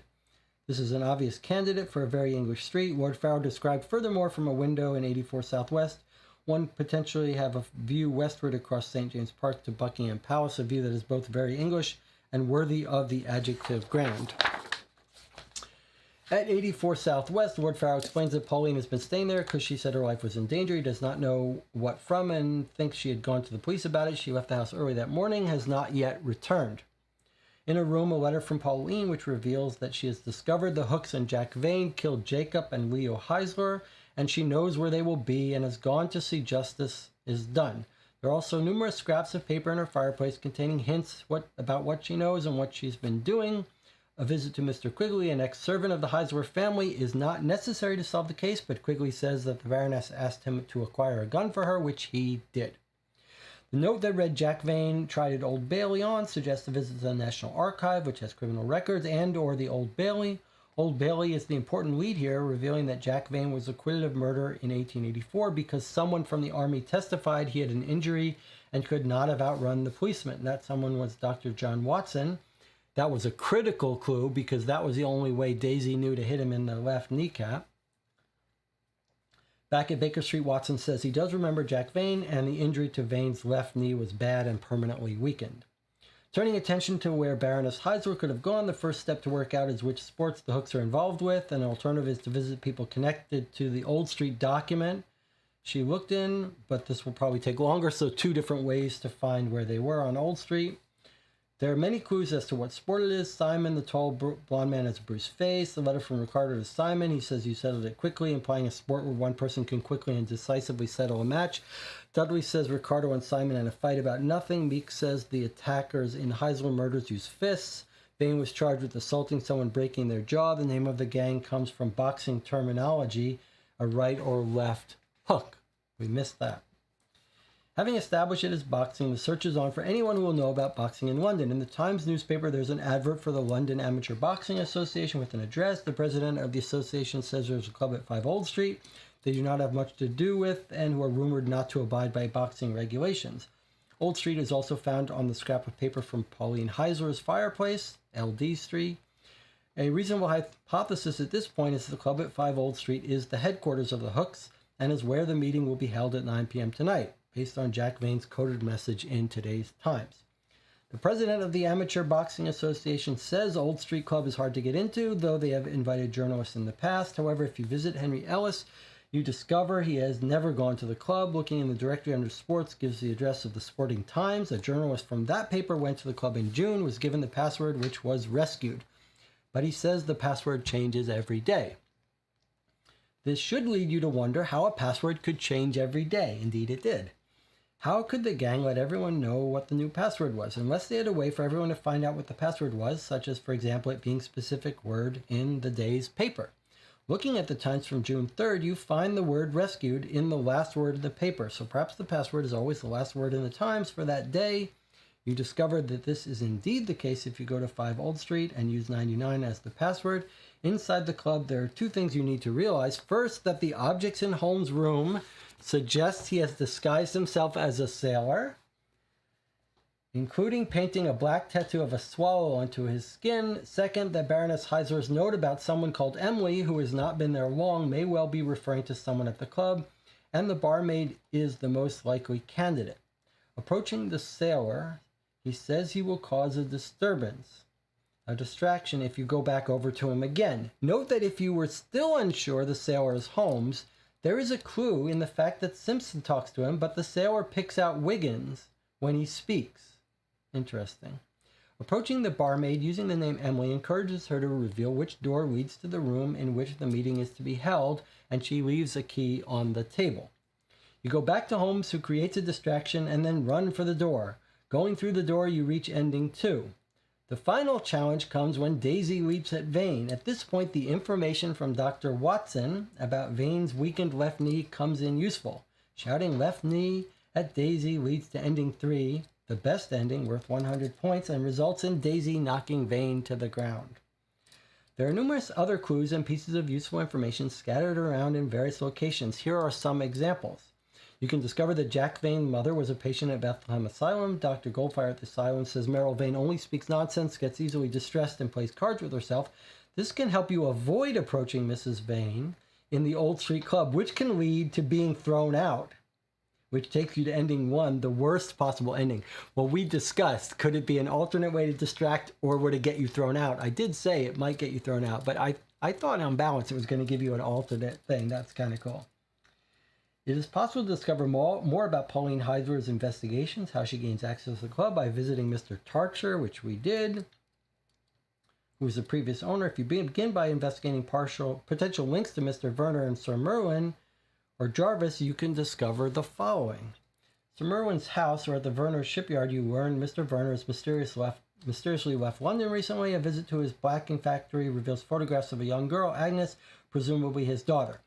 At his house, a letter from Agnes is visible through the window, saying she cannot deal with something alone and asking him to come to Edinburgh.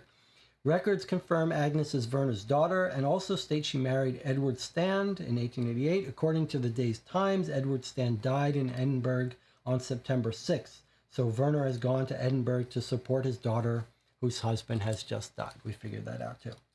At Jarvis & Sons Builder's Yard, you follow Giroud to a house on Bloomfield Street, stake out the house. You can also break into the house and take a floor plan.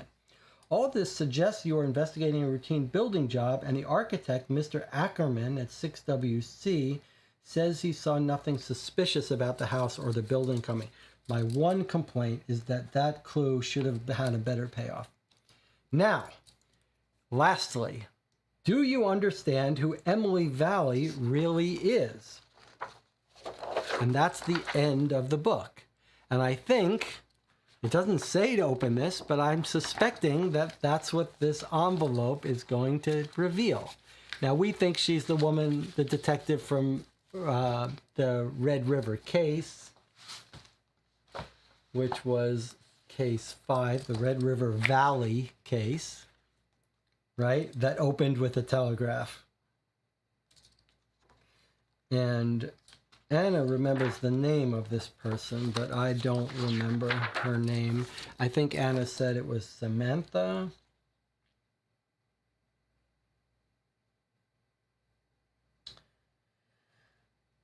Arranged for an American detective to infiltrate the gang. Kent was going to kill. And it was a woman who had an alternate name. And they killed her person, her friend.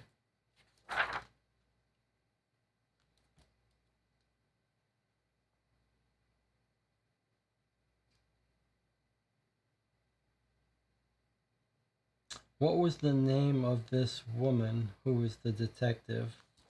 She had a pseudonym and then she had a real name. Anna says, I looked up my notes for case 5. So was it Samantha? I'd love to see it here in the thing. Eddie was her name in the thing. Eddie was a Pinkerton detective, a woman precisely. Eddie had a mission to accomplish, a fake identity to maintain.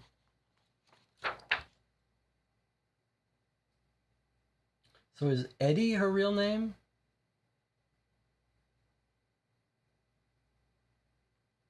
And then he sung to her a song which told her she had to get out. She was in danger. Moriarty's involved. I don't remember if we know her real name. I guess Samantha was the name, was her, I don't remember what it was. It was Eddie, but her alias was Eddie, says Anna, but her real name was Samantha. Okay, Ricardo Perez escapes with his girlfriend, Emily. And now let's see what the last thing we've got in this envelope. So Scotland Yard, look, there's an R circled, a 3 circled. It looks like, I don't know if SS is circled, but 3R. I don't know if this S is different. To John Watson, Gregson arrived, then tracked Moriarty, fleeing Sherlock Holmes. The devil eventually ran back, chastened, disaster prevented, Lestrade.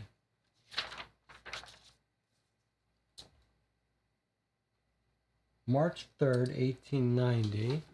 So this is a few months after our whole case. It's from Lestrade to Watson.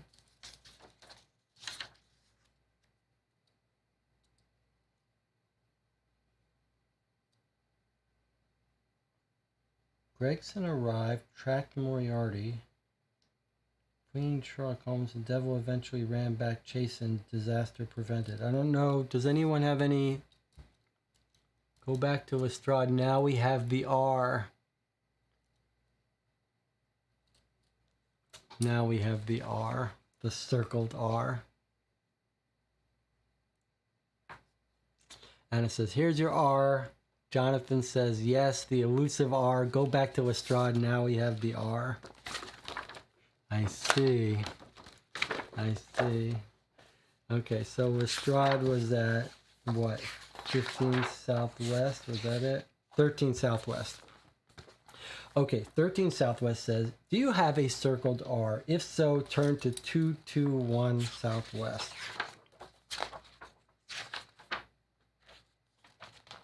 Okay, here's 221 Southwest. Hello, Inspector, says Wiggins. What have you been investigating since the gang were captured? It's been remarkably quiet, Wiggins, Lestrade replies. Although Mr. Holmes was in here earlier, murmuring about a series of suspicious deaths spanning several years, but it sounded like nonsense to me. That's it.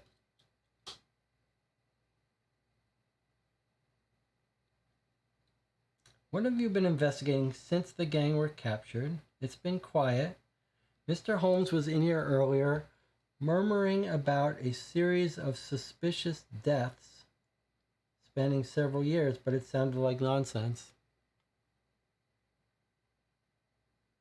And Jonathan says, and Anna says, it's case 11. It's case 11, southwest with a comma. So it's this dot, special dot here. It's the case 11. All right, well, let's stop here. We're going to take an 8-minute break, and we're going to come back and discuss this case. We're not going to do this mysterious 11th case, which I think what you're saying is we're going to look for those dots on our other clues, or just in this one, I'm not sure, but okay. And then the 3 is underlined, the third, but okay. We're going to take a break. We're going to come back and talk about this case. We're going to put aside this case 11 for now because we've got our hands full. We have to talk about this case and this ending and whatever. I'll see you in 8 minutes. We'll talk about our victory, what we thought, etc. 8 minutes.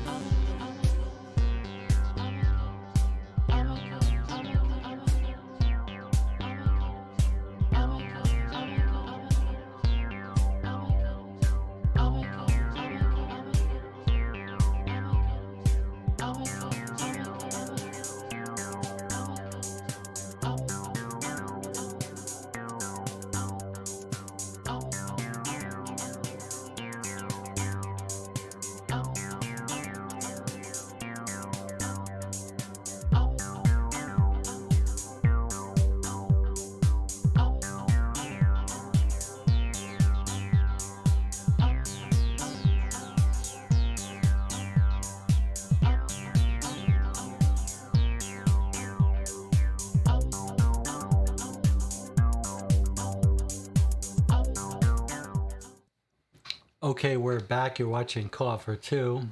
We're 5 hours into this session. We've solved it. We've read the solution. There seems to be an extra little case going on. We'll tackle that some other time. But now we're going to talk about this experience. Case 10.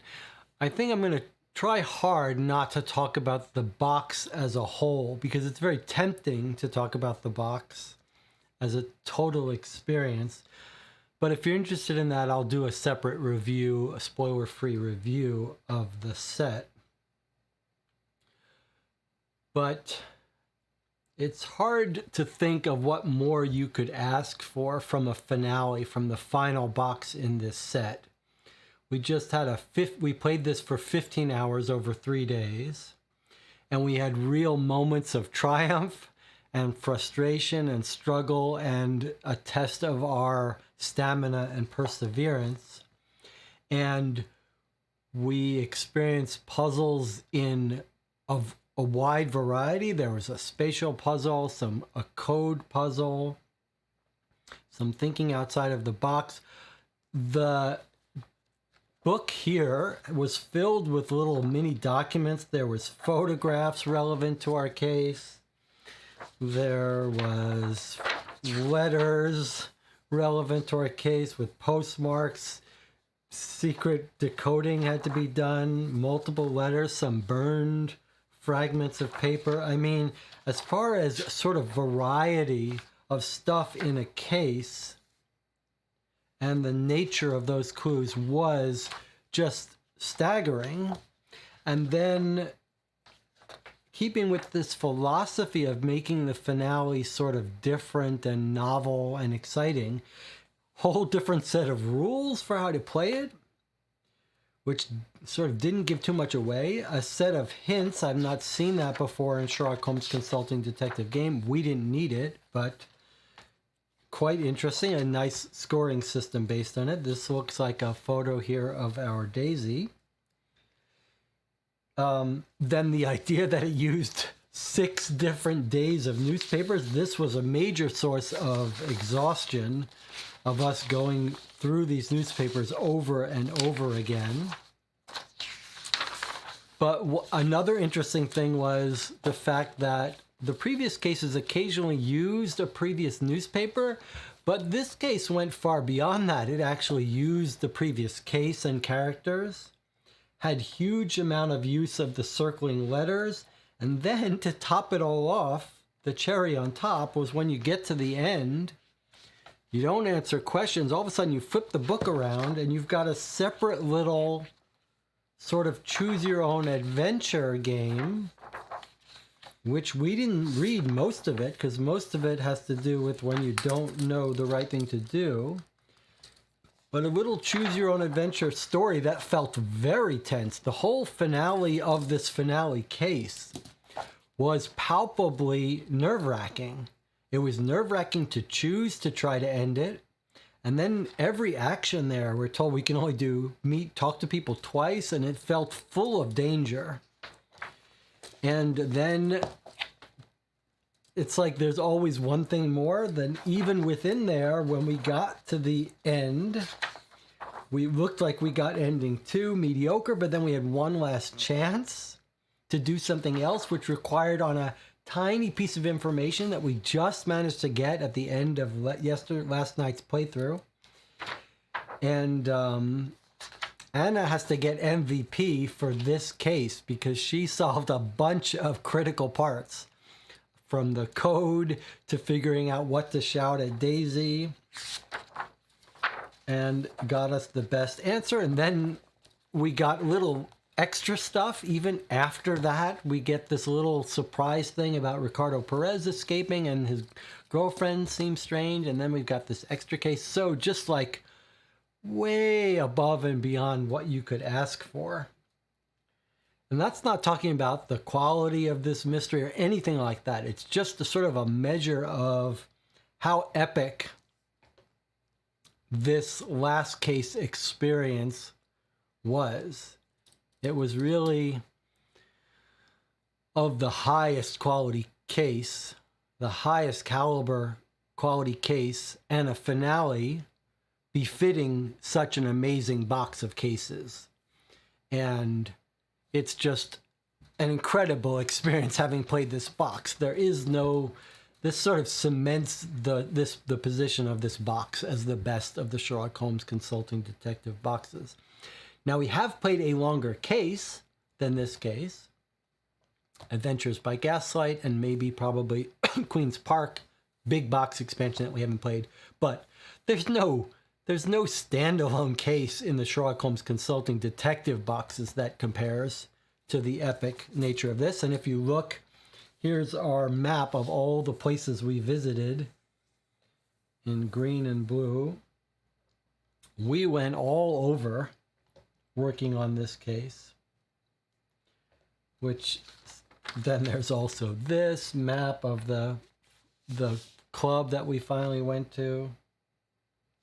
Okay, so I've been talking about the sort of epic nature of this stuff. Let's check in with Jonathan and Anna and hear what they say. Anna says, this is my favorite case in the box, although it's hard to compare to the other case. It was like 3 cases in one.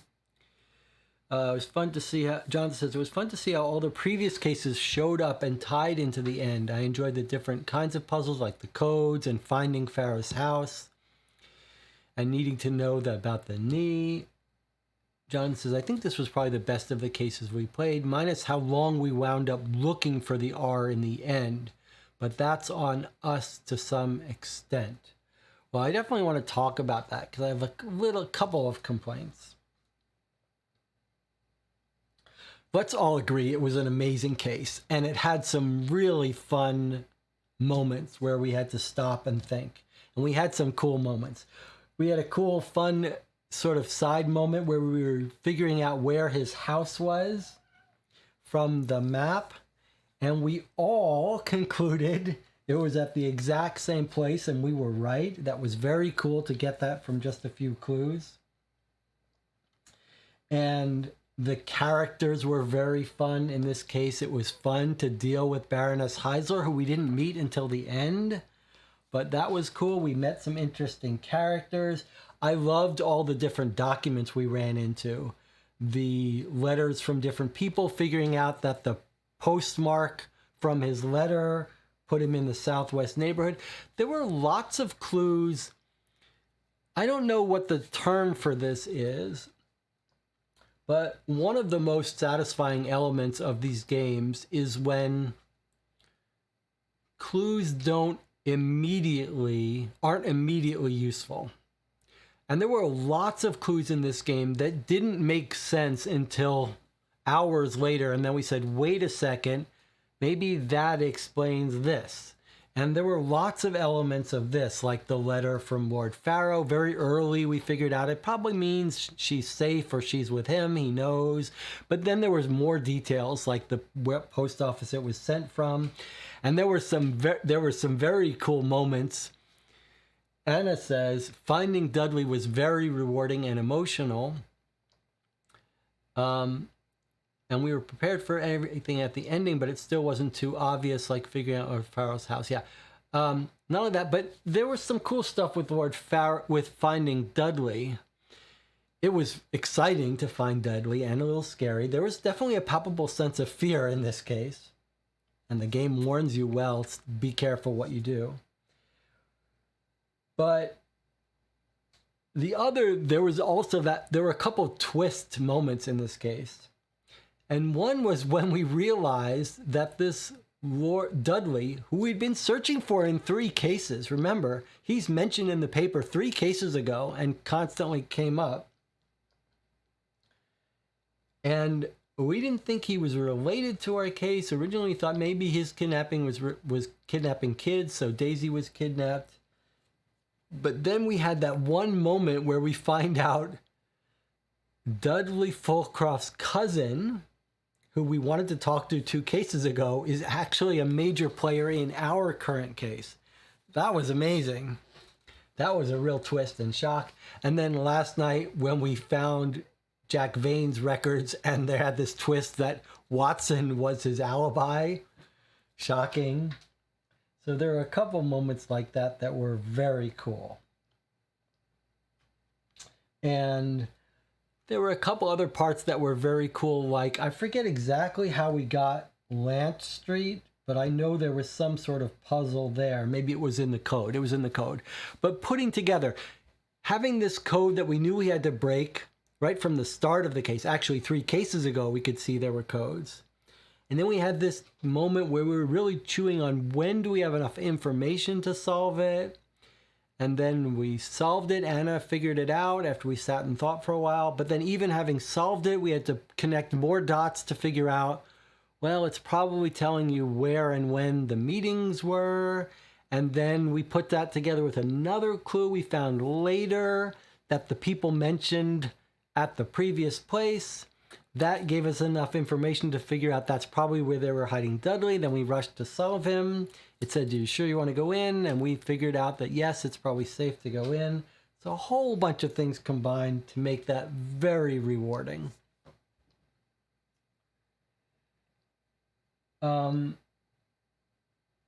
Okay, so let's talk about a couple of complaints.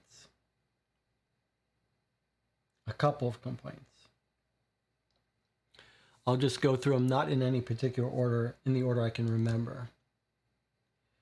We got stuck for several hours, and I thought we had a huge breakthrough. And I thought, I guess it hurts more because I thought I had figured it out. But the huge breakthrough, I thought, in today's session was noticing that this plan, which is much smaller in the actual book, page 24, that this plan of a house, we had finally concluded, okay, it's not related to our case, and it wasn't. It was a red herring meant to maybe distract us and think that it was happening in another house. But we only noticed today at the end that the actual architect is credited here. And we were really stuck for hours. And when we found that, I thought, aha, this is the key we need to find the architect or whoever got this information about this seller. And instead, what happened is when we went to talk to that architect, he basically said, there's nothing going on in that house, which we already knew. And then we were like, oh, that was depressing. But then we're like, it was like, if you know about this, you can ask him about it. So we do. And he says, maybe if you're lucky, the National Archives will let you compare that to some architecture. And it wouldn't. So it was like adding insult to injury. The fact that this seemed like such a subtle, wonderful clue that gave us no information, but then teased us and sent us off on a wild goose chase where we couldn't find what it suggested we should be able to find. So, and it wasn't important. To me, that's like a missed opportunity. Like this was this subtle clue, and it was sad that spotting it didn't give us information. And when we read the solution at the back of the book, you can see this section here about, let's see.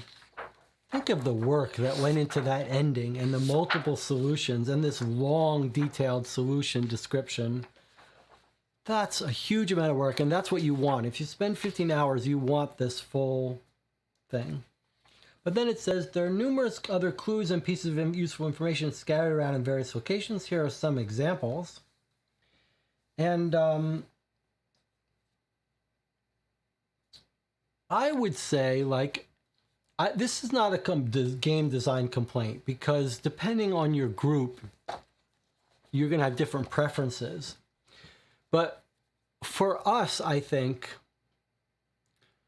I would say, see if you, that's right. Anna says, yes, I just remembered this whole vault thing with underground tunnels wasn't even in the ending. It's not only that, but as the solution explains, this whole thing about the old street buildings that she looked up, right? And this whole, we get told what old street places buildings she looked up, who they were owned by.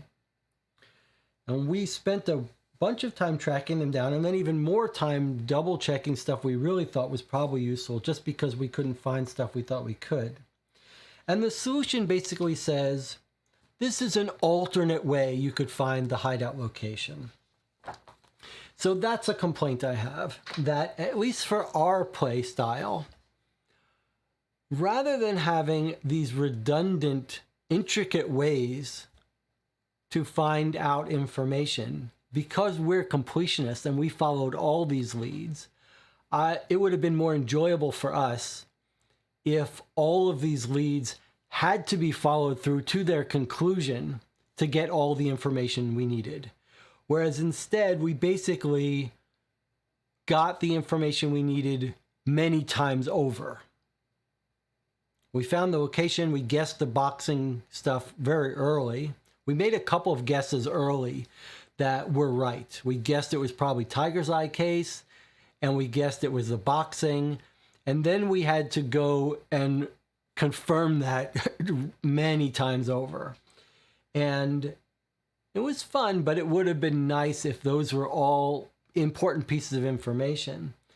And it's a little scary that we could have easily overlooked that one last clue that Jonathan and I found last night about Jack Vane's knee injury. That was not redundant at all was interesting. I'll bet there are groups that missed that. And so there's that. Another complaint, and Jonathan points out, it's easy to complain about those things, but then if you didn't have these red herrings that distract you and everything is important, then suddenly you've removed a big part of the challenge. So the fact that these things like the underground vaults weren't important, that was weird. But the fact that they were, if everything's important, then every time you read a clue, you'll know you should be able to fit this in. Whereas if you're not sure, if the author's willing to distract things and red herring stuff, then you really have to be on the top of your game. That's all fine. That's a very valid point.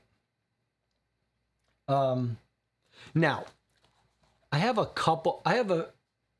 little bit of a complaint about the structure of the part 2 turning to the back of the book and the hints.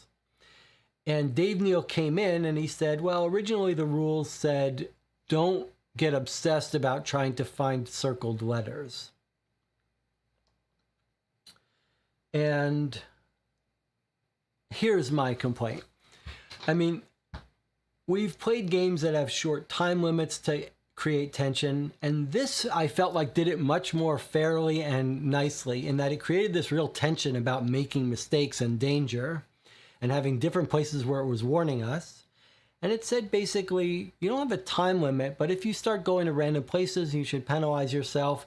And then the game reminded us a couple times at the very end, right when we started that second part where you turn over the book, it was like, look, you're in a dangerous place.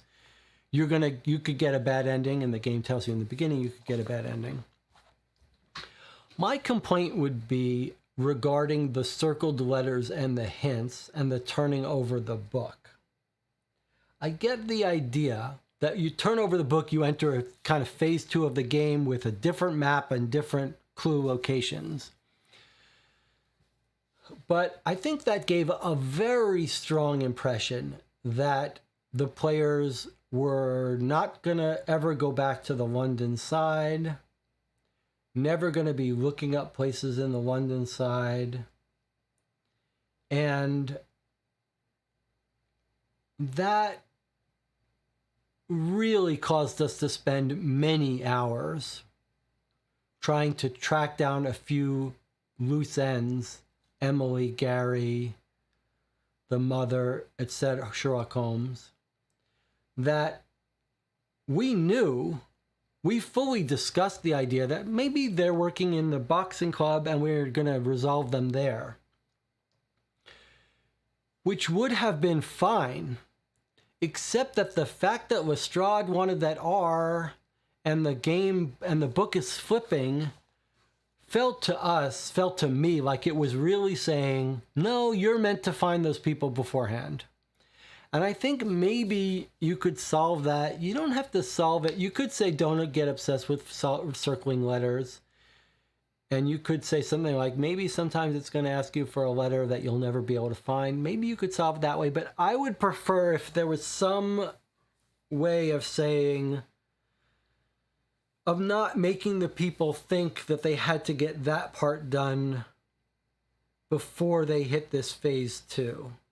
I'm not sure exactly how you do that. Maybe you don't have a flipping of the book upside down, but just turning to a separate section at the end of the book. Something, some way of communicating that the circling stuff is not over the moment you go to phase 2, or that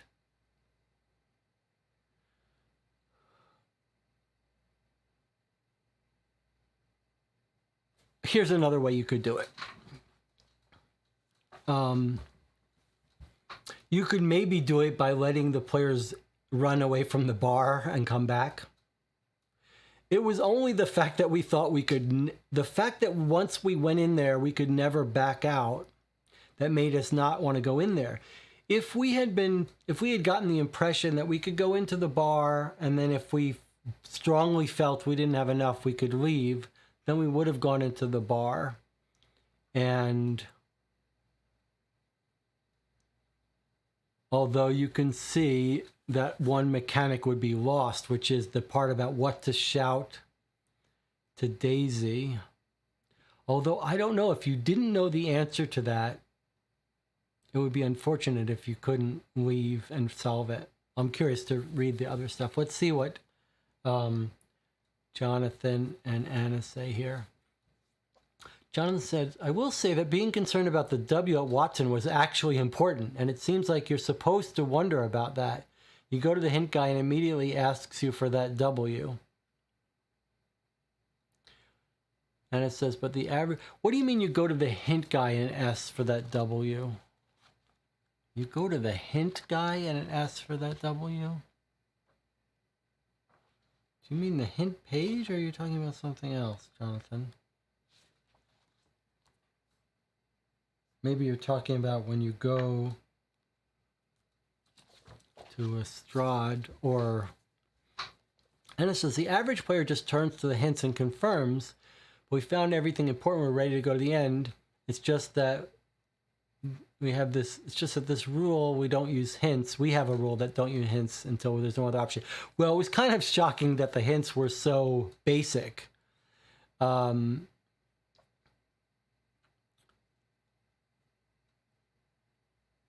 says, I'm not sure the R was worth it to hide this extra case. I think that's a great point. It didn't even occur to me. Jonathan says, Holmes is normally the hints guy. Here you get no hints, just get asked about W. Okay, so you get asked about W when you go to Watson. Let's remind ourselves. I think Jonathan has the solution. He's just solved it. Also, the shipping routes of Norfolk threw me. That seems like I don't get why that wasn't. Okay, so when you visit Watson, it says, do you have a W? If not, leave. And then there's this whole big section of if you have a W. Okay. So Jonathan says it better than I could have said it. Here's what Jonathan says. Jonathan says, think about these two missing circles we had for a while before the end of last night. We had a missing R and a missing W. The missing W we found after a lot of agonizing downtime and thinking. And if we had not stuck with it to find that missing W, we would have gotten the worse ending. It was absolutely critical for us to persevere and spend hours finding the W. And it says right up front when you visit Watson, if you don't have a W, go away. So right up front. Now, the R looked identical. The R is when you visit Lestrade, he says, if you have an R, go read this wonderful thing. And we never found it.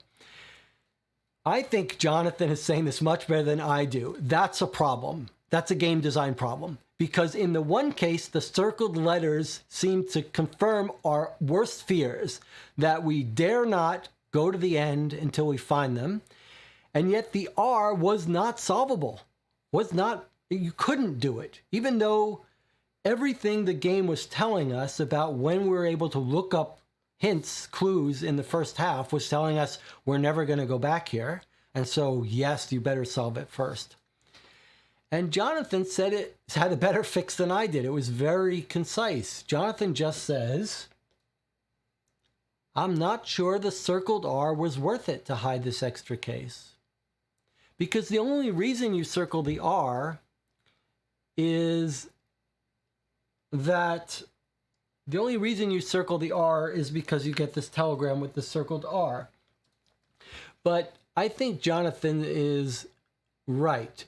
The better solution in that case would have not been giving the players a location, Lestrade, where it asked for an R while we were in phase 1. It would be fine at the end of the case for it to say, do you have a circled R? In the solution, in the epilogue, it could say, hey, do you have a circled R? Go here. And then when we read the telegram, we could still have the same fun thing about saying, the telegram has a circled R, now we have a circled R. The fault was asking us about the circle R when we visit Lestrade. And there was an easy solution to that.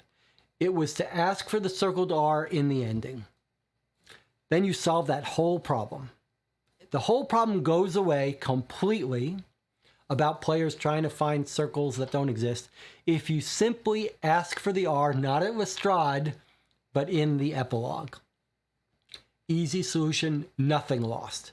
Absolutely nothing lost, everything gained. Anna says, the Watson clue on the burned scraps was Jack Vane and Old Bailey. We should have went to Old Bailey even without knowing we needed a W. Well, that's all true. That's all true. And the fact that it took us so long to get to Old Bailey is our fault. But that doesn't take away from the point. The point was everything we learned about the game suggested that we shouldn't go to the end until we figure out where to circle all those things, whereas the R could not be circled. And Jonathan has come up with the half-brilliant solution. You don't need the R. The R is not worth it. And then I have given you the final piece of that puzzle, game design puzzle, which is you don't have to ask for the R at Lestrade. You can just ask for it at the epilogue, and you've lost nothing. You still got the wonderful post-game mystery of the circled R on the telegram sheet. It's still a challenge. Everything's the same. The only thing that you avoid is having the players get this huge warning red flag tease that they should be able to find the R. Okay, but minor quibble in an amazing game. While you guys are giving more thoughts, let's look and see if there's stuff we missed and look at the ending a little bit, the different endings. We could go to Fulcroft before we find Dudley. We knew that already. This was at the end. Let's see if we read everything. I'm sure there's stuff we didn't read, probably. Okay, here was Kenbar. This was the rule. The solution told us we could help find Lord Pharaoh's house a different way. And they married into the Kenbars. I don't remember this part. Have you seen Eustace recently? 1 week ago, they found a townhouse, redecorate it. Do you know the address? I believe it may be near a park. So this was just a little bit of redundant information about locating the house, but we didn't have any trouble locating the house. That was pretty cool that description of the house was enough for us to find it. Anna was just on point this case. She picked out the representative comment. Look at this. Meryl, this is a Oh, here is going to be one of the things if we wake up Meryl. I guess we're going to read this in our end. All right, so we missed that. We'll come back to that. Oh, look. Oh, this is Gary. This is going to be someone else at the ending. Maybe we'll put an E and an E. We're going to read that if we look at the end. Let's see if there's anything else.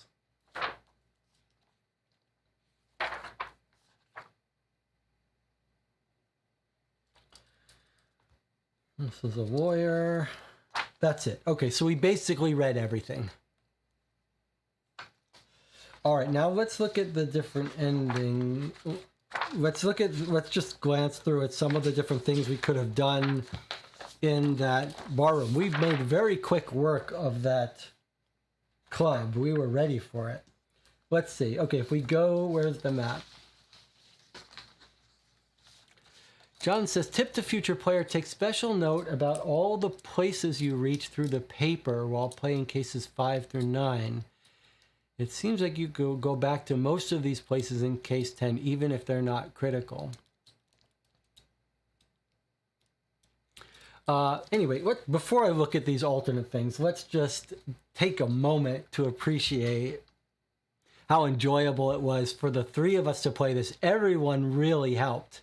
Everyone helped a lot. Anna clearly gets MVP, Anna/Daisy and Dodger. Anna had her name day and she was just on the top of her game during this case. But we all had our own contributions. And I really appreciate that both of you could join me for 3, 5, 6-hour sessions in a row. We've done it here in America. It's July 4th holiday. There's something very fun about playing these long, stamina, challenging, epic sessions. And there aren't that many of these. It's quite wonderful to be able to share it and talk about it. And it's been a real pleasure for me to share it with the two of you. So thank you and good work. Ken, congratulations. We did it. We solved it. We got the best ending. Very satisfying. Saving Dudley didn't give us any points, huh? Seems like that should give us points. But okay, let's see. So if we go to the barman, let's just look at some of these. We go to the barman, we order a drink. We ask about Mr. Vane. Hey, we hear Mr. Vane runs this place. Does he box here? Of course he does. Fancy taking him on? Wiggins laughs. Maybe in 10 years. Is he here now? We ask. The barman looks Wiggins in the eye. You'll have to come back on match night to see him fight. Most evenings, Mr. Vane has plenty of other business to keep him occupied. If you know the barman's first name and want to use it, convert the first and last letters into numbers. Add them, multiply them together, and go them. I think that's going to be, it's either Gary or Simon.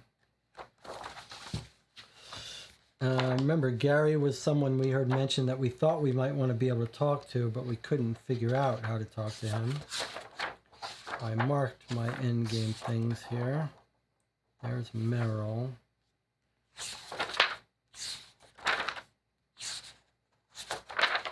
And Laura.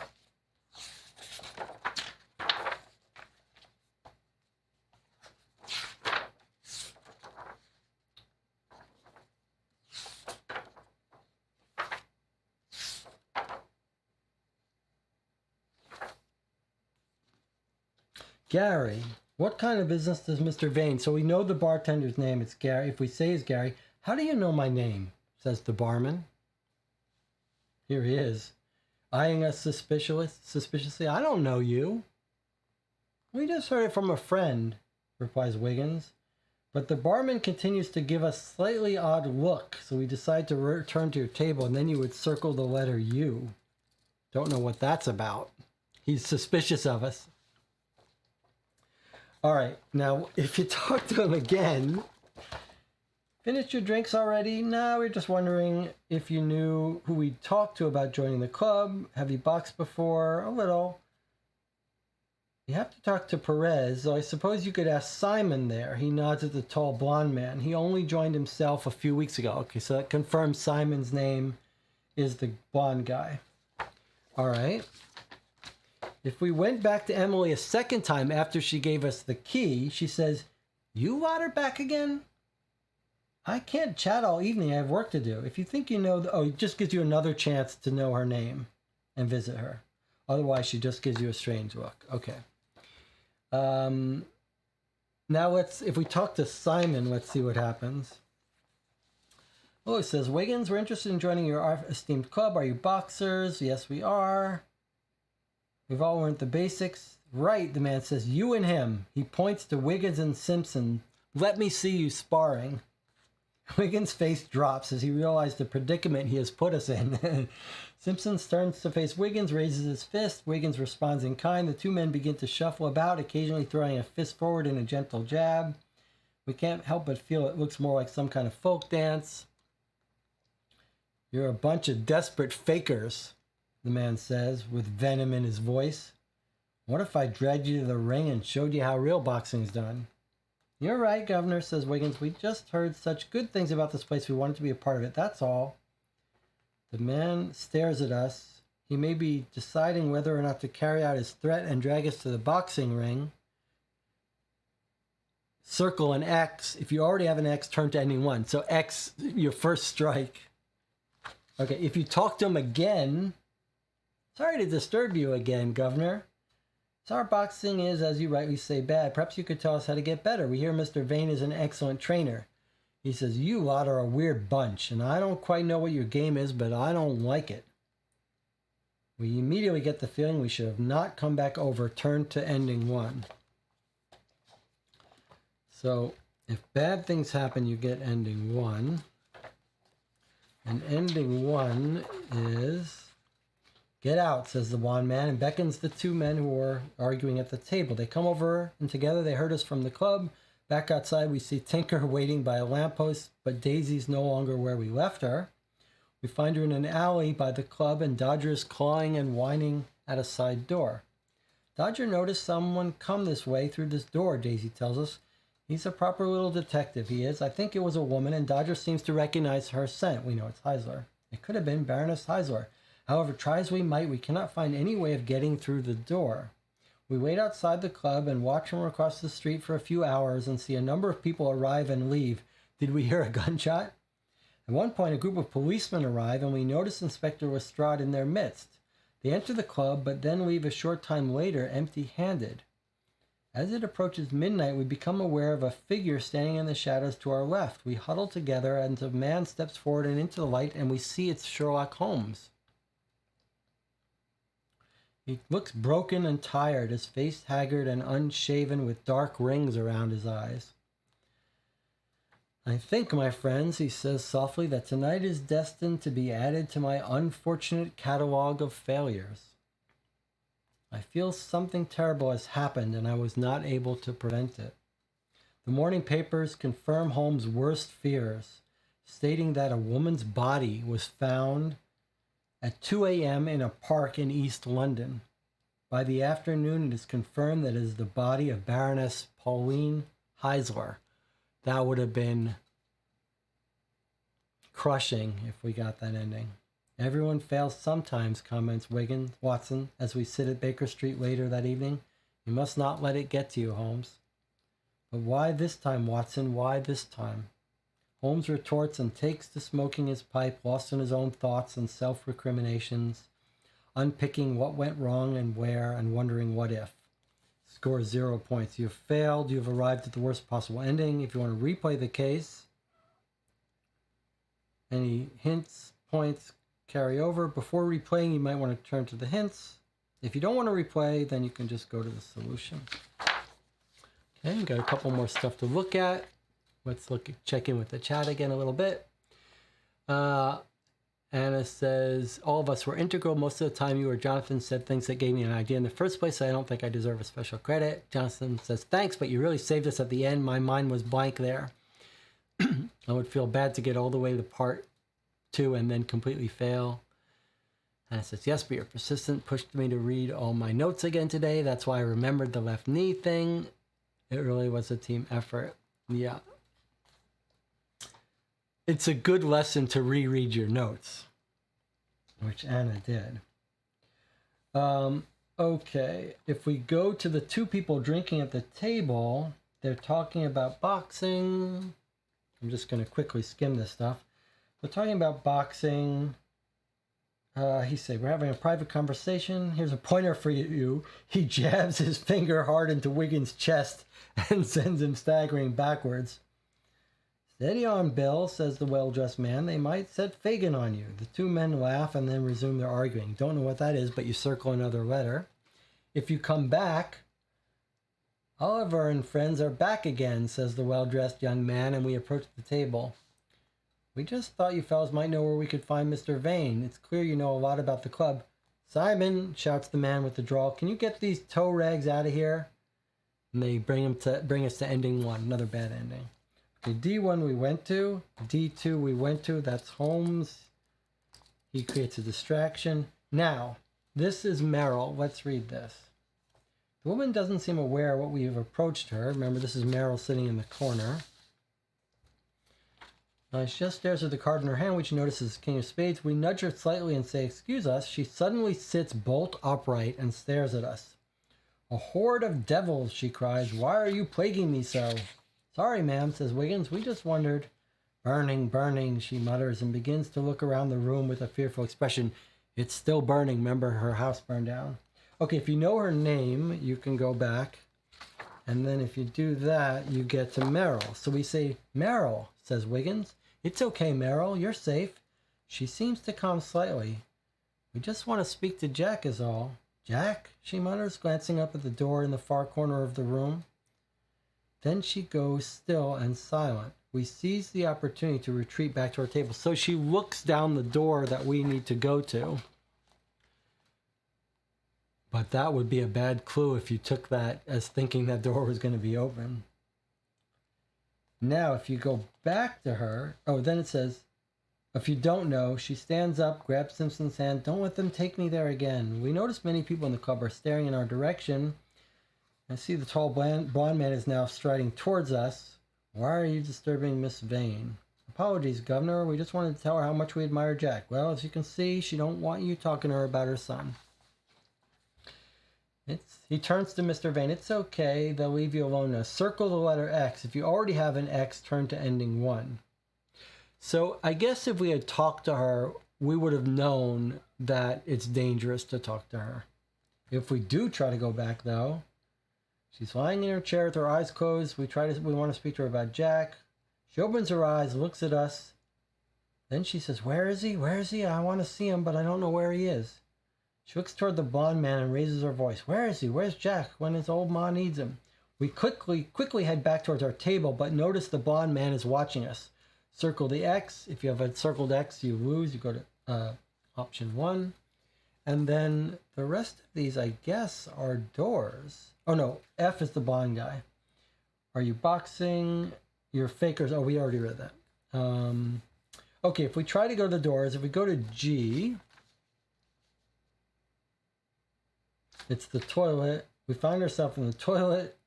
Those of us who need to do so. Then we walk back to the bar.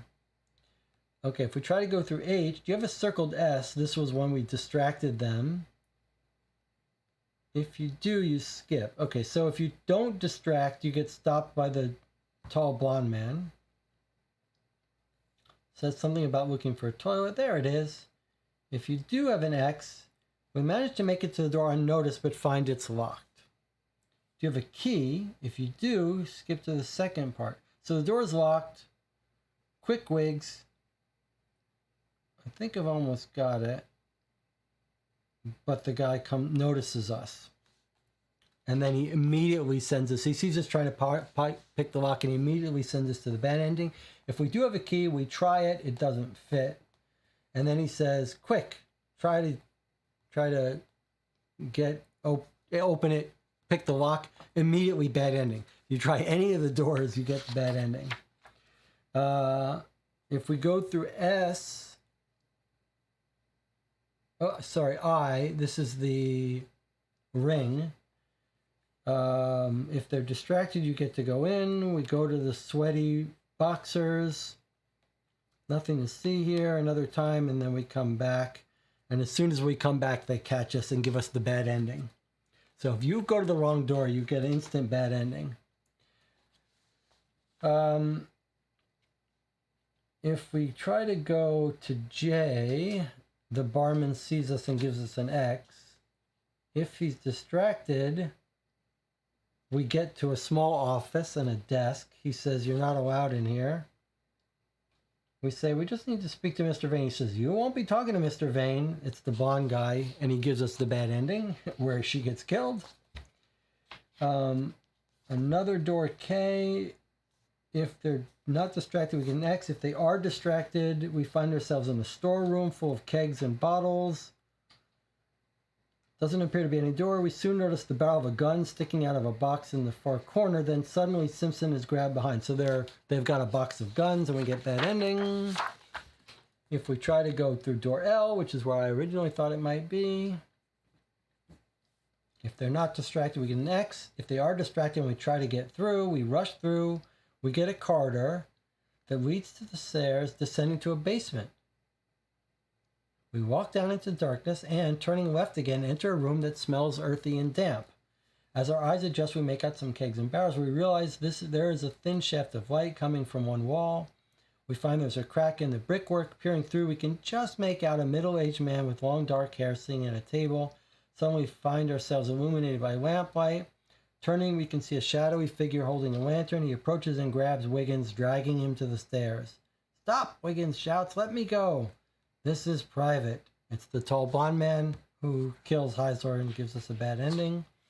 And then M is our ending that we got correct. Whew. That's a lot of work Dave Neal went. John says, "Was a good example of a more adventure section of a mystery game, short but tense and rewards you for clues you've discovered." Yeah, Jonathan says it well, except maybe leaves out one sentence. This is how the choose your own adventure-y, tense, risky parts of a mystery game should be. It's very tense, feels like a choose your own adventure, real-time, dangerous thing, but it's all of the right moves will be made if you understand these different details. And it's only by knowing the things, only by figuring out stuff in the last 12 hours of gameplay that you know the right things to do in this sort of real-time choose your adventure exciting part. So designers should read this. This is how you do it. You make most of the game be not time sensitive, gathering information, and then the end finale can be this exciting, tense, sequential, event-based thing full of danger where if the player's perceptive puts their past what they've learned to play, they will make the right moves. Exactly how it should be done. We understood, we made the right moves, and won. That's how you do it. That's how you play it, and that's how you design it. Very satisfying and scary. It was scary. And very clever. You can talk to each person twice. We talked to Holmes first, and he was a little bit ambiguous. And we did get to put into action the fact that we knew he was dressed up, and we also thought he might have had a tattoo with birds. That was cool, right? Because the first person we see someone else at the club who's got a tattoo, but it's not of a bird. So we were right about picking Holmes, but it's a good example of a very subtly clever, skilled designer that Dave Neal is, that when we went to Sherlock Holmes' table, we thought he might say, "Psst, Wiggins, it's me, it's Sherlock Holmes, here's what you do." But it didn't work that way. He was very subtle, and he was like still acting drunk, and he's like, "If you come over again, I'm going to make a ruckus." And that was that subtle moment of like, what is that? Was it Holmes? And then the realization, oh yes, he's offering to make a distraction. Very clever. Wonderful, wonderful. All right, an amazing game, an amazing box. Couple quibbles, one serious suggestion that we had about an easy fix for the biggest complaint we had. boy, I could play these. I could never get tired of playing these games. It's too bad Dave Neal doesn't make another box of these. The amount of work that went into this case is just, it's staggering to think of all the stuff planted in 6 older newspapers and the ending and all the letters and circling, and it's just staggering to think how much work went into this case. The whole box in general, but this case, and then to have the ending tie back to case 5. And now there's an extra little case. I guess we'll meet up again to play this extra case and try to make sense of it as a separate section. All right, any final comments from the chat before we sign off here after 6 hours? What a great experience. What a great game. What great fun. Real challenge. Boy, if you played this solo, though, you better really give yourself some time to chew on some of this stuff.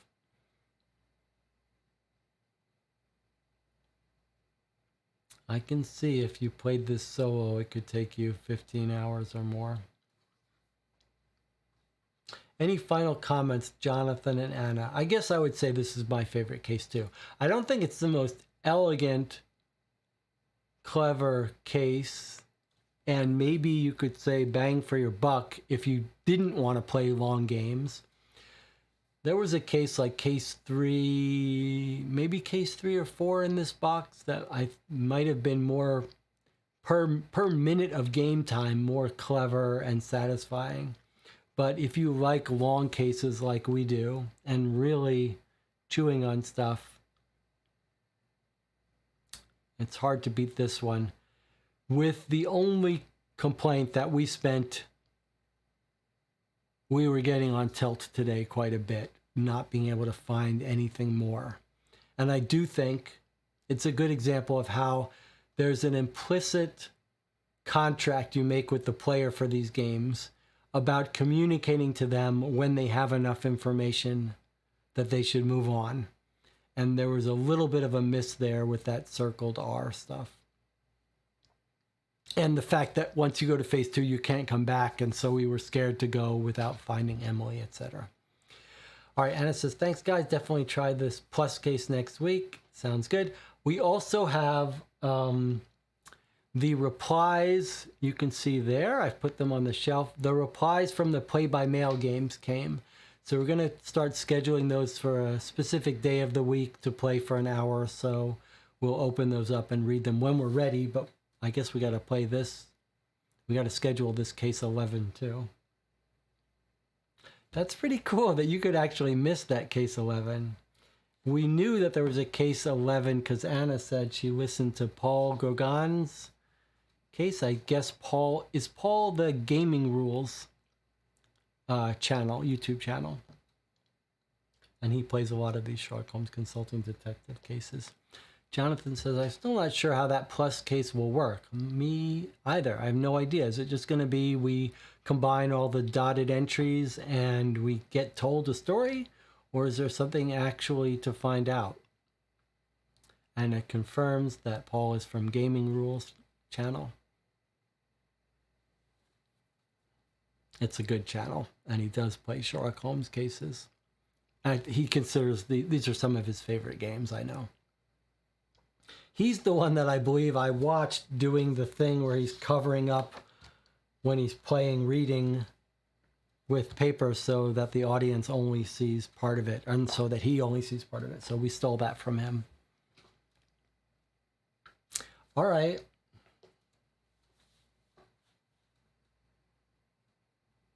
I guess that's it. Only one movie recommendation this session, The Wrong Box with Michael Caine.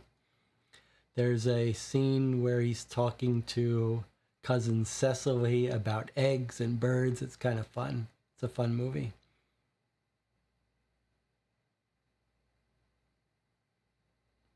Anna's suggesting that for this plus case, maybe we have to look in the papers for the murders in the last years. Interesting idea. Well, we'll schedule that. Jonathan says, hope everyone enjoys the 4th. We went for a long bike ride, first bike ride we've taken in many months, or this year at least. And boy, is it fun going on bike rides. You just got to get the wind right so you're not facing a strong wind. Quite enjoyable.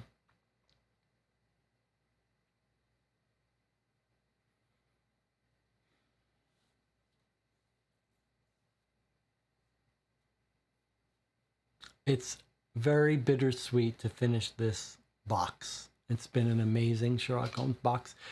I'll try to do a review of it. Hopefully, I will do a review of it, a spoiler-free review. I think I'll try to do a small review, short review, spoiler-free. And I don't yet know how to avoid the problem of lavishing too much praise on it, because that sets expectations high, and we know that can interfere.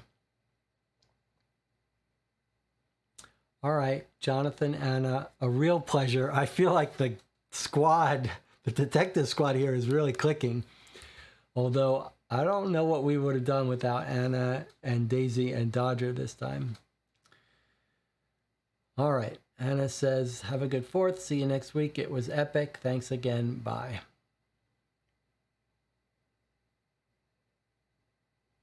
And Jonathan is signing off, saying, hoping everyone enjoys the 4th. And I'm signing off as well. I'll see you this coming week. Maybe sometime during this week, we'll do the play-by-mail stuff. Like for a quick hour or two, I'll just schedule it for Wednesday or whatever day. And then maybe on the weekend, we'll play the last case in this box, the hidden plus case. It'll be interesting to hear Dave Neal's. I'm sure Dave Neal is going to be curious how our session ended. It'll be interesting to hear what he says about our complaints about the circled R and solution and all that. And yeah, okay. I'll see you next time.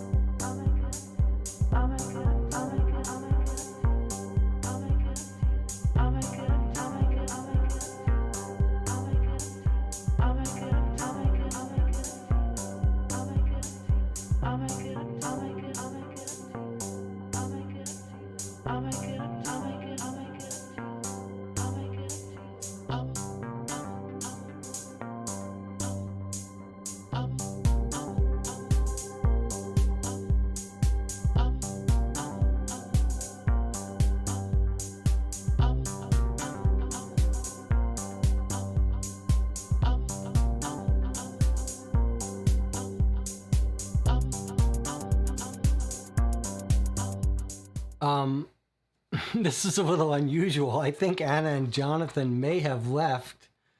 I just realized I don't think we read the ending where we don't know what to tell Daisy to do. So this is ending 2. This is weird. Ending 2. This is like surprise extra bonus ending. So ending 2, Daisy runs at Vane. If you know what to do, you jump somewhere and then it jumps you to ending 3. If you don't know what to shout at Daisy, this is what happens. Daisy leaps at Vane. We've managed to wrestle the revolver from Perez, who then hits out at Simpson, knocking him down and runs out of the room. We turn to look at Vane and see Daisy has hold of his arm. He swipes her aside and aims his gun at her and pulls the trigger.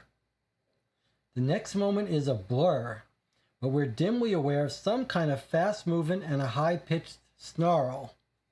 Then we see Dodger propelled backward through the air by the force of a bullet. Dodger, the dog, just got shot. And he comes to rest on the floor behind Daisy, whose eyes are wide in fear and shock. Vane, likewise, is surprised at the sudden appearance of a dog that has taken the bullet he meant for Daisy. Before he can aim his gun again, Simpson has the Baroness's revolver pointed at him. "Drop your gun, Mr. Vane," says a voice from the doorway. We turn around and see the sailor. It's Sherlock Holmes. Then it's Watson. We see Pauline Heisler bleeding on the ground. This is the same ending as our main one. Watson goes to take care of her.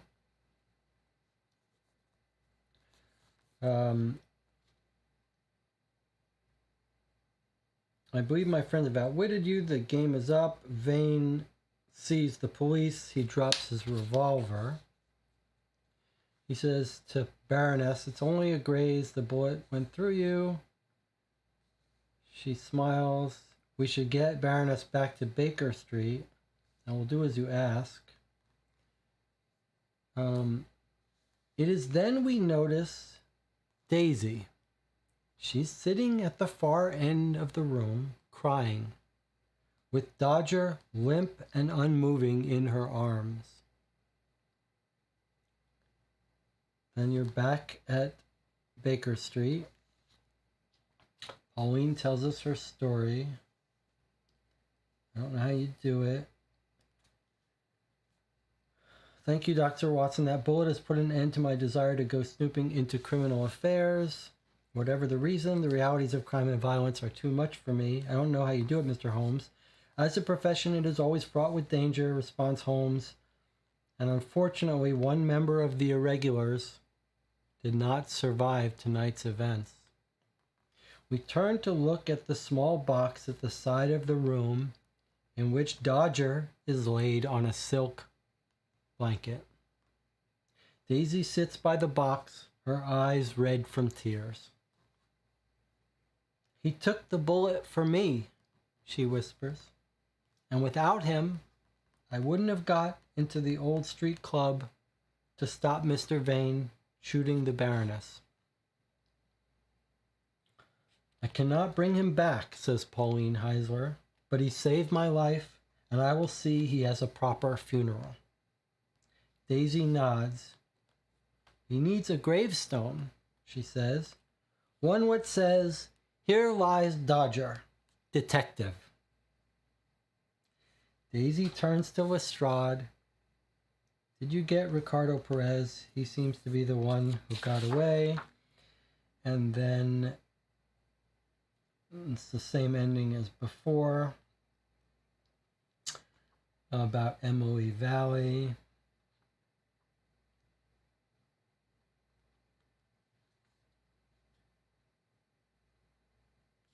And that's it.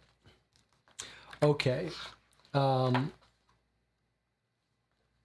So that's pretty rough. Emotional ending. I am really glad we didn't get that ending.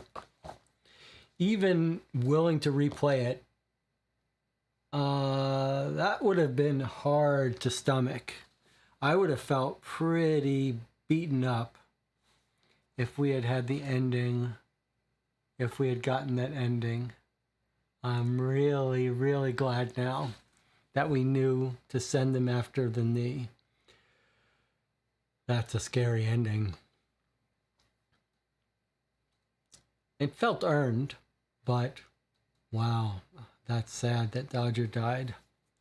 Very sad. But he didn't die in our universe. We saved him. Okay, we'll end it there. I'll see you next week.